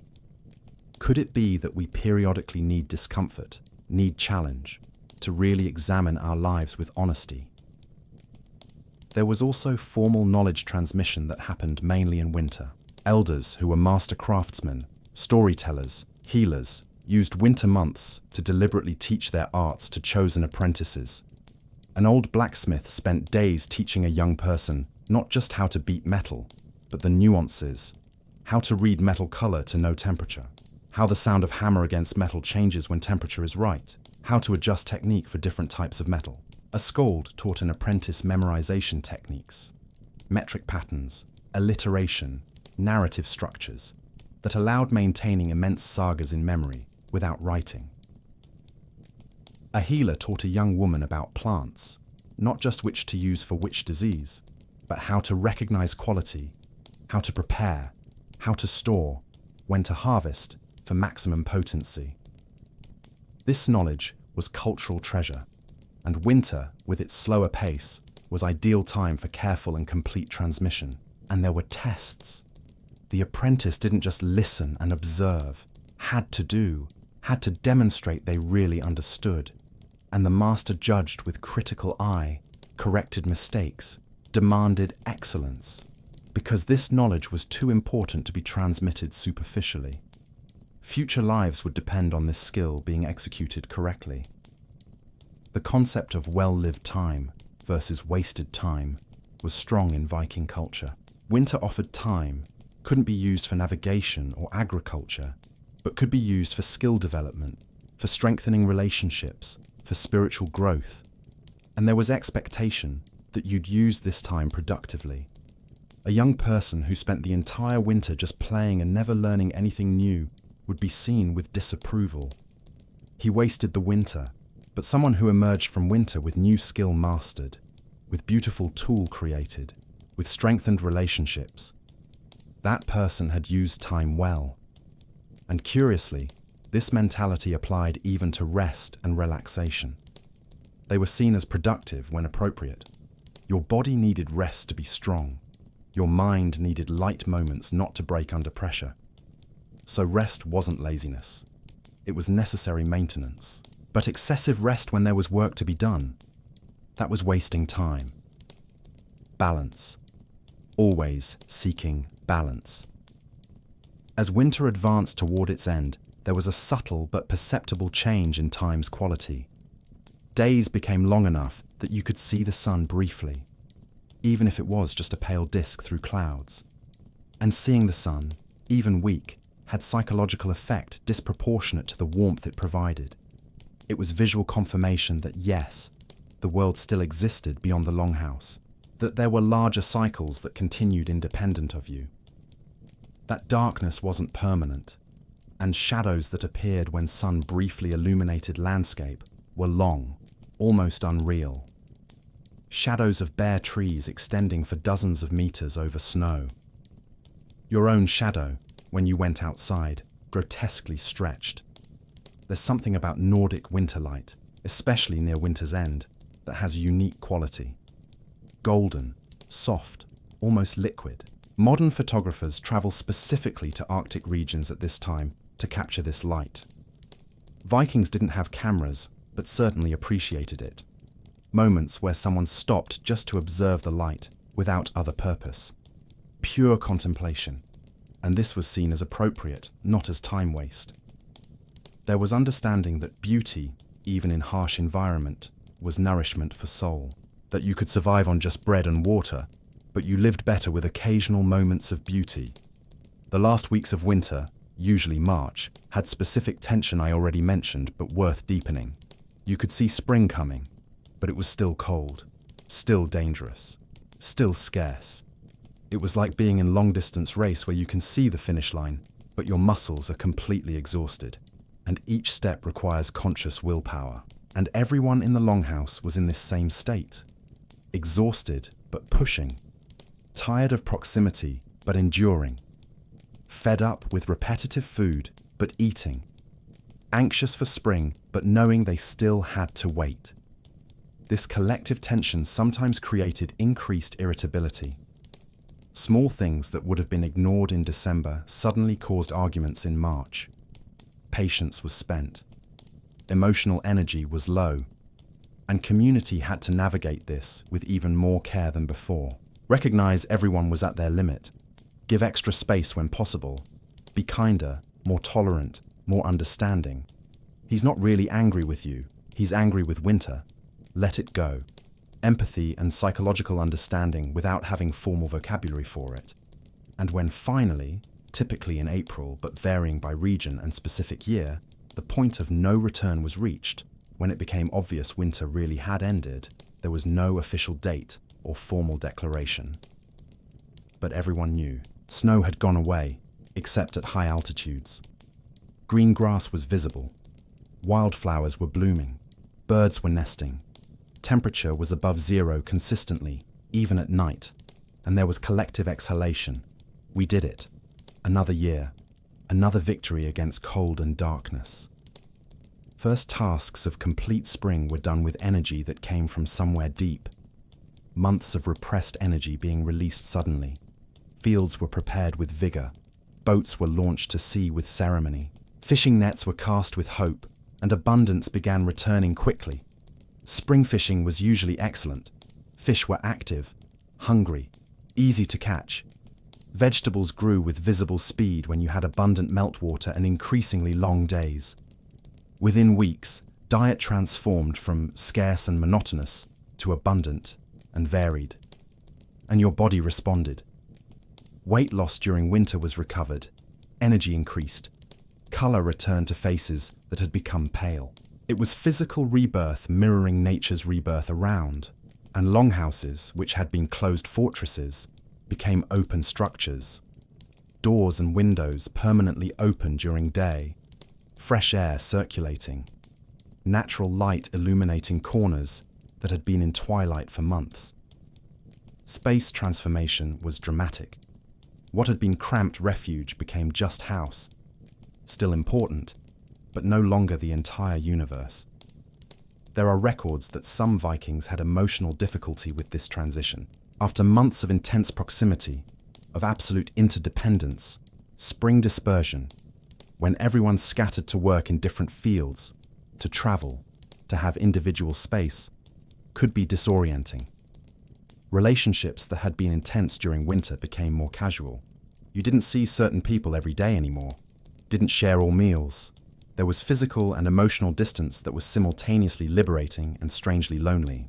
And families that had been so united during winter sometimes discovered they actually didn't like each other that much. That forced proximity had hidden incompatibilities that became obvious when there was space to separate. Some marriages that had survived winter ended in spring. Some friendships cooled, but other relationships were strengthened by distance. You discovered you missed the person. That proximity hadn't been just forced tolerance, but genuine affection. It's curious how distance reveals the true nature of relationships, isn't it? But most people found balance, appreciated both winter proximity and summer space, understood that both were necessary, that each season offered different types of richness. Winter offered depth, of relationships, of reflection, of skills developed slowly. Summer offered breadth, of experiences, of movement, of material abundance. And complete life, well-lived life, included both. Wasn't about choosing one or the other, was about dancing with the rhythm that seasons imposed. As May became June, as days became not just long but truly warm, winter began to seem almost unreal.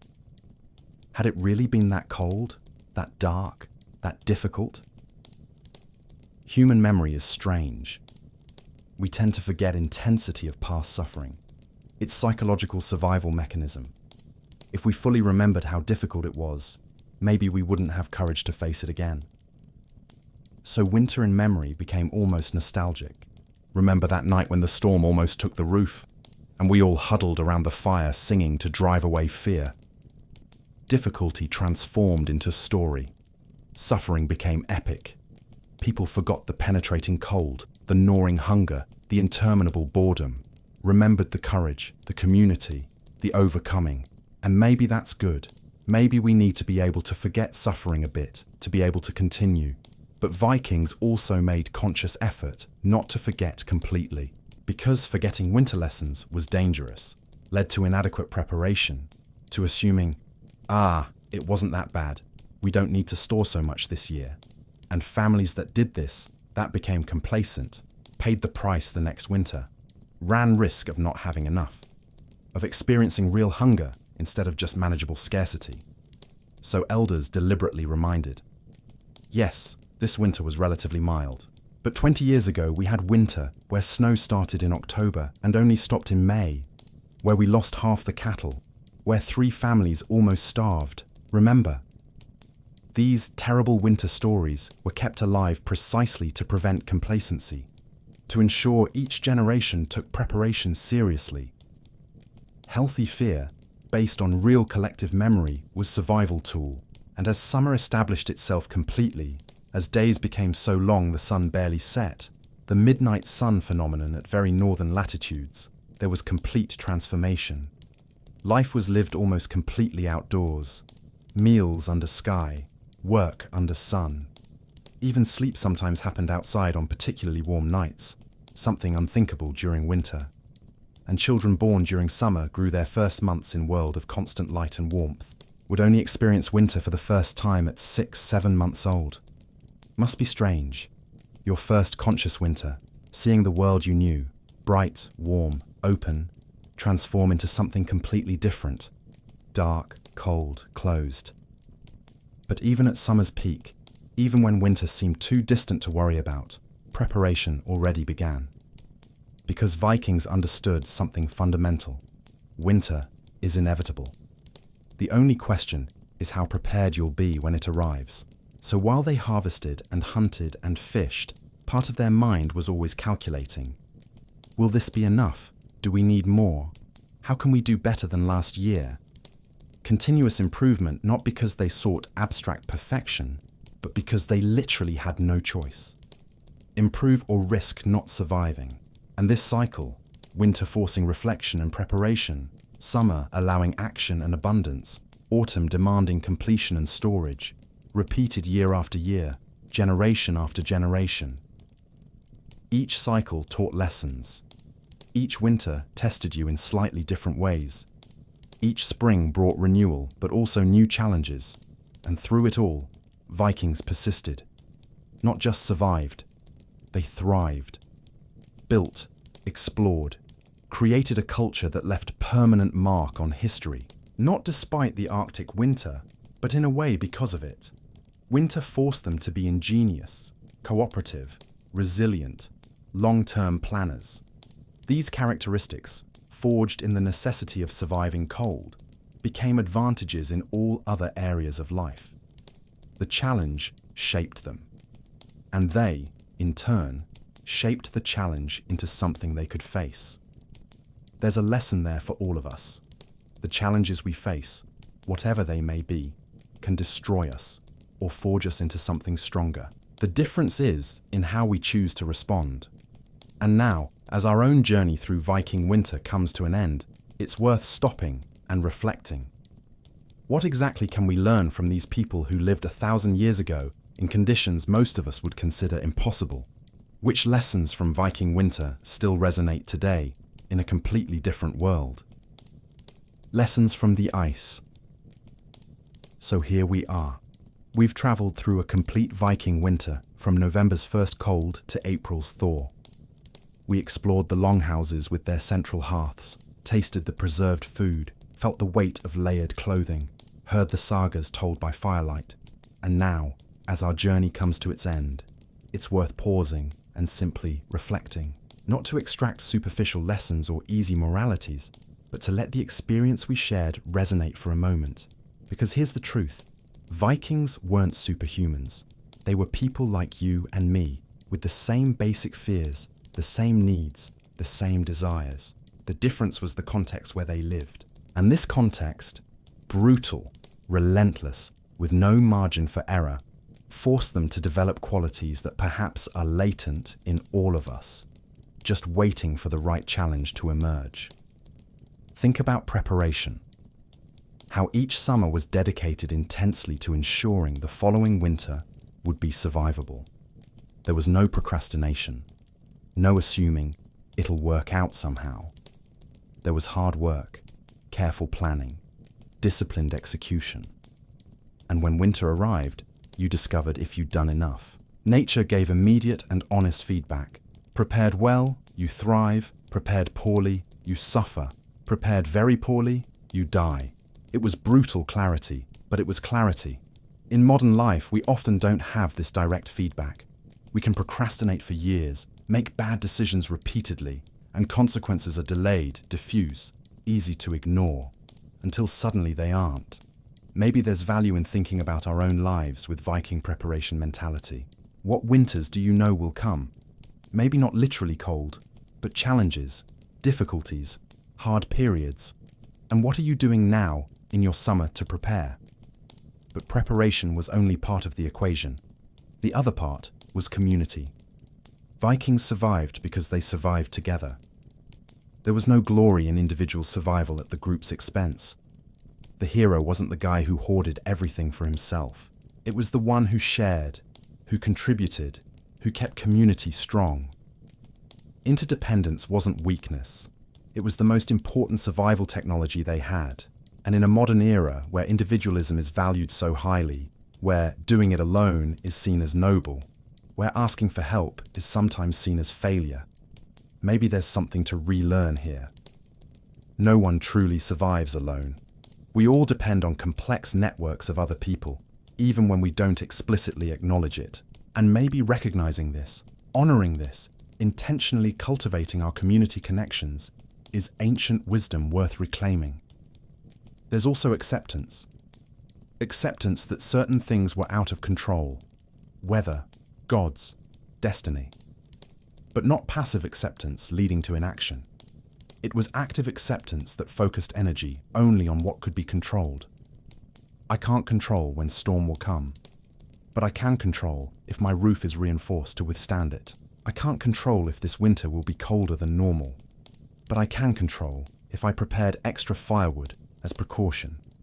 Separating the controllable from the uncontrollable and acting appropriately regarding each is wisdom that transcends cultures and eras and rhythm. Vikings lived in deep synchrony with natural rhythms. When it was time to rest, they rested. When it was time to work intensely, they worked. When it was time to celebrate, they celebrated. When it was time to mourn, they mourned.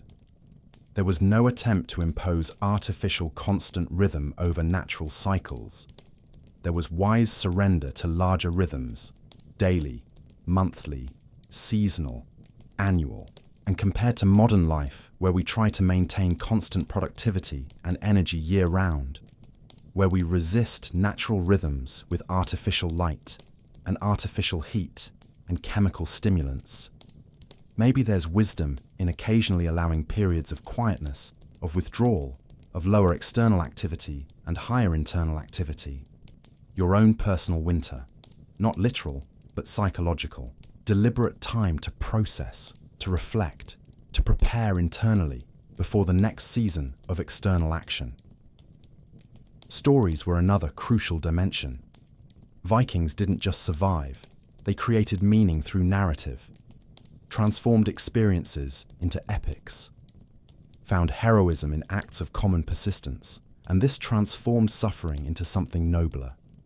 You weren't just enduring another miserable winter, you were facing your ancestral challenge with your ancestors' courage, reframing the same objective experience, but with interpretive frame that gave dignity and purpose.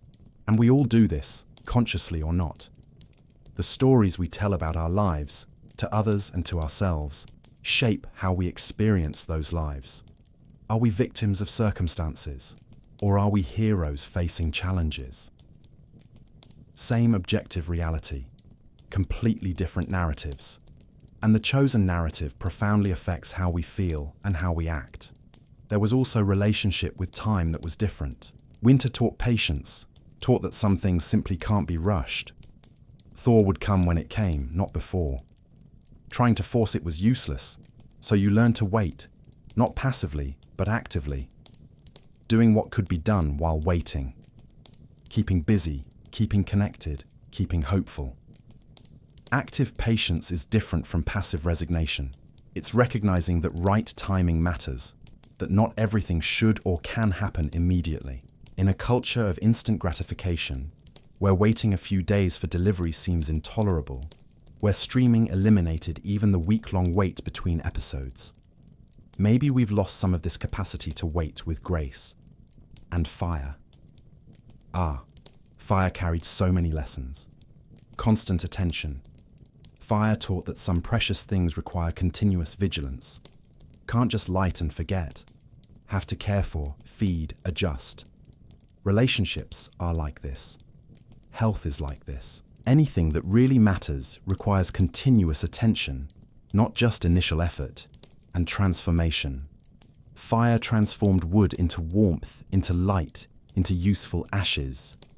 Was constant reminder that everything is always changing, always transforming. Nothing is permanent. Not even winter, however endless it seems. Impermanence doesn't have to be terrifying, can be comforting. The difficult will pass, the easy too. Everything passes, everything transforms.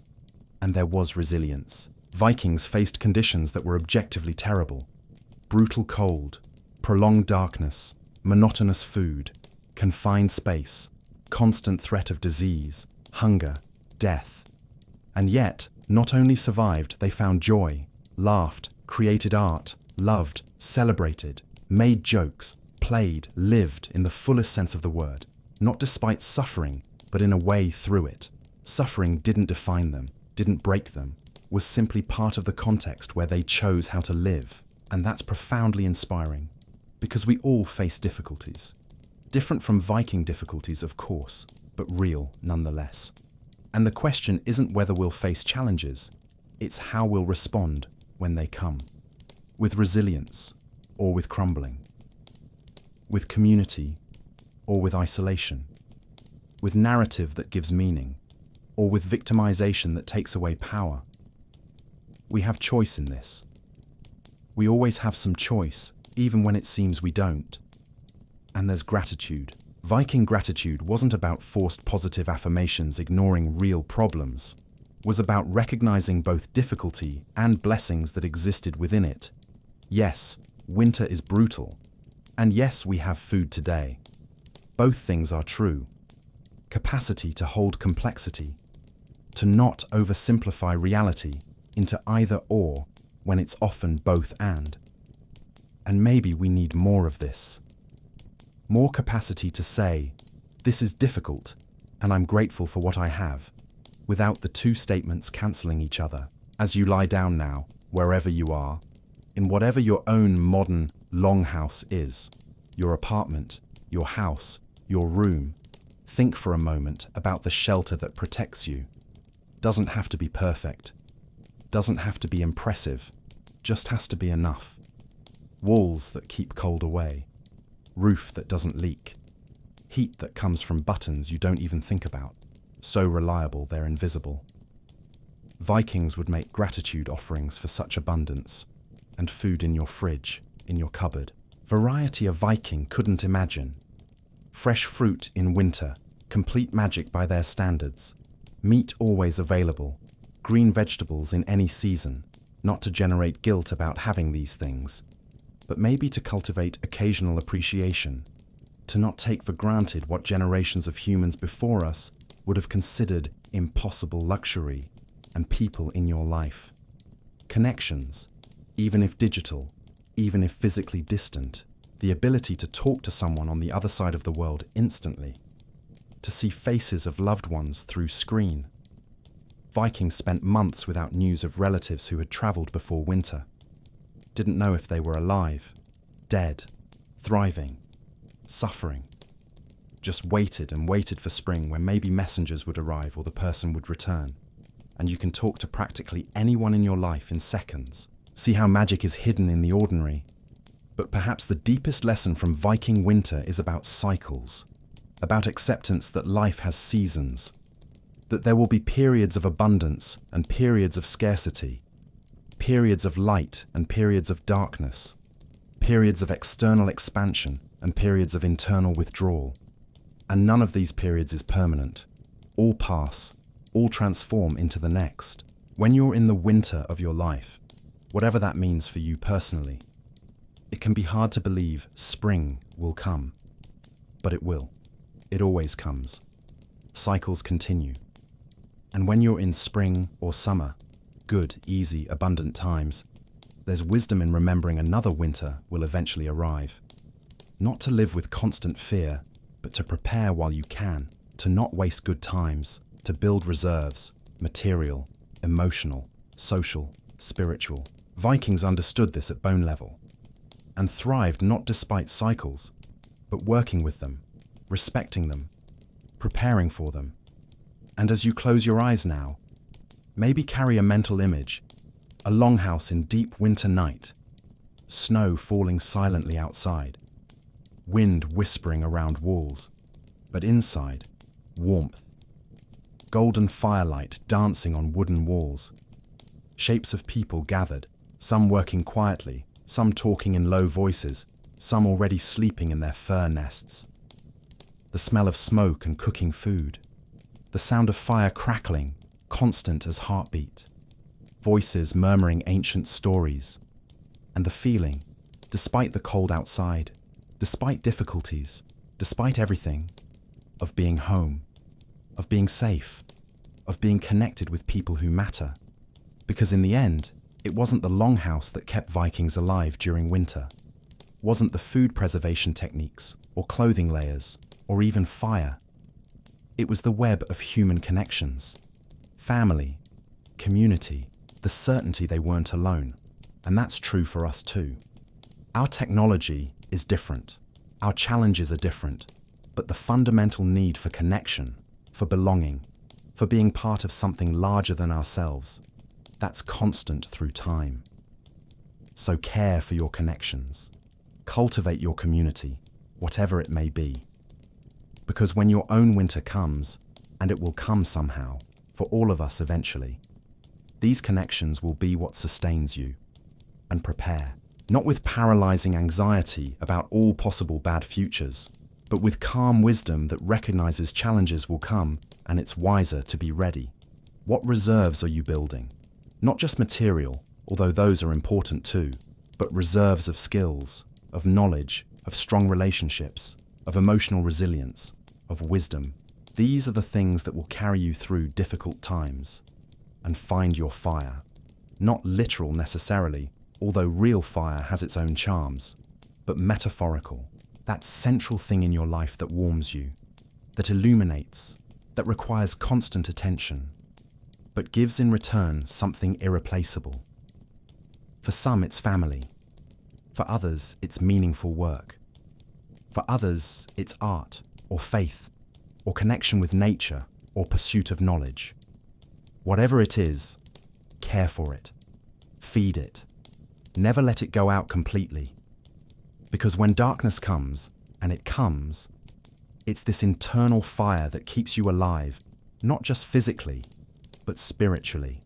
Viking elders, sitting around fire on long nights, sometimes said something like this: life is the long winter, punctuated by brief summers. Learn to find warmth in cold. Learn to see light in darkness. Learn to be home wherever you are. And there's a melancholic but comforting beauty in that. Accepting that yes, much of life is difficulty, but difficulty isn't absence of meaning. It's precisely where meaning is forged, tested, proven real. Stories worth telling aren't about easy summers where everything was abundant without effort. They're about difficult winters that were survived with courage, with creativity, with community. They're about choosing to continue when it would be easier to give up. About keeping fire burning when wind is trying to extinguish it. About sharing your last portion of food because your neighbor needs it more. Small and everyday heroism that adds up to well-lived life. And when you're in the middle of your own winter, when it's difficult, when it's dark, when you're tired, remember, this passes. All winters eventually become spring. All darkness eventually gives way to light. Not because the universe is benevolent or fair, but because it's cyclical. Change is the only constant. And while you wait for your spring, do as Vikings did.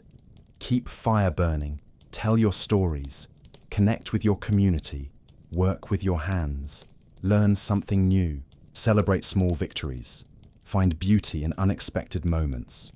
Live, don't just survive, because here's the secret.